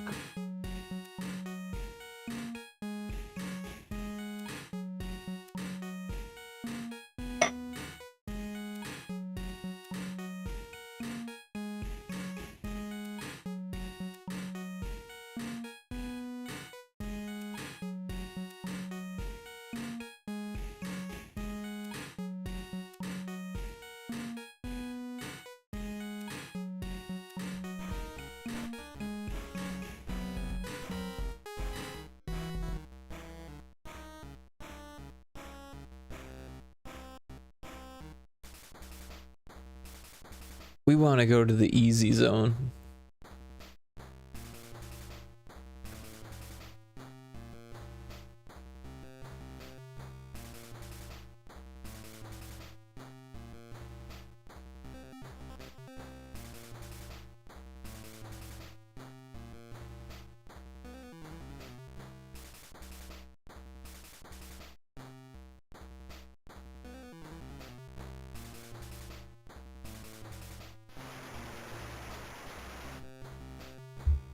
Incoming aggro level 1.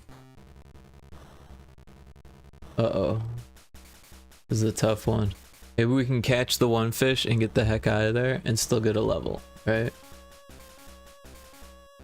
We'll go with second. It hurt it, so that's good.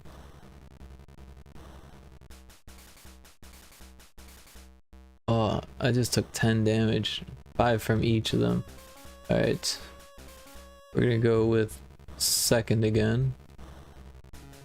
Guess was dodged. Those jerks.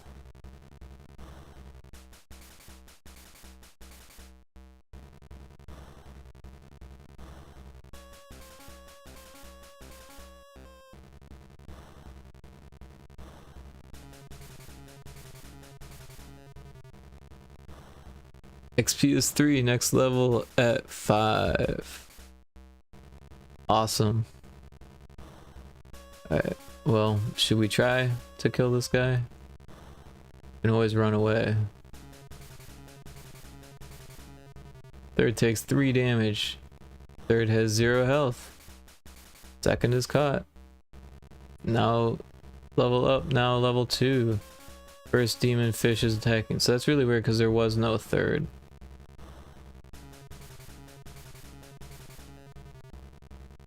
Cast it first. First takes 4 damage. First has 36 health. Second is caught. XP is 3. Next level at 5. Oh, okay. Because of that dead integer value it isn't being used yet. It keeps processing that a fish has died, and because a fish has died, it's processing the XP of that.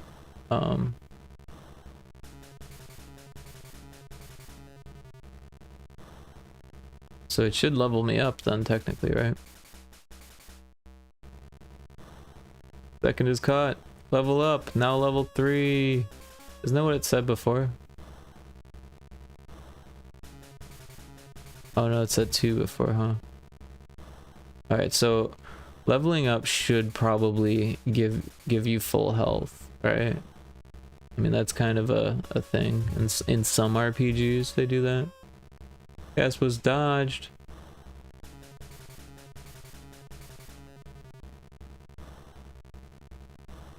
XP is 3, next level at 5.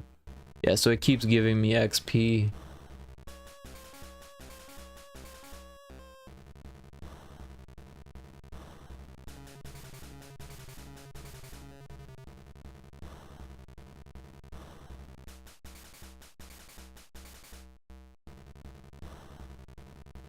Level up, now level 4. This is actually working as a pretty decent way to test the XP. Takes 8 damage.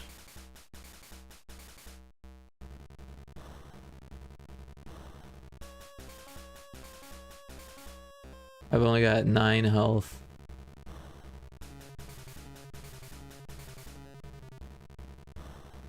And they've got 10. Level up. Critical damage. Oh shit. It's 4. 4. What do I do? Do I run? Or do I risk it? I'm gonna risk it. First takes 10 damage. First has 0 health. Oh my gosh.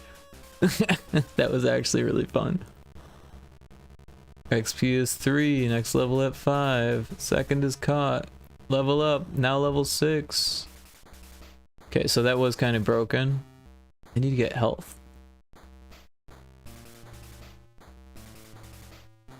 Health restored, progress saved. So that means I should be like getting stronger, right? And that's pretty cool. That's actually, that feels really cool. Alright, this should be easy. Cast dodge.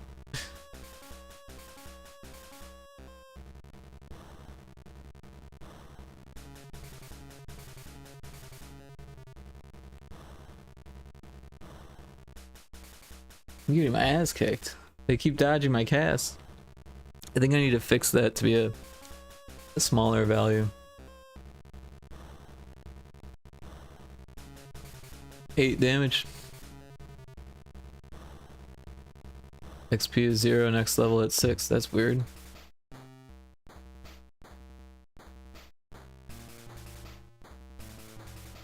But it did increment from 5 to 6 now.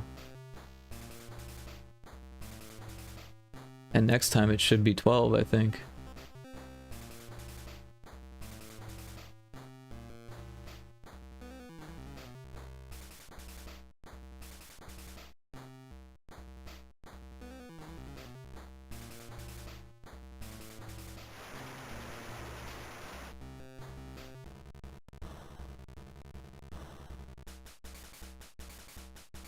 Another easy fish. Get him. Yes, touch. First takes 8 damage. First has 2 health. So that's weird that it's telling me the cast was dodge and then it's still hitting him. First takes 12 damage. First is 0. First is caught. XP is 1. Next level at 6.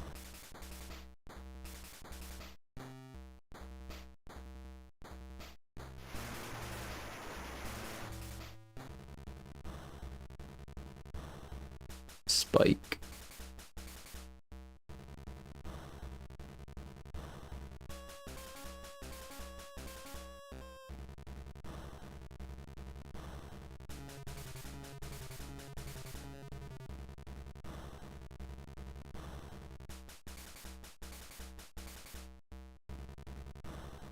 It's like Halloween colors.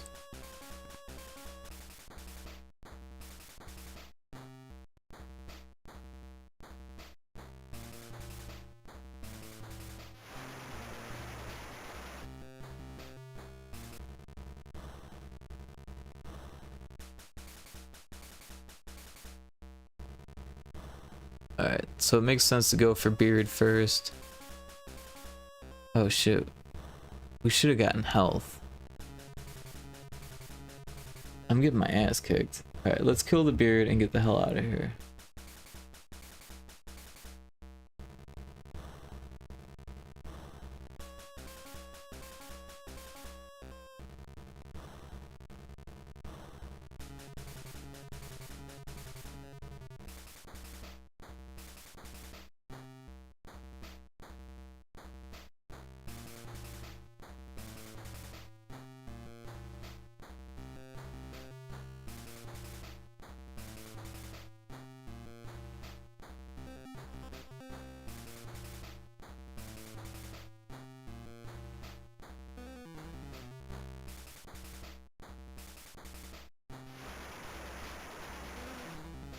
Aggro level 1.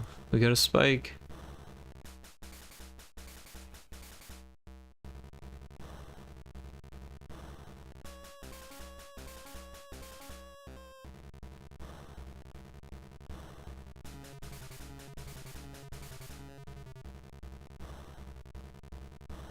Yeah, it's so weird dodging it still kills it.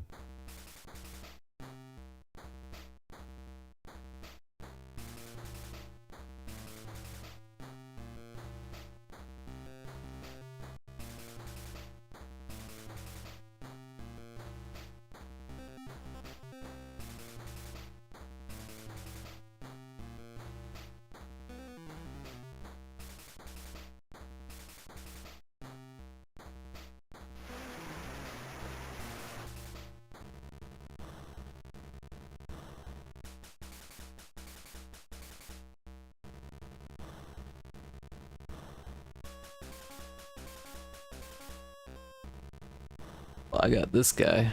A single Ely. I can handle that.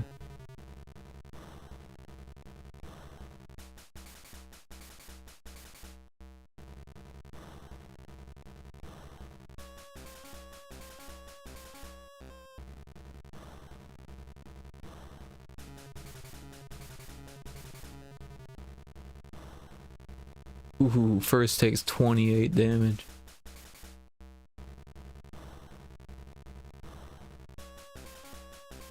XP is 5, next level at 6.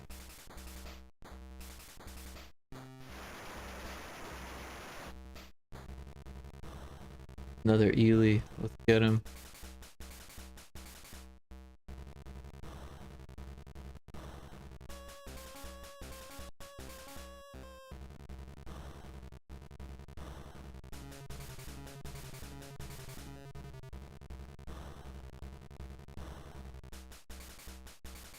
Now level 7. I feel like I can probably start fighting Fish Zone 2 enemies now. Maybe I should hit the next lighthouse though first.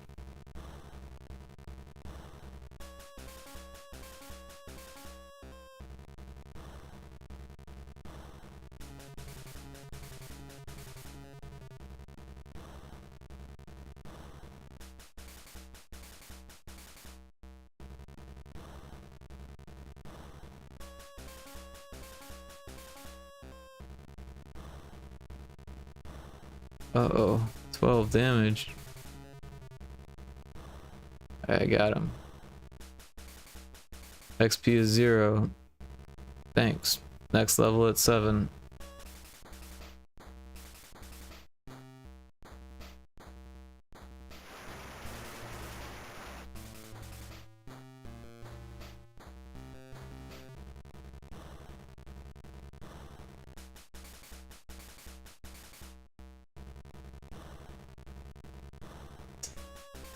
He's gonna kill me. Sorry, I can one-hit this guy. Bam. And I get my 1 XP. Take me to the lighthouse. Oh no. Oh, a level 2 is not good. Not good. That is a lot of bad guys. Of course they take initiative. Of course they take. Of course they get a critical attack. Of course they get a second critical attack. Oh, what is this shit? It just loaded me right back where I was. It's supposed to load me from the last save point. Alright, so what's going on with that?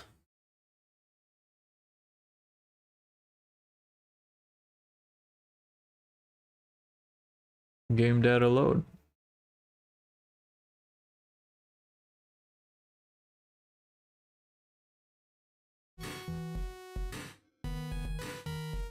And these on interact, game data save.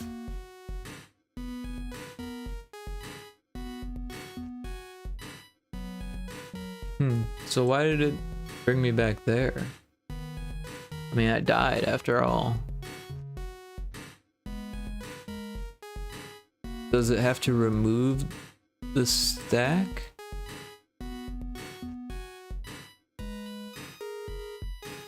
Does it have to clear the stack? Maybe that's what it is. Oh, that's not what I want. Clear. Whoa.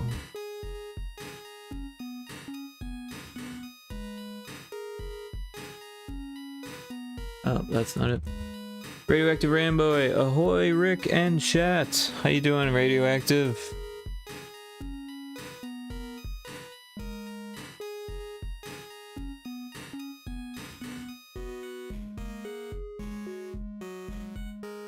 Remove all from scene stack. That's what we'll do. So now there's no chance that it'll pop that back up.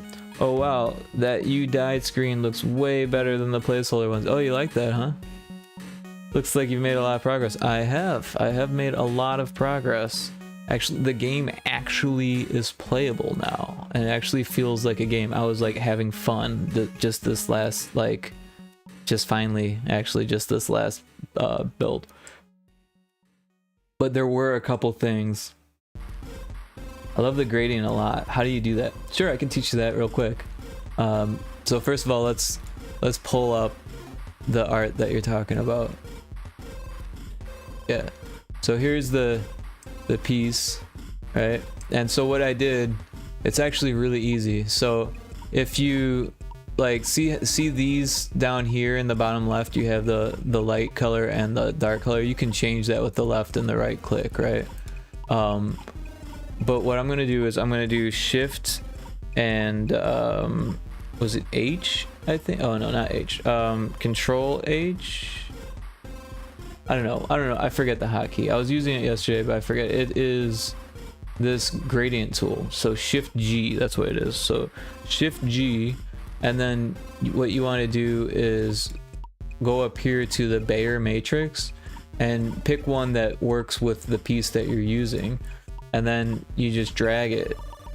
And then what's cool is if you hold shift, you can get it to be straight, but if you go at angles, you get some really cool shit going on. And then you can change the colors and do the same thing, like even within that, or like that, or yeah. So you can do a lot of cool stuff just like right off the bat. It's a shame that's not easier to animate, because that looks really cool.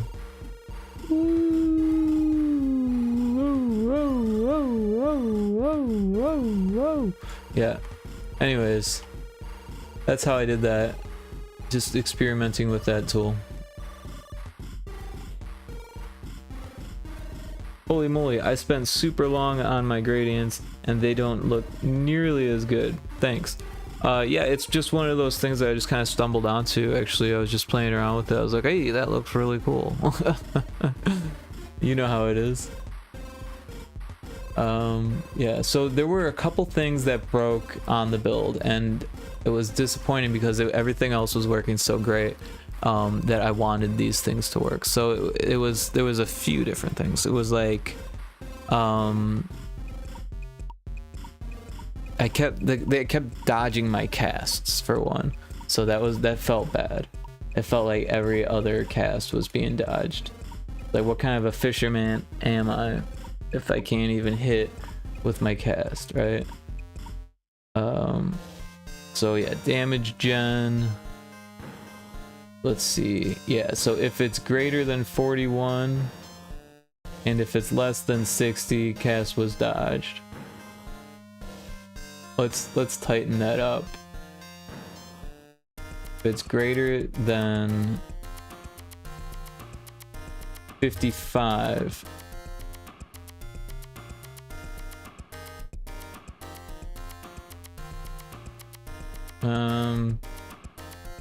54.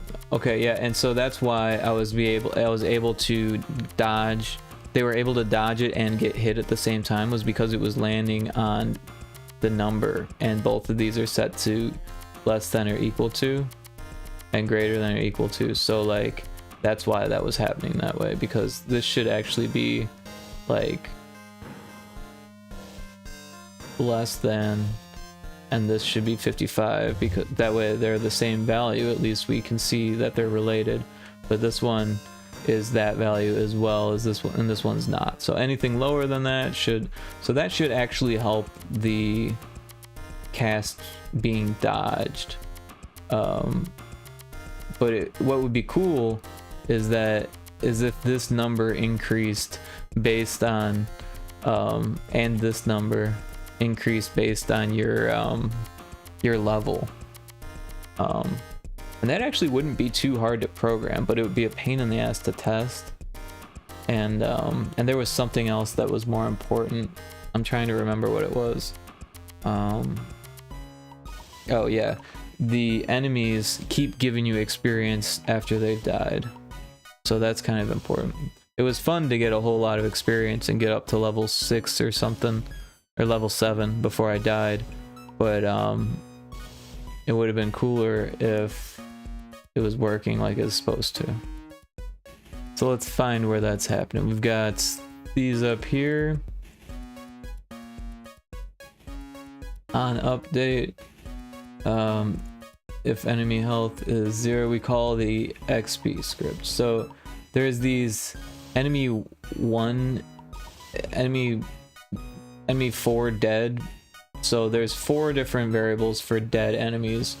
I need to make sure that each of these is using them, and not only that they're using them, but that they're checking to make sure that it's dead before it does this information.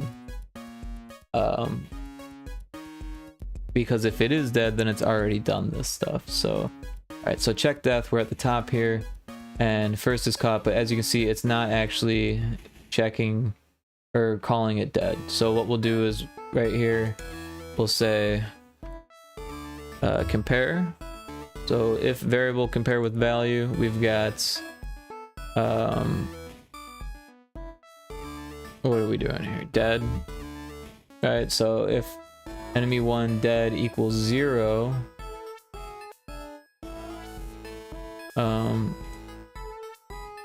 yeah, because it doesn't matter if we change it to waves every time. It doesn't matter. It takes a split second to do it, so we won't even notice it. But it does matter if it runs the experience and the dialogue. So we're gonna throw that in this conditional.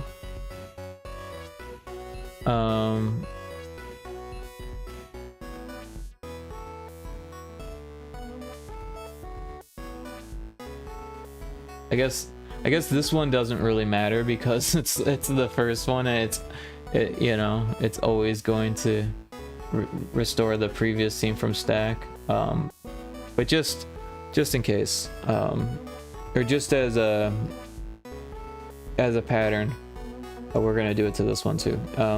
So here we have variable value. All right, so we're just gonna set enemy 1 dead equals 1.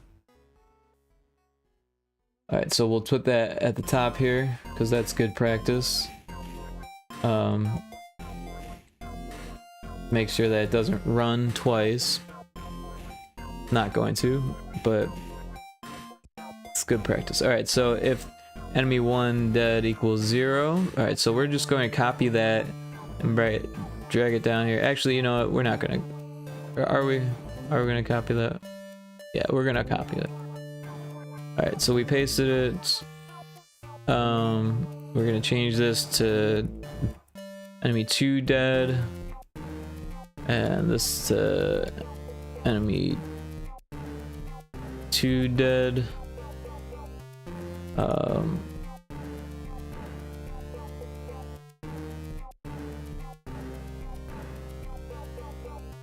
Alright, so this doesn't need to be there. We've got this, and we've got this. Alright, that takes care of that one. Moving down to the next one, we'll just paste it like we did before. This one's 3, so we'll type in dead 3. This one also dead 3. First is caught. This one's actually supposed to say second is caught. So we're gonna swap this and just drag it into there. And delete that. And we don't need it to give XP there because we're giving it XP down here. Only once though. And we're making sure of it with this variable. Alright, so we've got that. Moving on to the next one. So we've got first is caught again. This is enemy 1 though. So we're back to enemy 1. Enemy 1 dead. And dead 1. First is caught. Alright, so we can delete this. And delete this. Alright. Back. And now we're down to enemy 2. Paste it. So we've got enemy 2, enemy 2. This is second is caught, so we're gonna drag this there. Delete this. And delete that. We're going down the road. We got, this is 3, so dead 3. And this is 3, so dead 3. First is caught. We want third is caught, so we'll just drag that and remove that and give XP. We've already got that, so we'll remove that. All right, moving down the list. We've got, what do we got?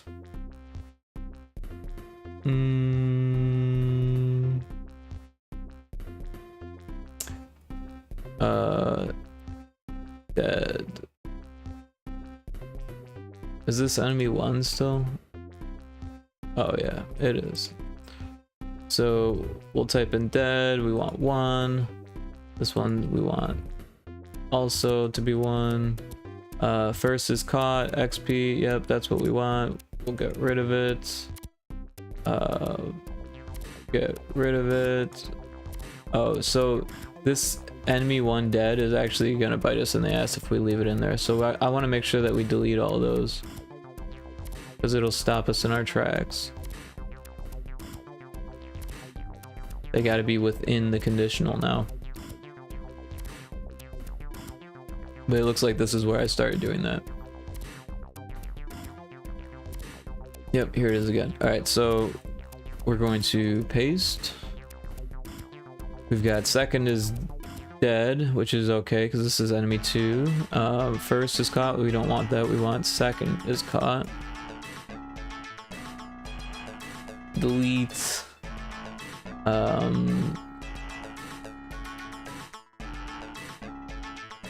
Delete, we've got that, and delete, we've got that. Alright, next we're gonna paste it down here. This one is enemy 3, so dead 3, dead 3, and third is caught. So we'll delete that, and delete this, and delete this, and that's looking good. On to the next. We'll paste it. This one's fourth, so we'll go dead, dead 4, dead 4. This one's actually supposed to say fourth here, so fourth is caught. Delete, delete, delete.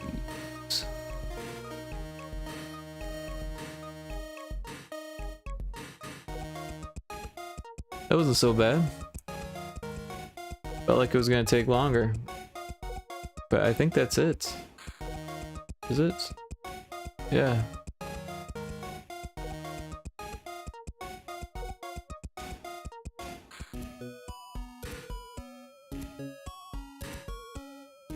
Alright, well, let's give it a shot here. Things are looking good.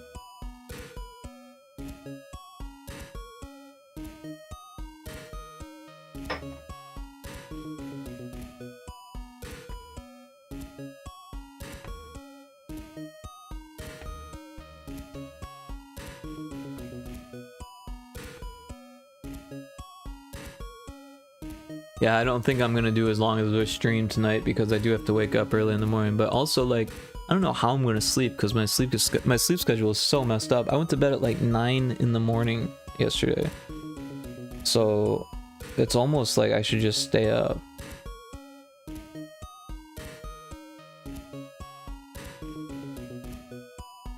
I don't know. Maybe if I like don't eat dinner, I'll get tired and fall asleep, and then I'll like wake up hungry and have 4 hours of sleep and be like, oh, it's time to work. Oh, I'm going the wrong way. I want to go to easy zone.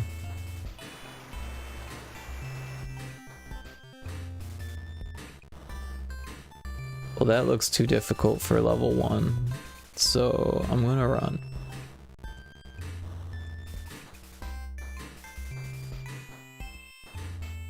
Whoa, that was crazy.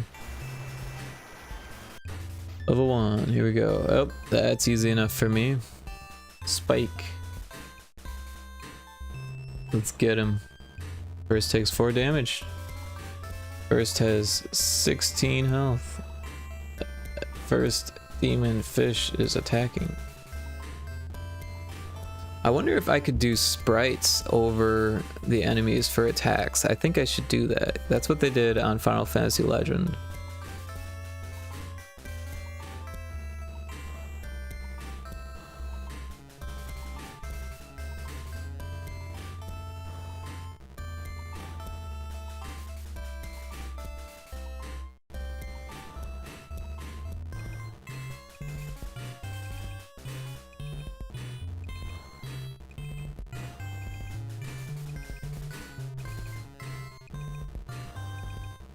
Oh, dodged and still killed him, so that's not good. XP is 0, so that's not really good either. I don't know why that guy's giving me 0 XP.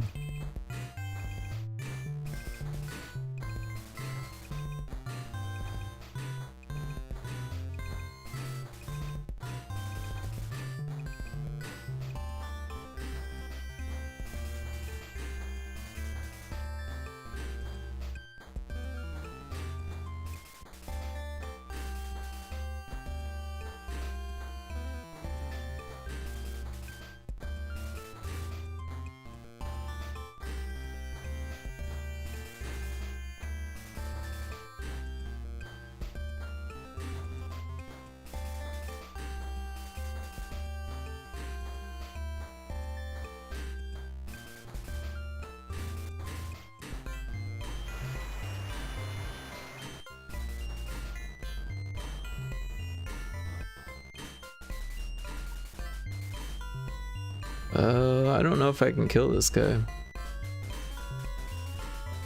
Oh shit, 27 damage. That was pretty good attack.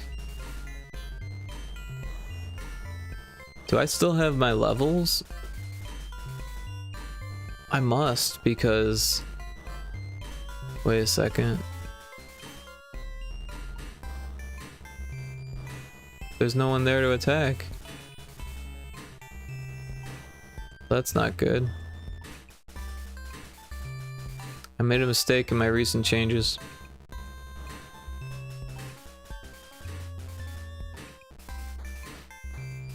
Alright, let's figure that out. Alright, so somewhere... Is it this?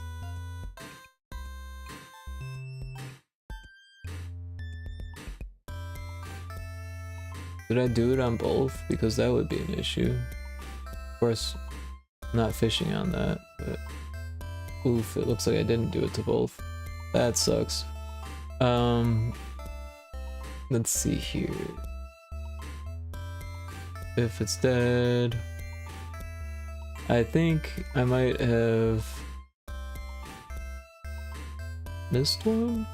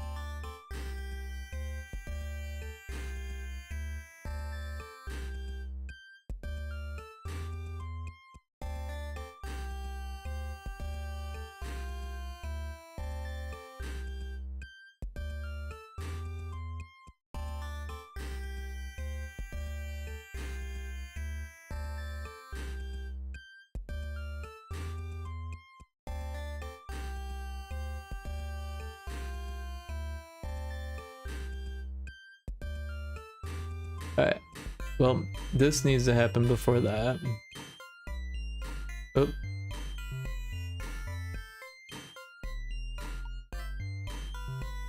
Let's make a comment.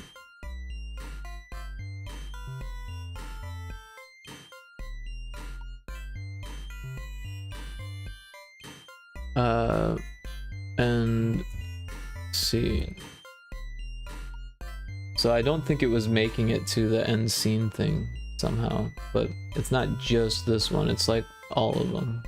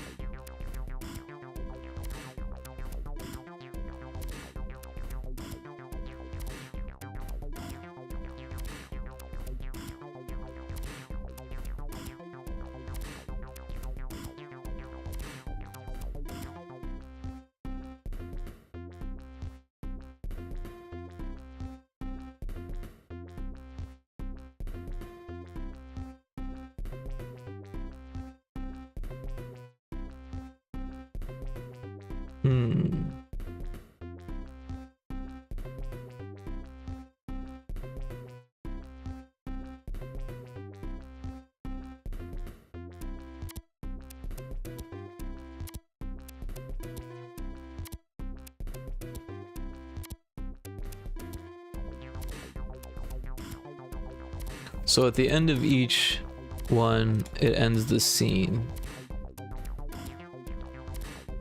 And it needs to happen. It needs to give you experience before it does that. But that's still not even the issue that we faced. The issue that we faced was that it wasn't ending the scene at all. In this, what I'm reading is that it should be ending the scene too early sometimes. Which isn't good, but not what we were seeing.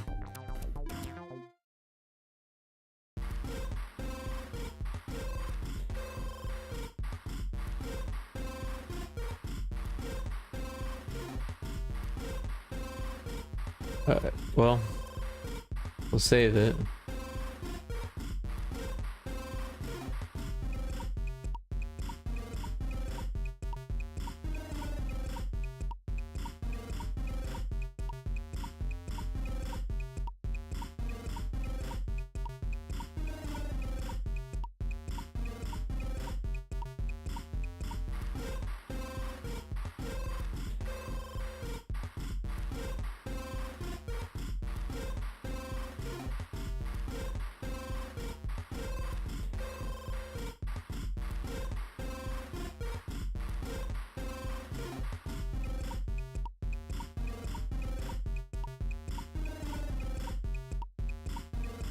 Alright, well, we'll give it another go. I'm probably gonna take a break though, before I dig back into the code. Actually, I don't know how much longer I'm gonna stream. I'm already at 5.5 hours.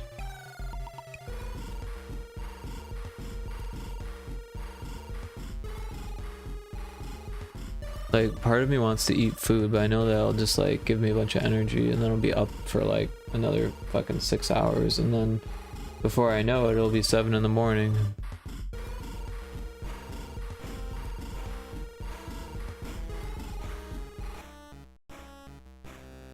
Take good care of yourself, buddy. Thank you. Yeah, no, it's like it's not like I'm not taking care of myself. My sleep schedule just naturally flips and just does whatever it feels like. I don't wake up to an alarm ever, so I just wake up whenever I feel like it.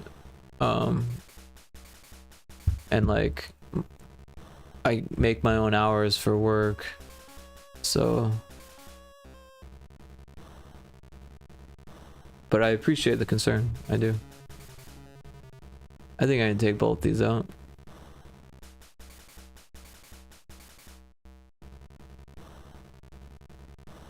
Maybe not. Jeez. They get crits way too often still.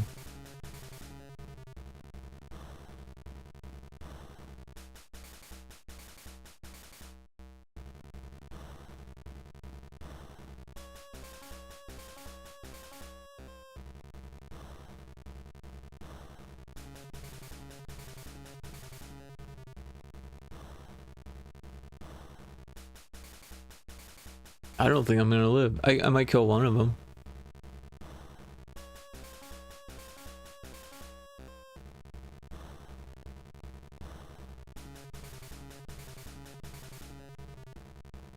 I'm gonna prep for work. Gotta be in my first meeting in a few minutes. Good luck with the game. I'll definitely check it out during raiding. Yeah, I really appreciate it. Enjoy your day at work. Yeah, the meeting.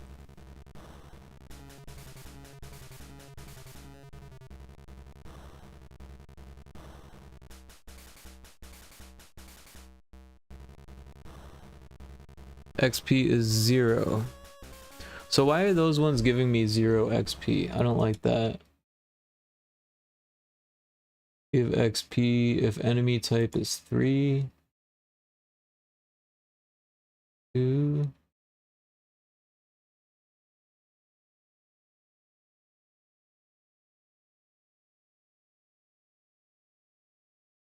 Not 4. It's 3, but what it says that add value 3. These should all be clamps. That's not going to make the difference.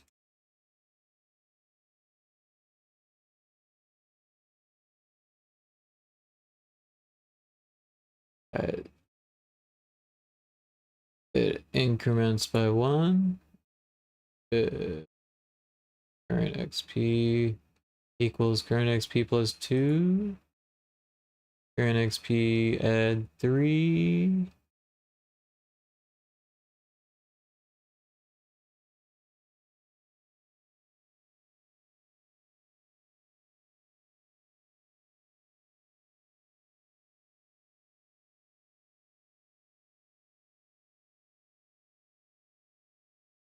Huh. That's weird that it was doing that.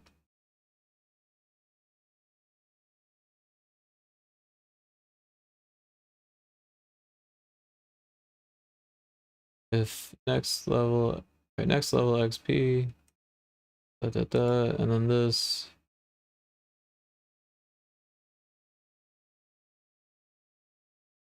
If XP is greater than or equal to next level, display that. Should also say next level.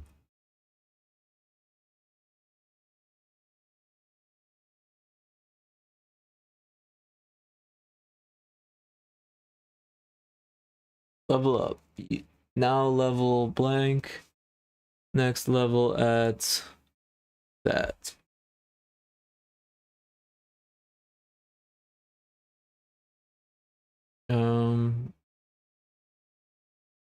XP is current XP. Next level is next level.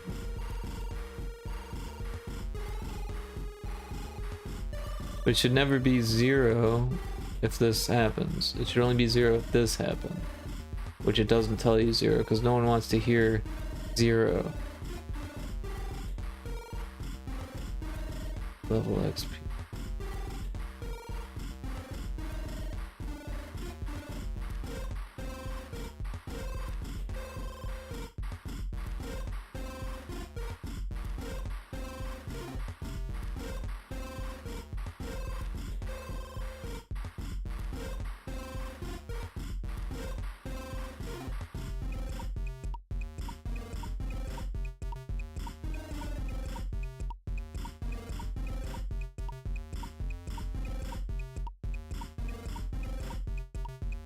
Oh shit, I see what I did wrong. These are all enemy 1 type. Enemy 1 type 0, enemy 1 type 2, enemy 1 type. Where's enemy 2 type, and enemy 3 type, and enemy 4 type? Right?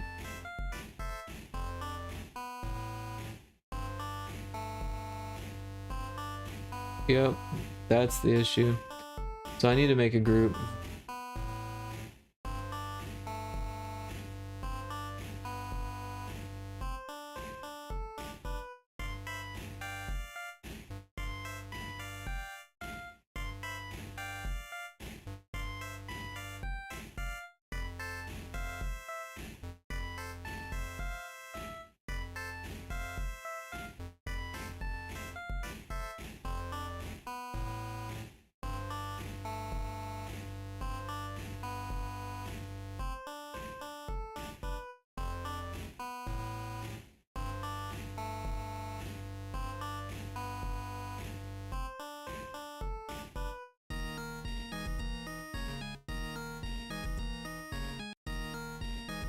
Alright.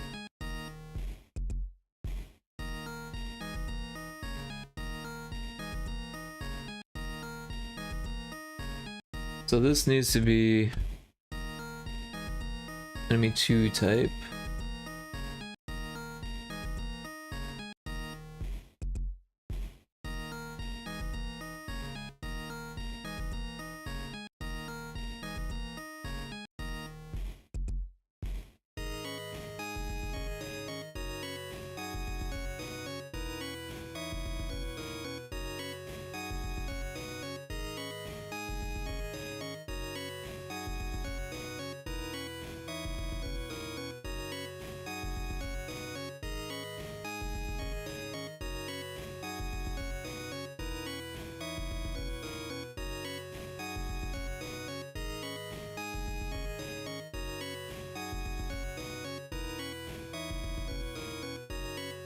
Wait, where's 7? Oh, how did 7 get below 6?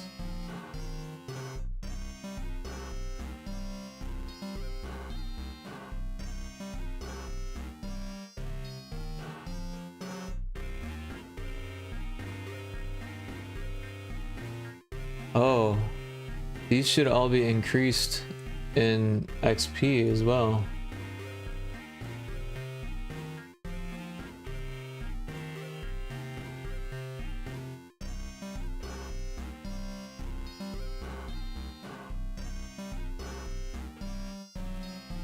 Or no, they shouldn't. What am I thinking? Because this is just the position, not the level. Whoops.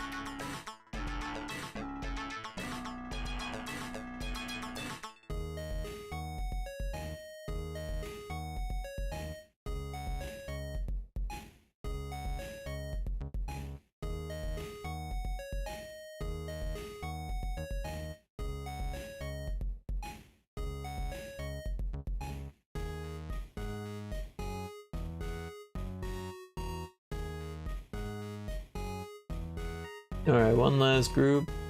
Copy, paste. Outside of the group. There we go. And this one's for enemy type, or for enemy 4 type.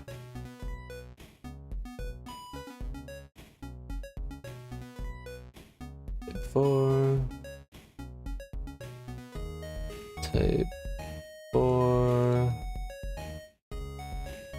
4, 4,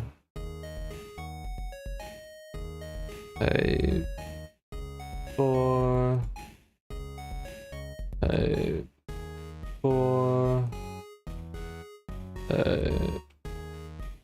4. Oh, that's not what I want to type. 4. Alright. I'm gonna rename these once I get them folded. We'll name it enemy position 4. Enemy position 3. Enemy position 2.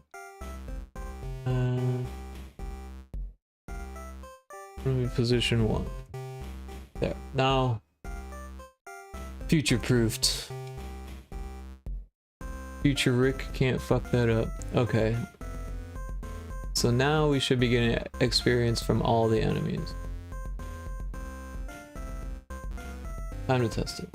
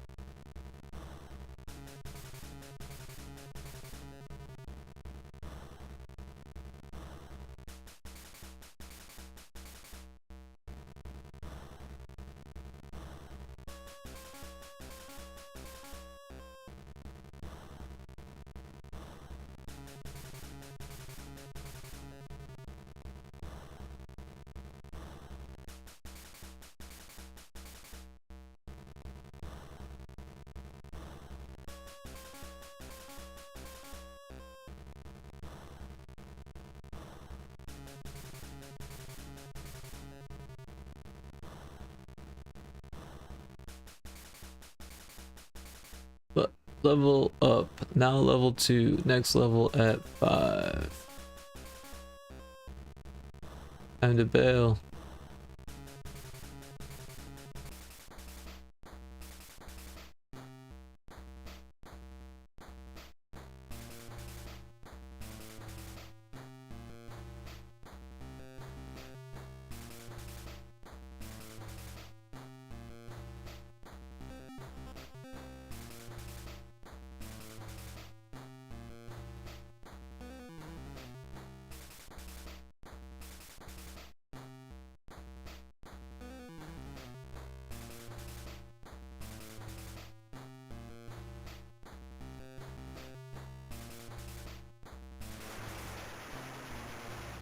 Uh-oh.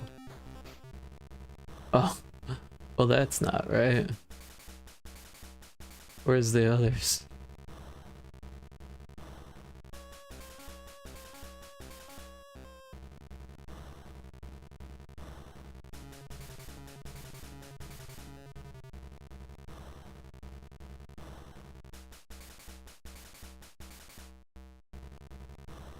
Level up, now level 3, next level at 5. How did I get 5 XP for that?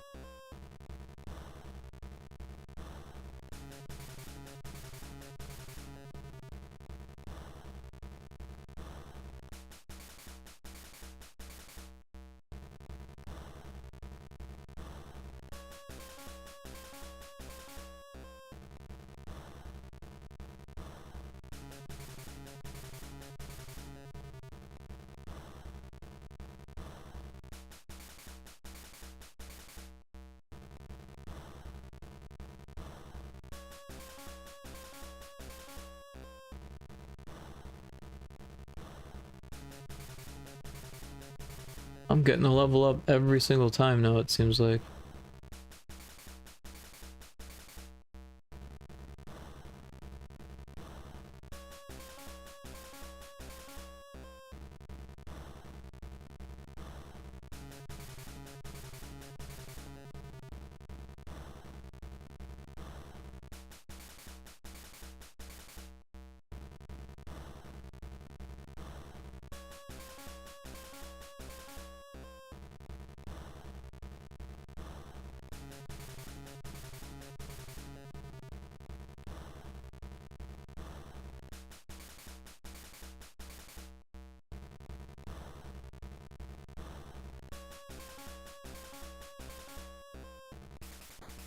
It didn't give me experience.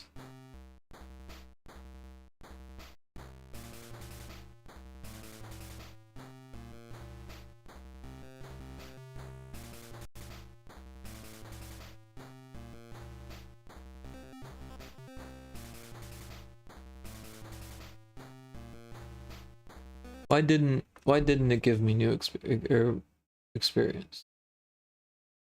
Right? It was in position 2 or 1. It was in position 1 and it was a type 3.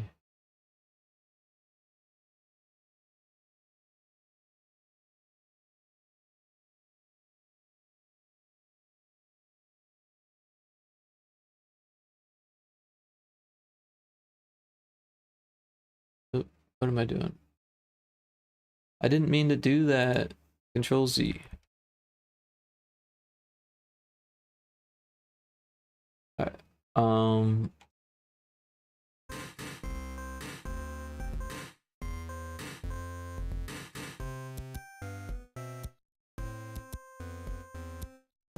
Player's turn.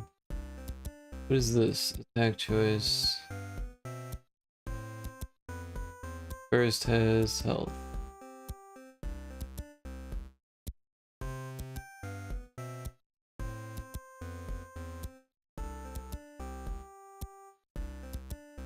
Uncheck death.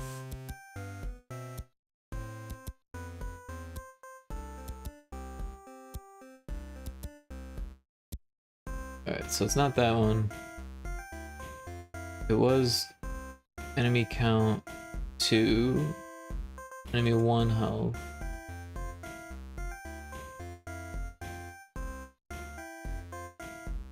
But yeah, it's weird because I killed this one first. And then, yeah, and then it says if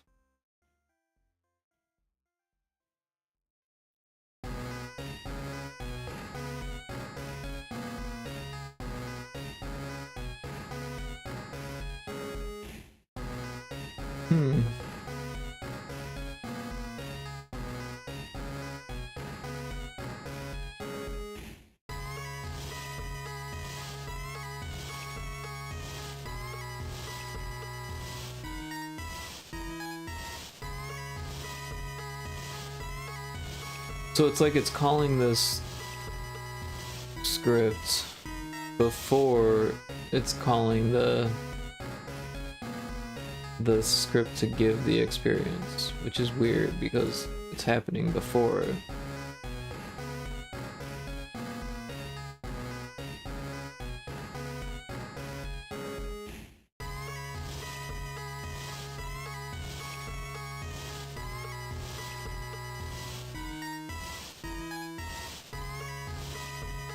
I don't know. I need to take a break though. I might actually end.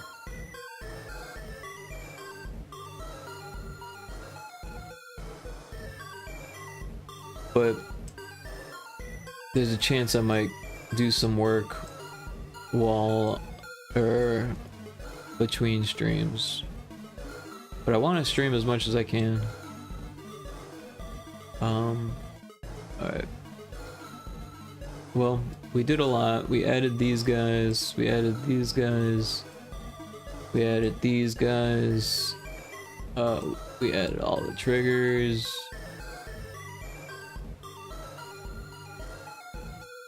do need to make sure these things don't respawn, but that's easy enough to do another time.